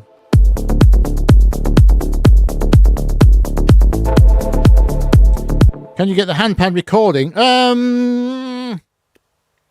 You will be able to once I've released it. Let me put a quick instrumental out first, and then you can have it. Just so I'm covered for possible. Not that I don't trust you particularly. Obviously, we don't know each other, so. But yeah, this is just a practice I have to do to make sure. You'll notice if you ever looked at my release patterns, there's always a 2-minute instrumental that goes out before all other versions, just in case the vocal version gets separately claimed, or that way I can always claim my own instrumental. Top tip, by the way. I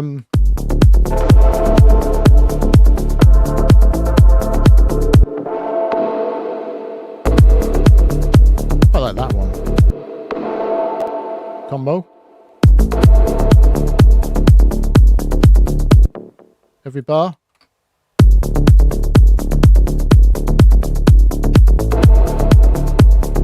No. Needs to be on that bass note there.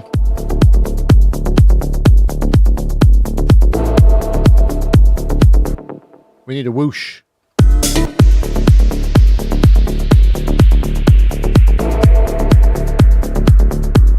Let's put, I think I want a gate on that. I want to gate that in the same rhythm as the bass.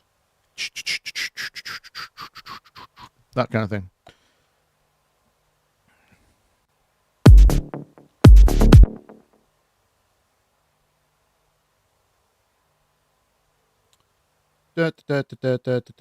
I always struggle with this rhythm. I think it's that, isn't it? Short one there.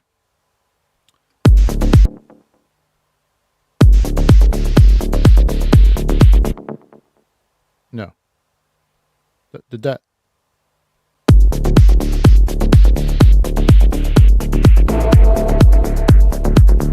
There we go.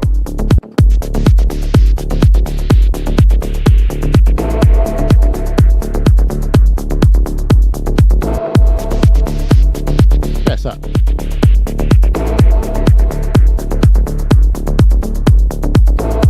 Bit of interest.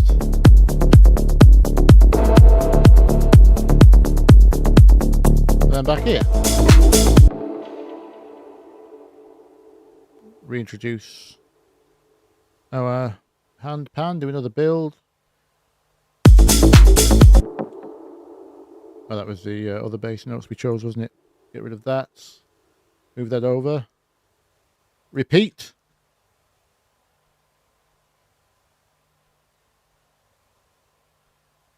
And we're good to go, I think. As an idea. Still not happy with the bass, but it's doing its job for now. Oh. That's what we can do for a breakdown.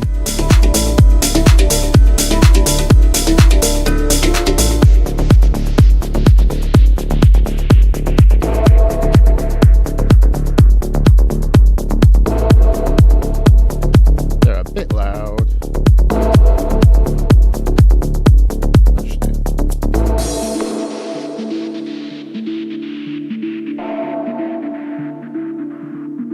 I don't want that gate on everyone, just on that one.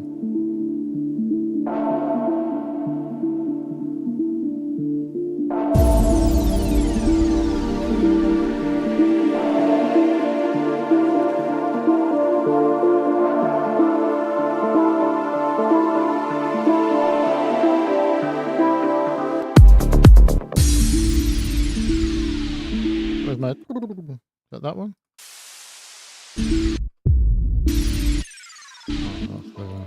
I don't want the big noise there. It's pretty subtle. So we'll turn that one down.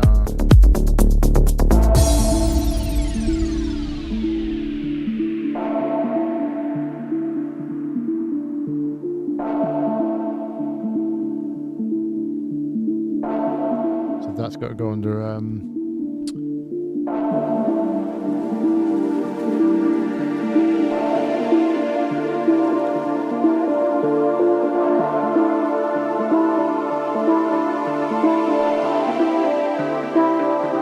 I want the phaser on that pad.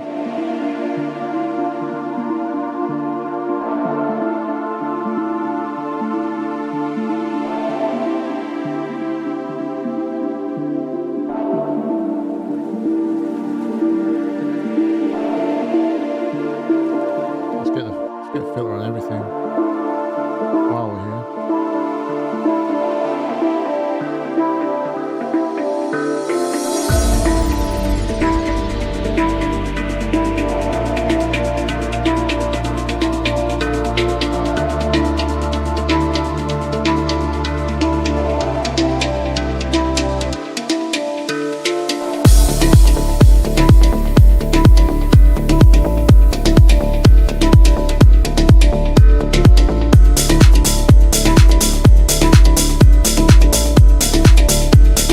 Too far with the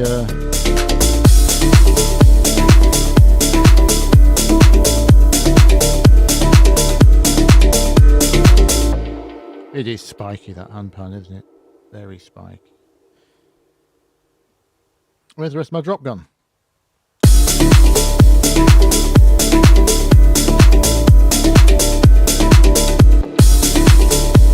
Turn the right symbol on the last.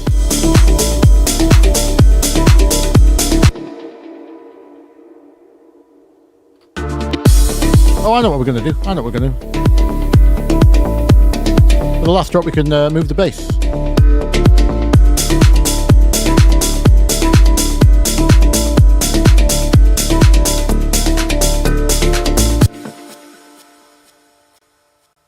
So we can do the original progression. I know, we'll drop on one, and then when the drums come in.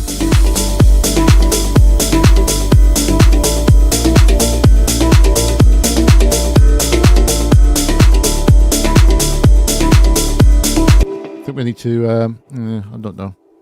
The drums sound, they're not chill enough, so that means I need to add something to the lead. I need to duplicate the HandPan with something.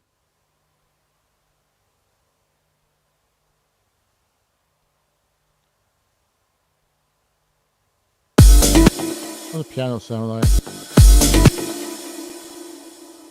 Trancey stuff.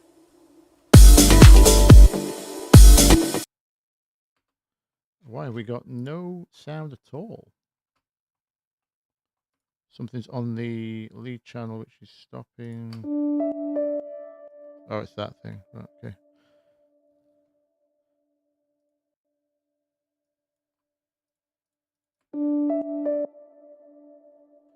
That's a very soft piano. Oh, there we go. Filter. Get rid.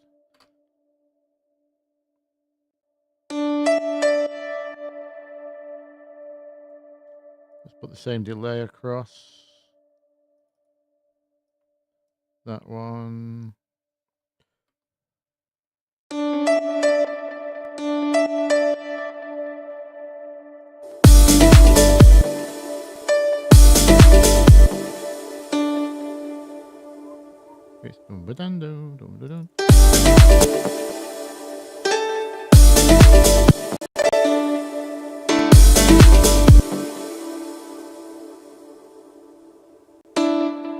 I should just use a sustain pedal if I could be bothered, but I'll just do it with note lengths for now.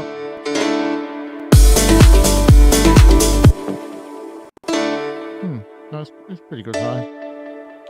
Let's bury that.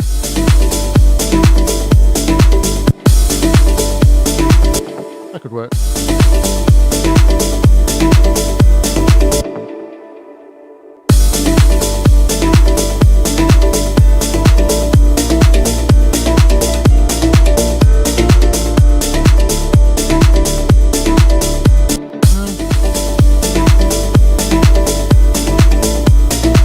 Just the top end of it.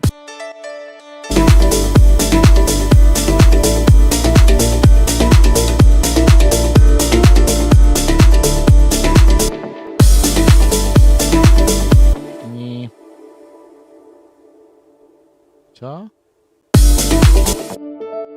That's not a guitar. Oh, it is. Layered.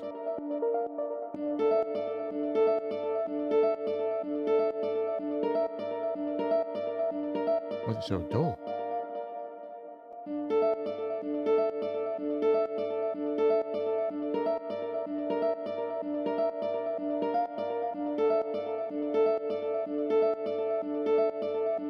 Oh, filter on that in. This is the problem with using a template for another track that's got automation already on it. There we go. Ouch! I've got the opposite problem. Ow! Yeah. That's a shelf.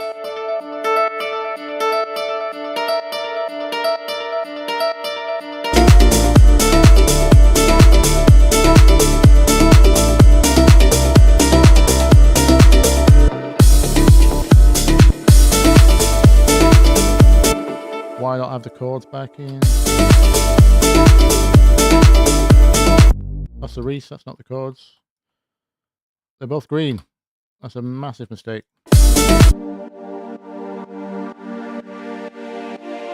What colour are pads? Let's give them that. Repeat.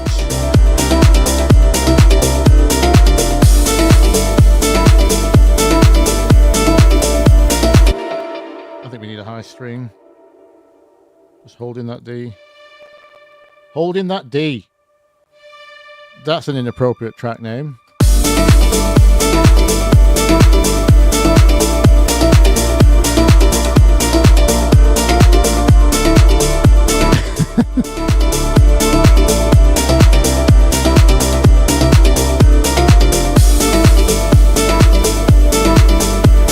Anyway.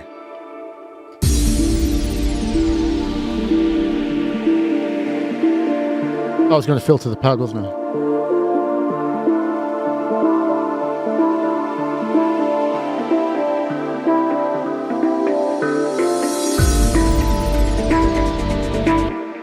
It would be nice to have some actual cellos in there.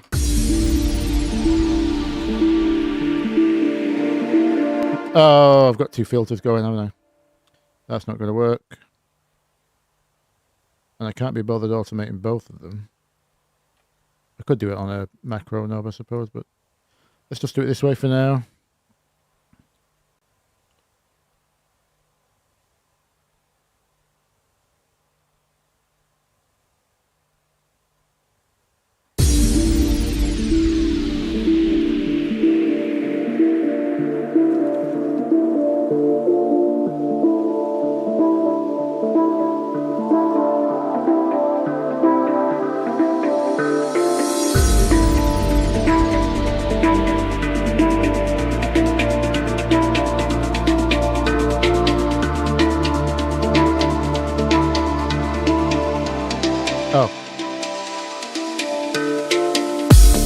That smudge does not work.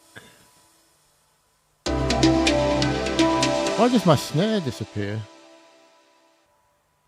Oh, it's because I muted the... There we go.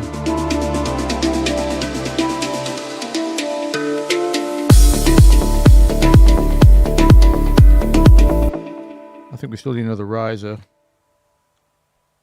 Going to grab the same Cashmere one I've always loved. It's got flange in the name. Sweep up. That one. It's not too harsh, not too EDM.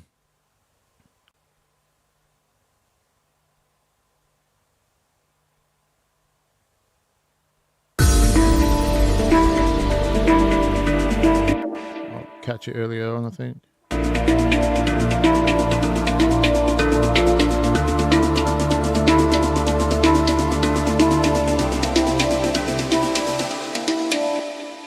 Or is that a lower one? No, I'll just pitch this down, I think.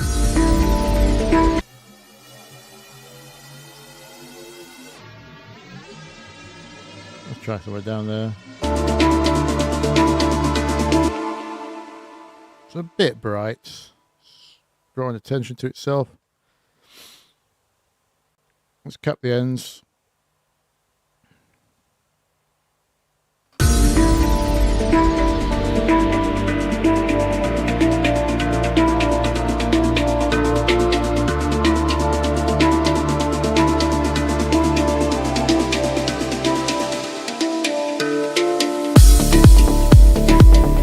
Not high enough now.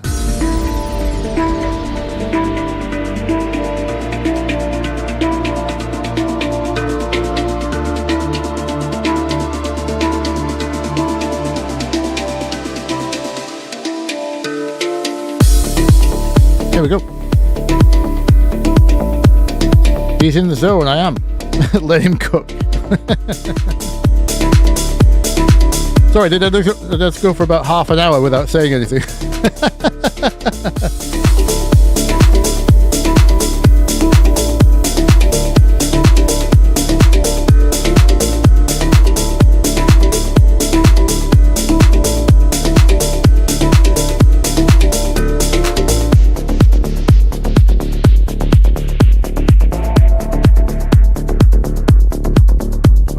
Carry those stabs through the last drop.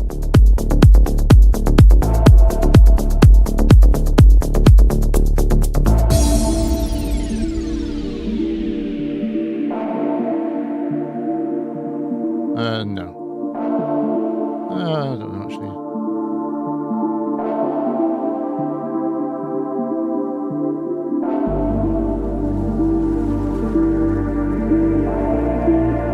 Yeah, I'll have them less distorted.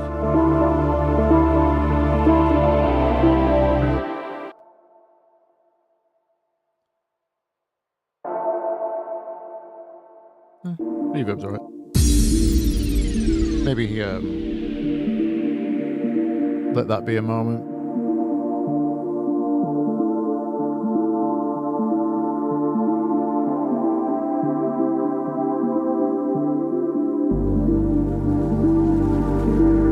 Oh, we need the... What's going on with the water?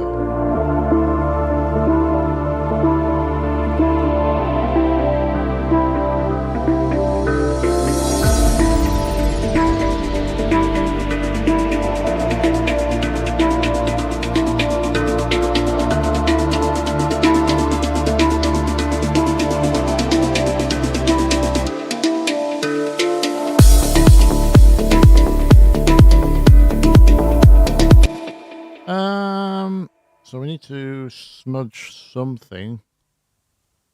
The HandPan, I presume.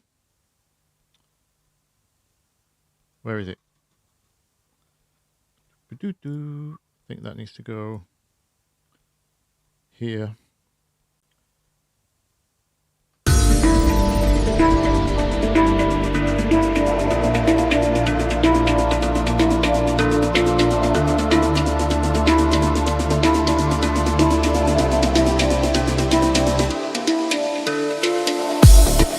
Oh. I've lost my bearings. There.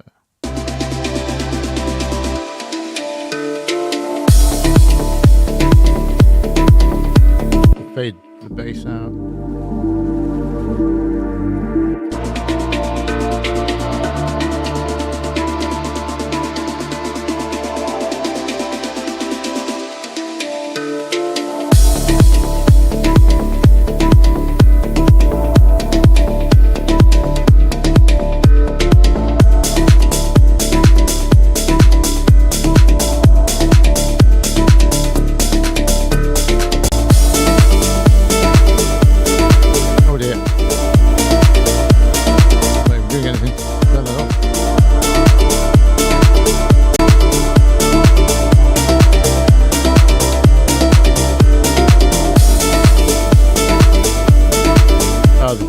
Volume was automated. How about a lower octave on that?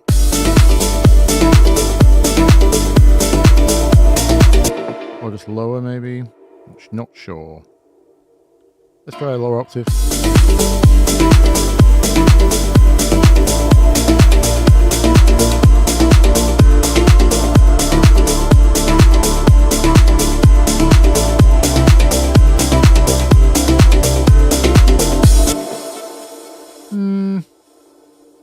What else have we got?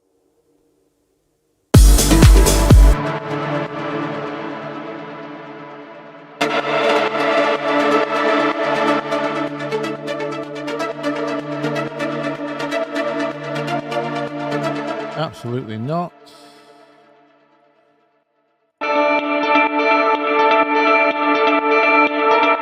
Oh, nice, yeah.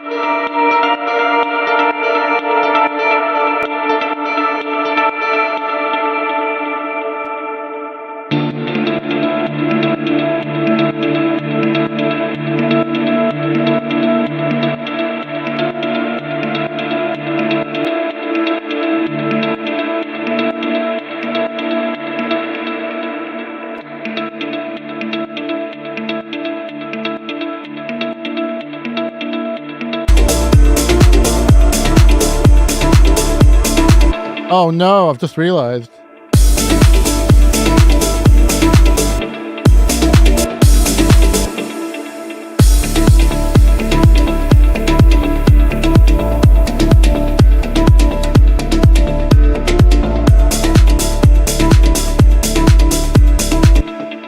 Now I've heard that on guitar. I think I've stolen that riff.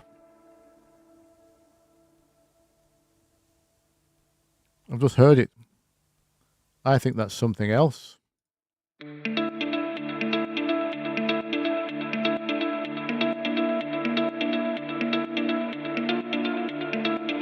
Anyone else know?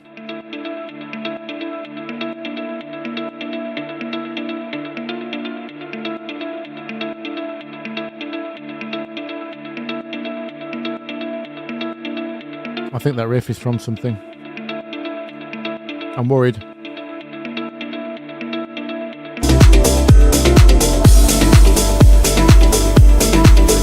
Something on guitar. It just suddenly rang a bell when I heard it on a guitar.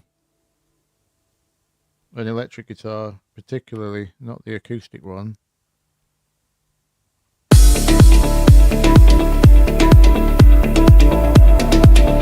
Interpolation, mate.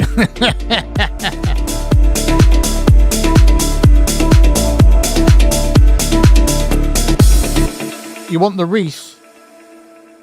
What? Where? Where? Oh, you want a dirty Reese?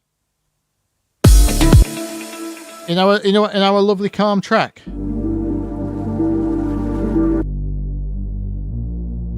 This is an old silence patch anyway. It's just, by the way, this is just saw waves detuned,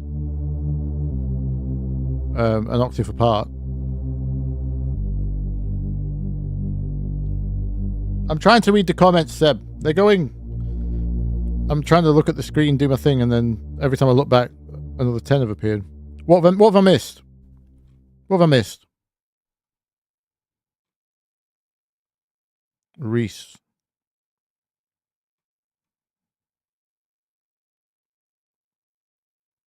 Oh, a Reese pitching up. Zzz, you mean, right, okay. Oh,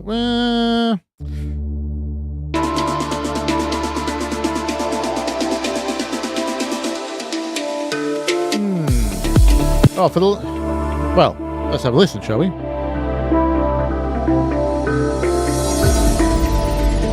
I personally wouldn't, but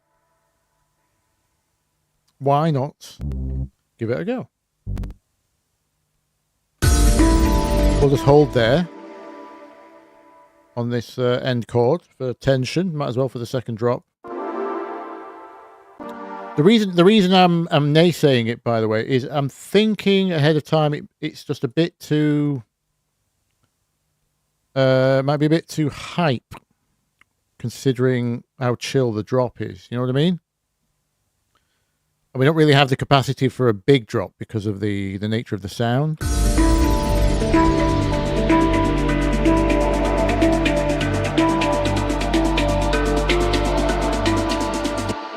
So we'll just loop the riff. Let me fix the automation.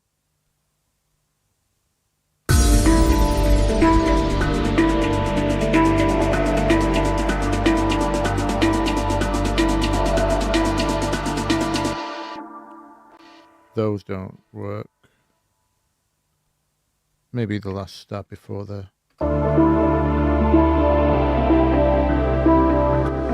pitch bend.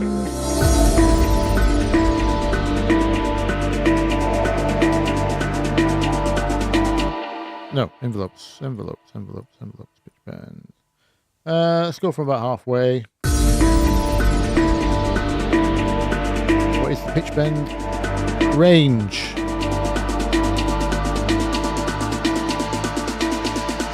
Not enough. There it is, down there. I almost forgot where it was on silence. I had so many skins for this thing. It's looked different every time. 24, not too much?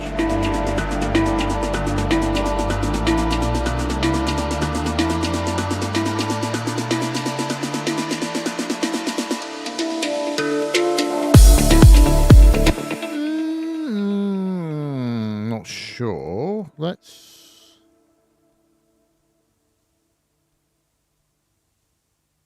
What just happened to my pitch bend automation? Anyone know? Oh, MIDI control. Oh, pitch bend range. Do we have to start earlier? So it's... No, I want it to settle there, and then maybe it's a little bit later, and not by 2 octaves.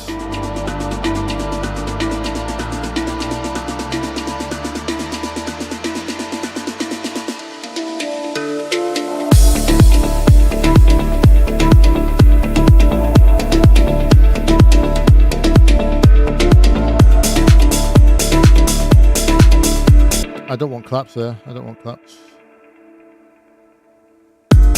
They're in the loop, aren't they? Let's go half. That was supposed to happen the first time. This is ADHD producing, by the way. Hear one thing, get distracted, go over there. Forget what you were doing.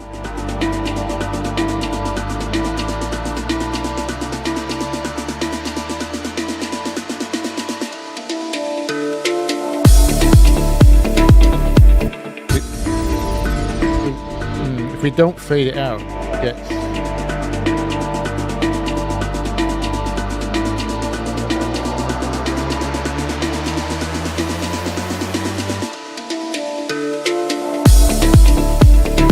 Yeah, you see what I mean? 2 EDM.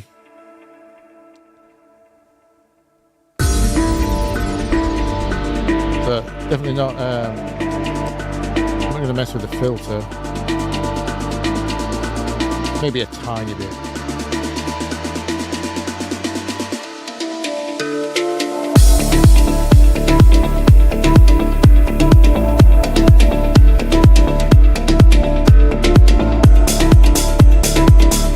And now a stutter. Oh yeah, that would work. That would work. Get it in line with the HandPan. Where was that rhythm I put on the whoosh, whoosh, whoosh, whoosh? The whoosh, whoosh, whoosh. That thing, whatever that is.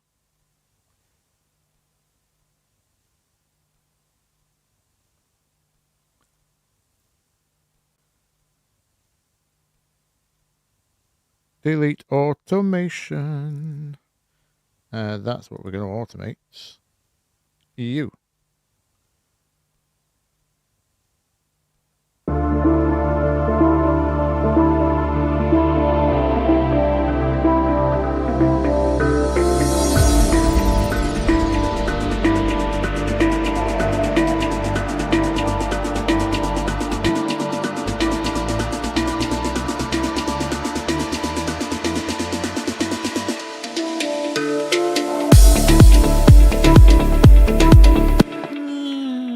Not bad.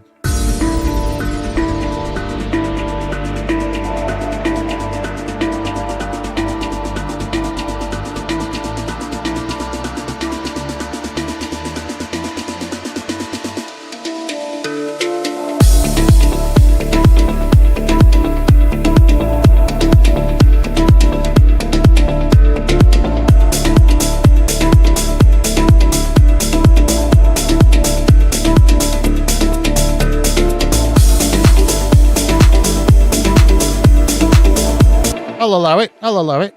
It's not bad. Something's wrong with the pitch. It's doing my head in. Maybe it's not full octave. Or it's just past an octave. I can't quite. I'm not sure where I want it to end up. If it's on a G.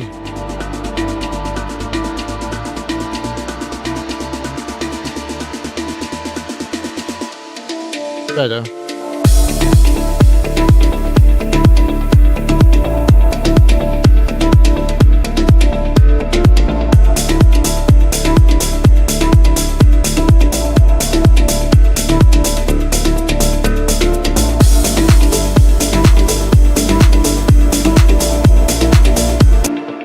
The groove's a bit square there with those big hats. I'd fancy something, but just these are just the drums from the template. I need something more organic. Like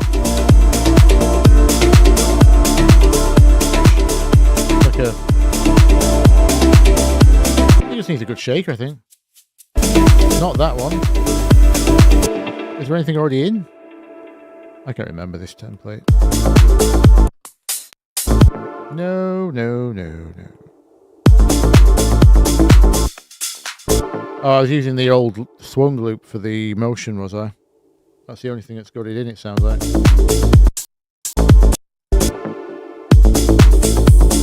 Yeah, that's what it is. Don't want that. Okay. Yeah, I need a good shaker loop. Splice quick. Let's finish it off. Ethnic shaker, yeah, why not? I think I was looking for some of those recently. So they should be in my recent likes list. I've definitely downloaded plenty of my time. Don't need a fresh one. Doesn't have to be, it's only like 15% swing. I wasn't very swingy when I oh, why am I not connecting?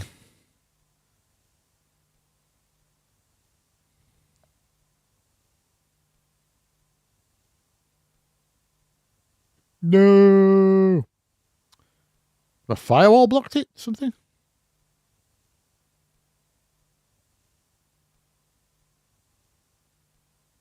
Hello?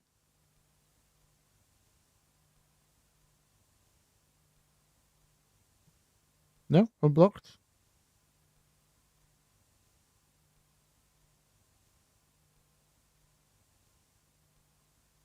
Maybe my manager's logged in. on the Oh, I just needed a bit of a reminder that it exists.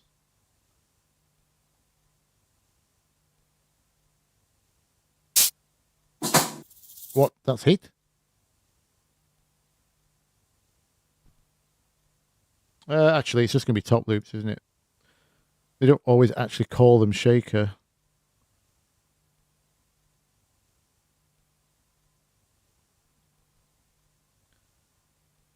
Tops. I'd rather use the actual tag. Oh my god, it's not there.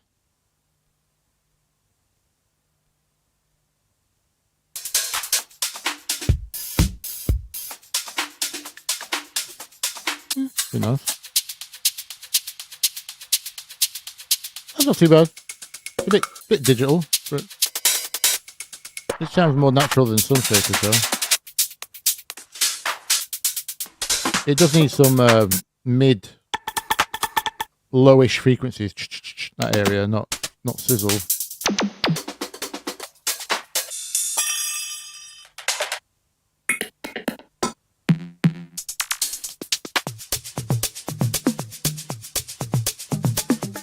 Oof, see that's that. Afro House version incoming. Instantly.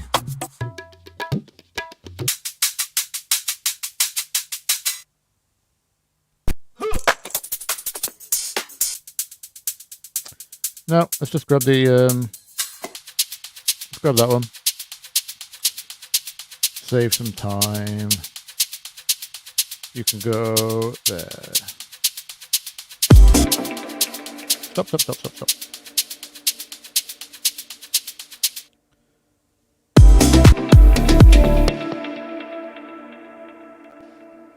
If it wasn't faster to search Splice than Ableton, I would just search in Ableton. But the way Ableton organizes samples is not great these days.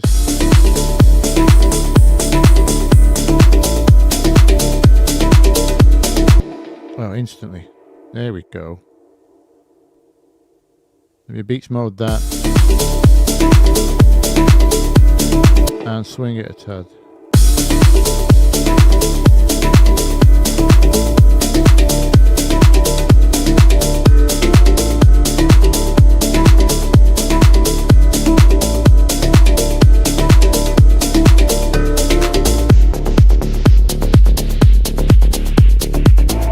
That's nice. It might be a bit loud. The new thing is always loudest. I have to be careful of that. I'll probably need fresh ears.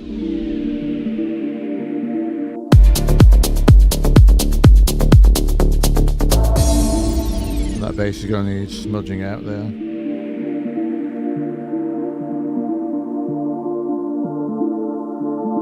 Not you? That's the old one.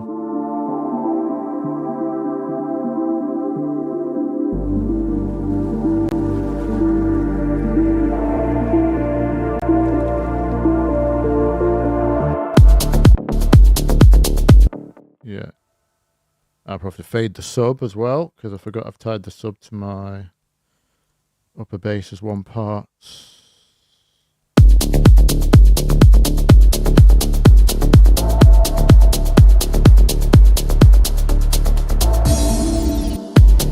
What's he suggested now, Seb, that I've missed?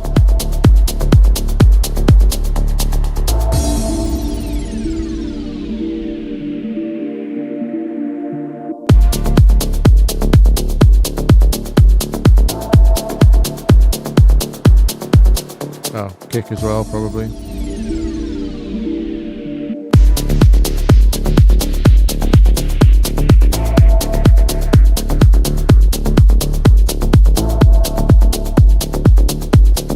Yeah, I might have to filter the kick. It's a bit smacky there.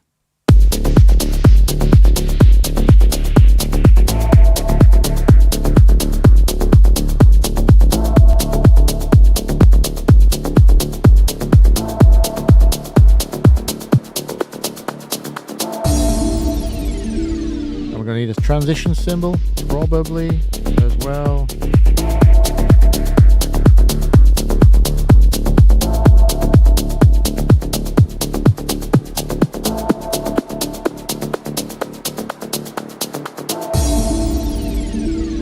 Last stab, not needed.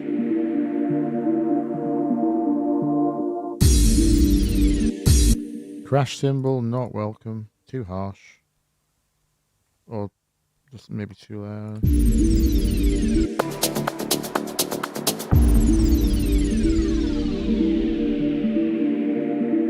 Oh, we do have a transition cymbal there.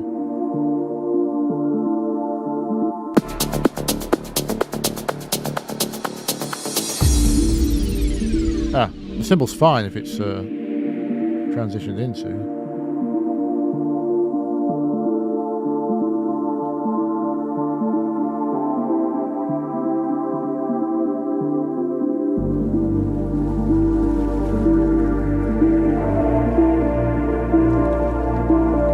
Yes, Connor, I agree. Mix at low levels for as long as possible. The thing is, when you mix at low level, mixing's actually easier. Like, you can hear vocal balance when it's extremely low volume. You have to do a crank test, but you can't keep it there. Most people comment on how quiet I mix.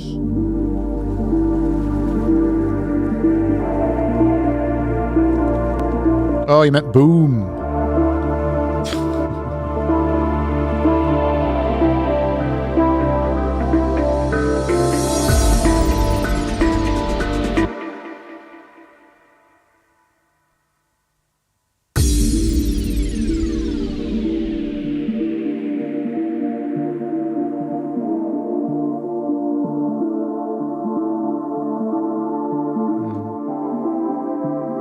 The fact I've just used block chords is kind of annoying me, but they're doing the job.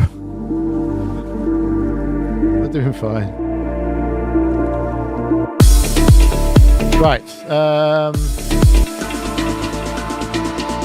What else do we need?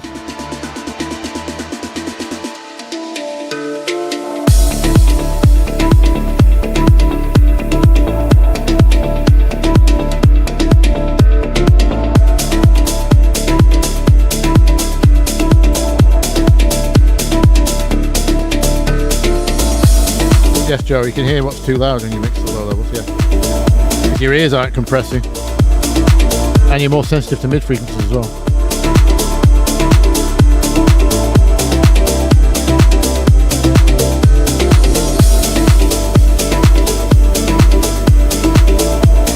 Oh.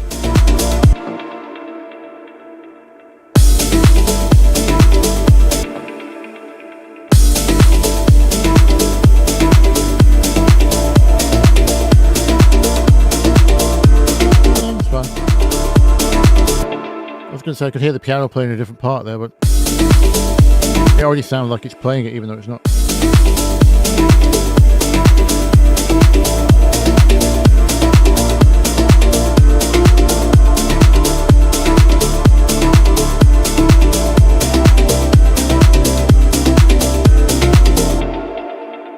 Cool.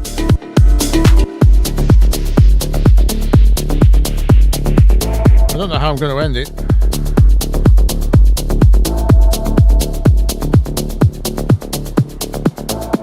Or start it. Yeah, transition's alright now. That's alright, that. I don't mind that at all. We stretch that out maybe a bit? Does it sound bad when it's stretched?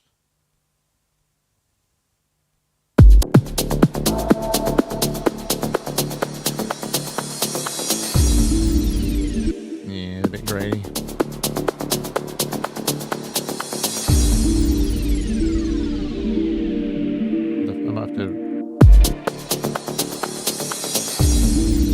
My own.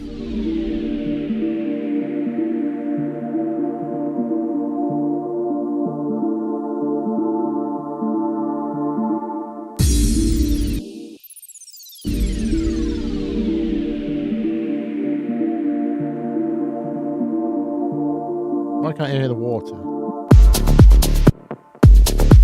Oh, it's not starting from the beginning. That's why. Fade that in. I don't know if the water is appropriate, but it was just there.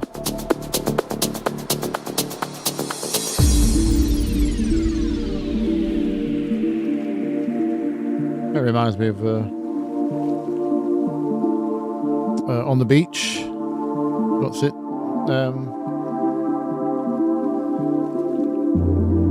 Oh dear. The bass has got stuck on the wrong pitch. That's lovely. This happens in Ableton. It doesn't happen in... This is one thing I do like about Cubase. It never had this problem. Ableton have never solved it. You've got to put a little reminder here that the pitch bend is back to normal.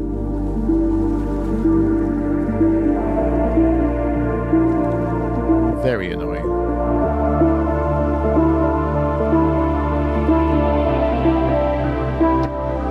Yeah, don't do it.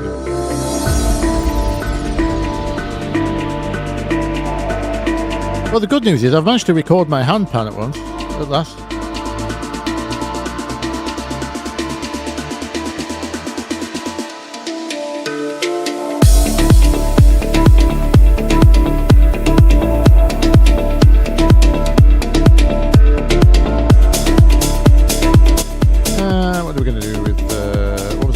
Not genres.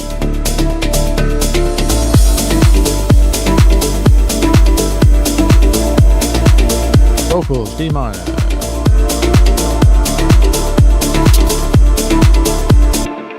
Let's keep it within, say, 100-ish to a trancey kind of area.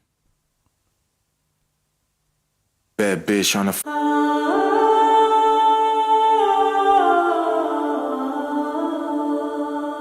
Ambient Halo.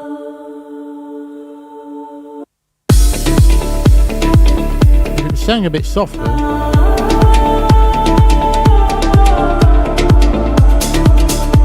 bad.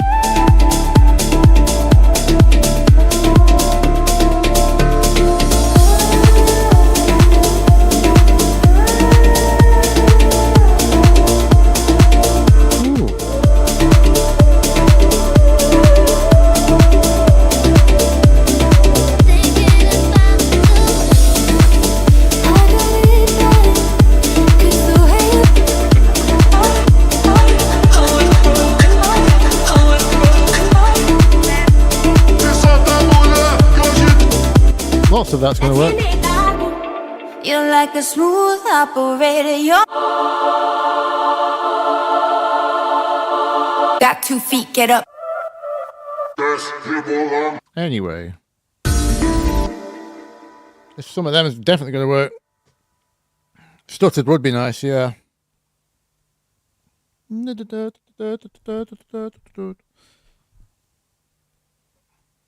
Something in the background of the in fact, let me just buy that one and then I was going to head off now, so this is for later. Oh, I've done it again, no problem. Dragged it into my microphone track and then duplicated my microphone track.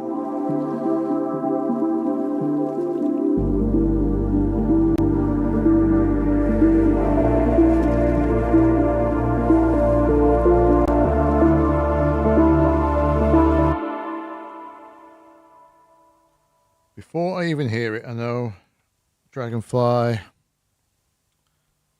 reverb is going to work, and like someone suggested, was it Seb? The stutter. Oh, it was Joe. Accept different rhythm. I don't want everything to... I think the standard trance gate, the default, would be cool. Before the reverb, that would be cool. And we're going to need a filter. think she's a bit belty instead of head voice. And of course, take off the low end.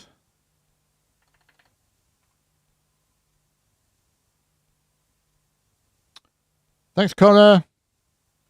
Should be heading off myself very soon.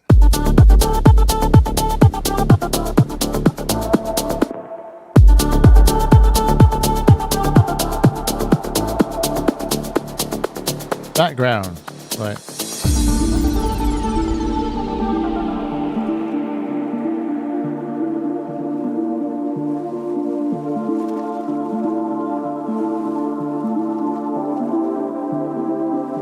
Something like that, maybe. See if we can force any air out of it with Roth. She's not that breathy. Thanks, Tatine, however you pronounce pronounce that one.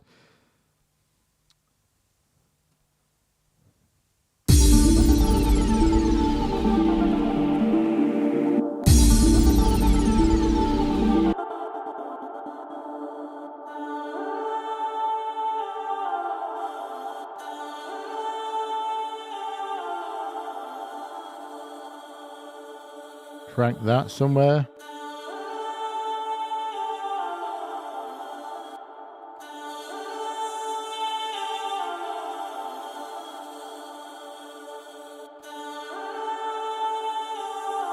Oh, that's quite nice.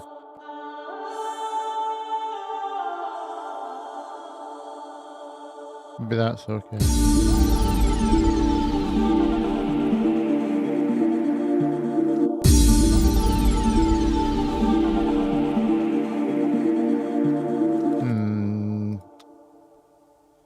I think she's going to need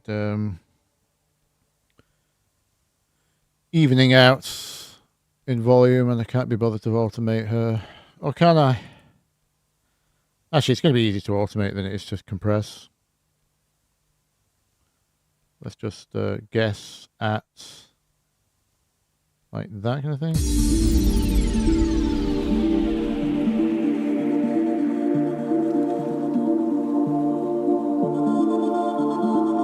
Want some kind of swell.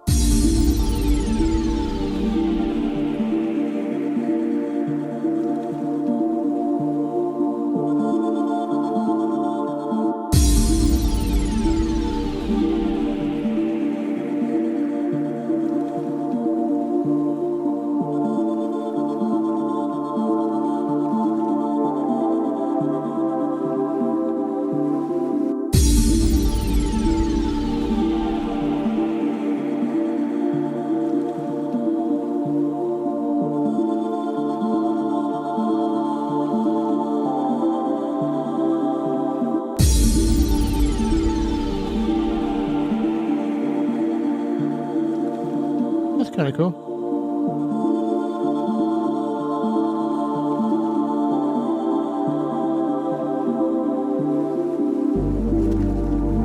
Where would it go? Well, maybe it's twice and it's like filtered in like that. Maybe.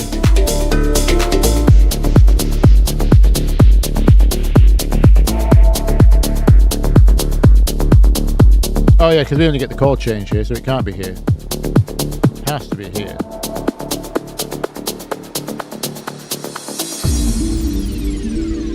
Want the riff to be a noticeable thing. Oh, maybe this is halfway. Ah, yeah. Call and answer. I think this is a solution.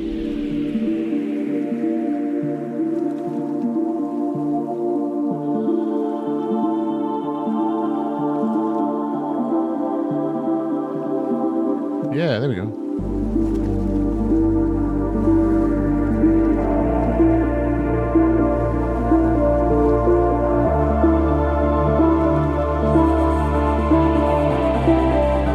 Other way around. I can hear that was the other way around.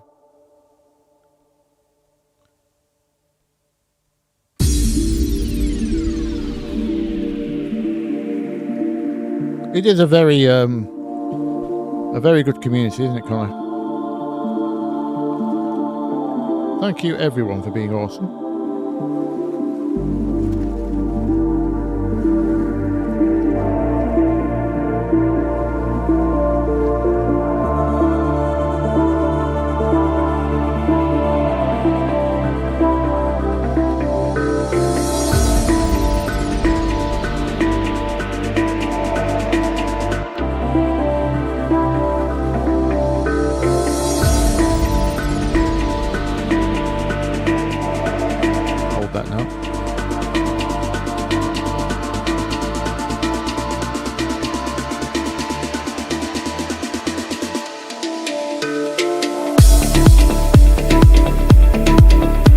Background layer.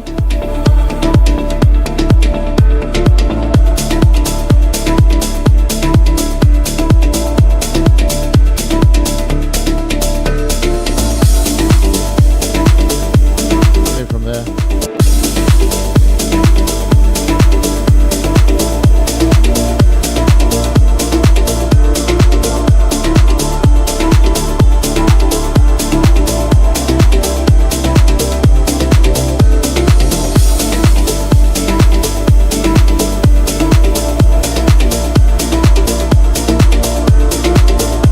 Something like that.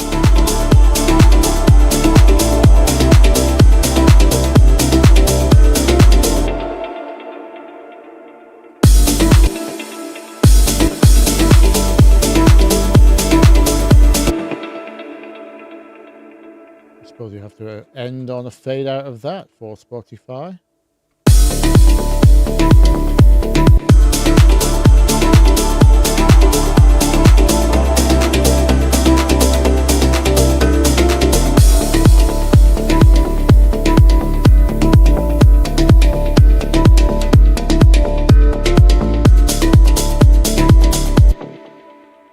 Something like that, maybe.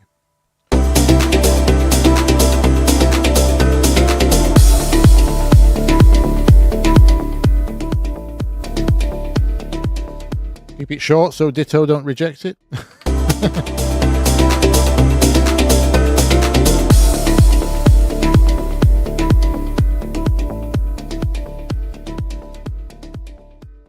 Probably get away with that. Cool. We made a thing, people.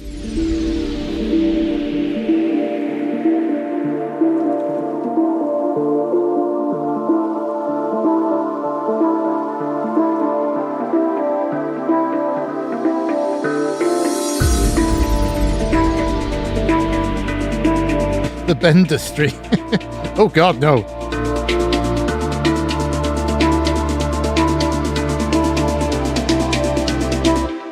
Isn't part of the problem that the what's effectively happening is an industrialized process of art, which in itself is a bit abhorrent, isn't it? I did a thing.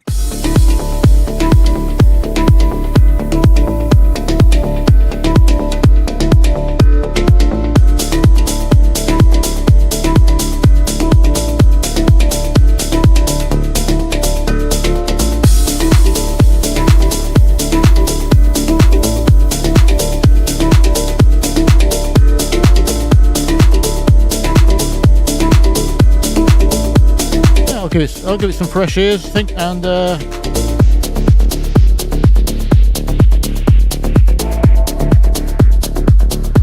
oh, there was one thing.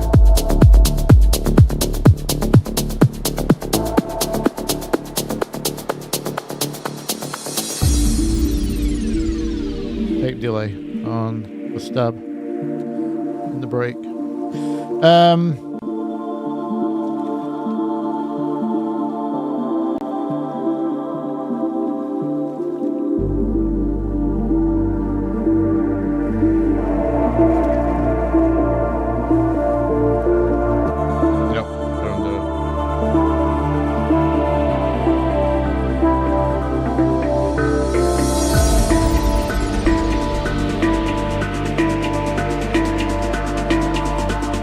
Maybe along there.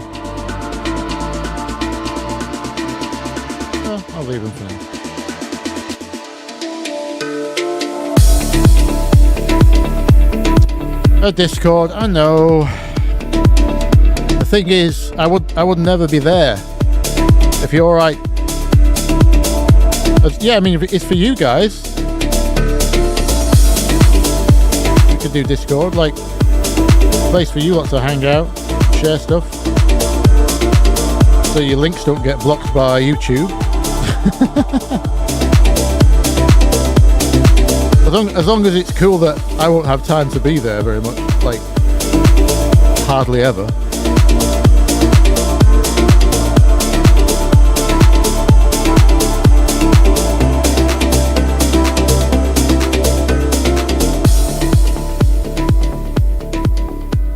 Yeah, you can get...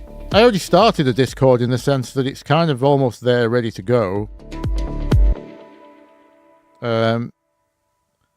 I had to employ robot mods. There are plugins out there to be able to do that for you for the meantime. I just didn't install those. That's kind of when I stopped, when I realized that was a thing I needed to do. So, anyways. Well, Johnny will be happy. Finished track. We'll probably send this for release on Monday after a quick tweak.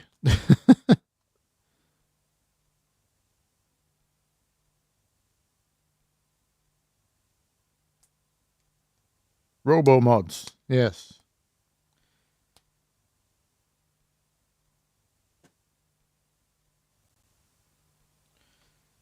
Right then. Yeah, I better get some food.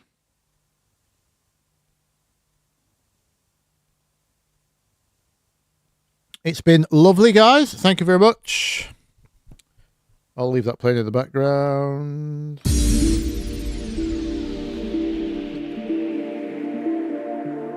I think too much whooshing for an intro.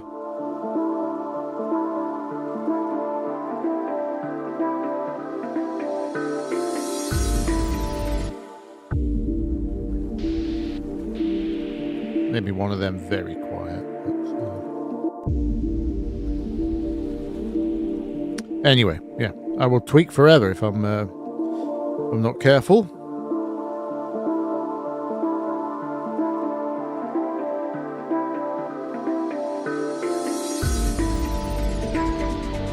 Cheers, Alex. Cheers, cheers, Sandarki Bona. I have no idea how to pronounce that. Sandarsi Bona. Sorry. Auto Beanman, hello. Yes, thank you. Hello, thanks, Cook. Thanks, W2F Robbie. Thanks, Connor. Thanks, Joe. Thanks, Gleb Glub. A pleasure, as always.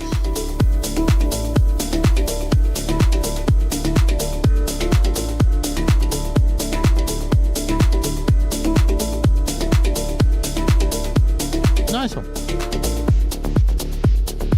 Have a good night, everyone.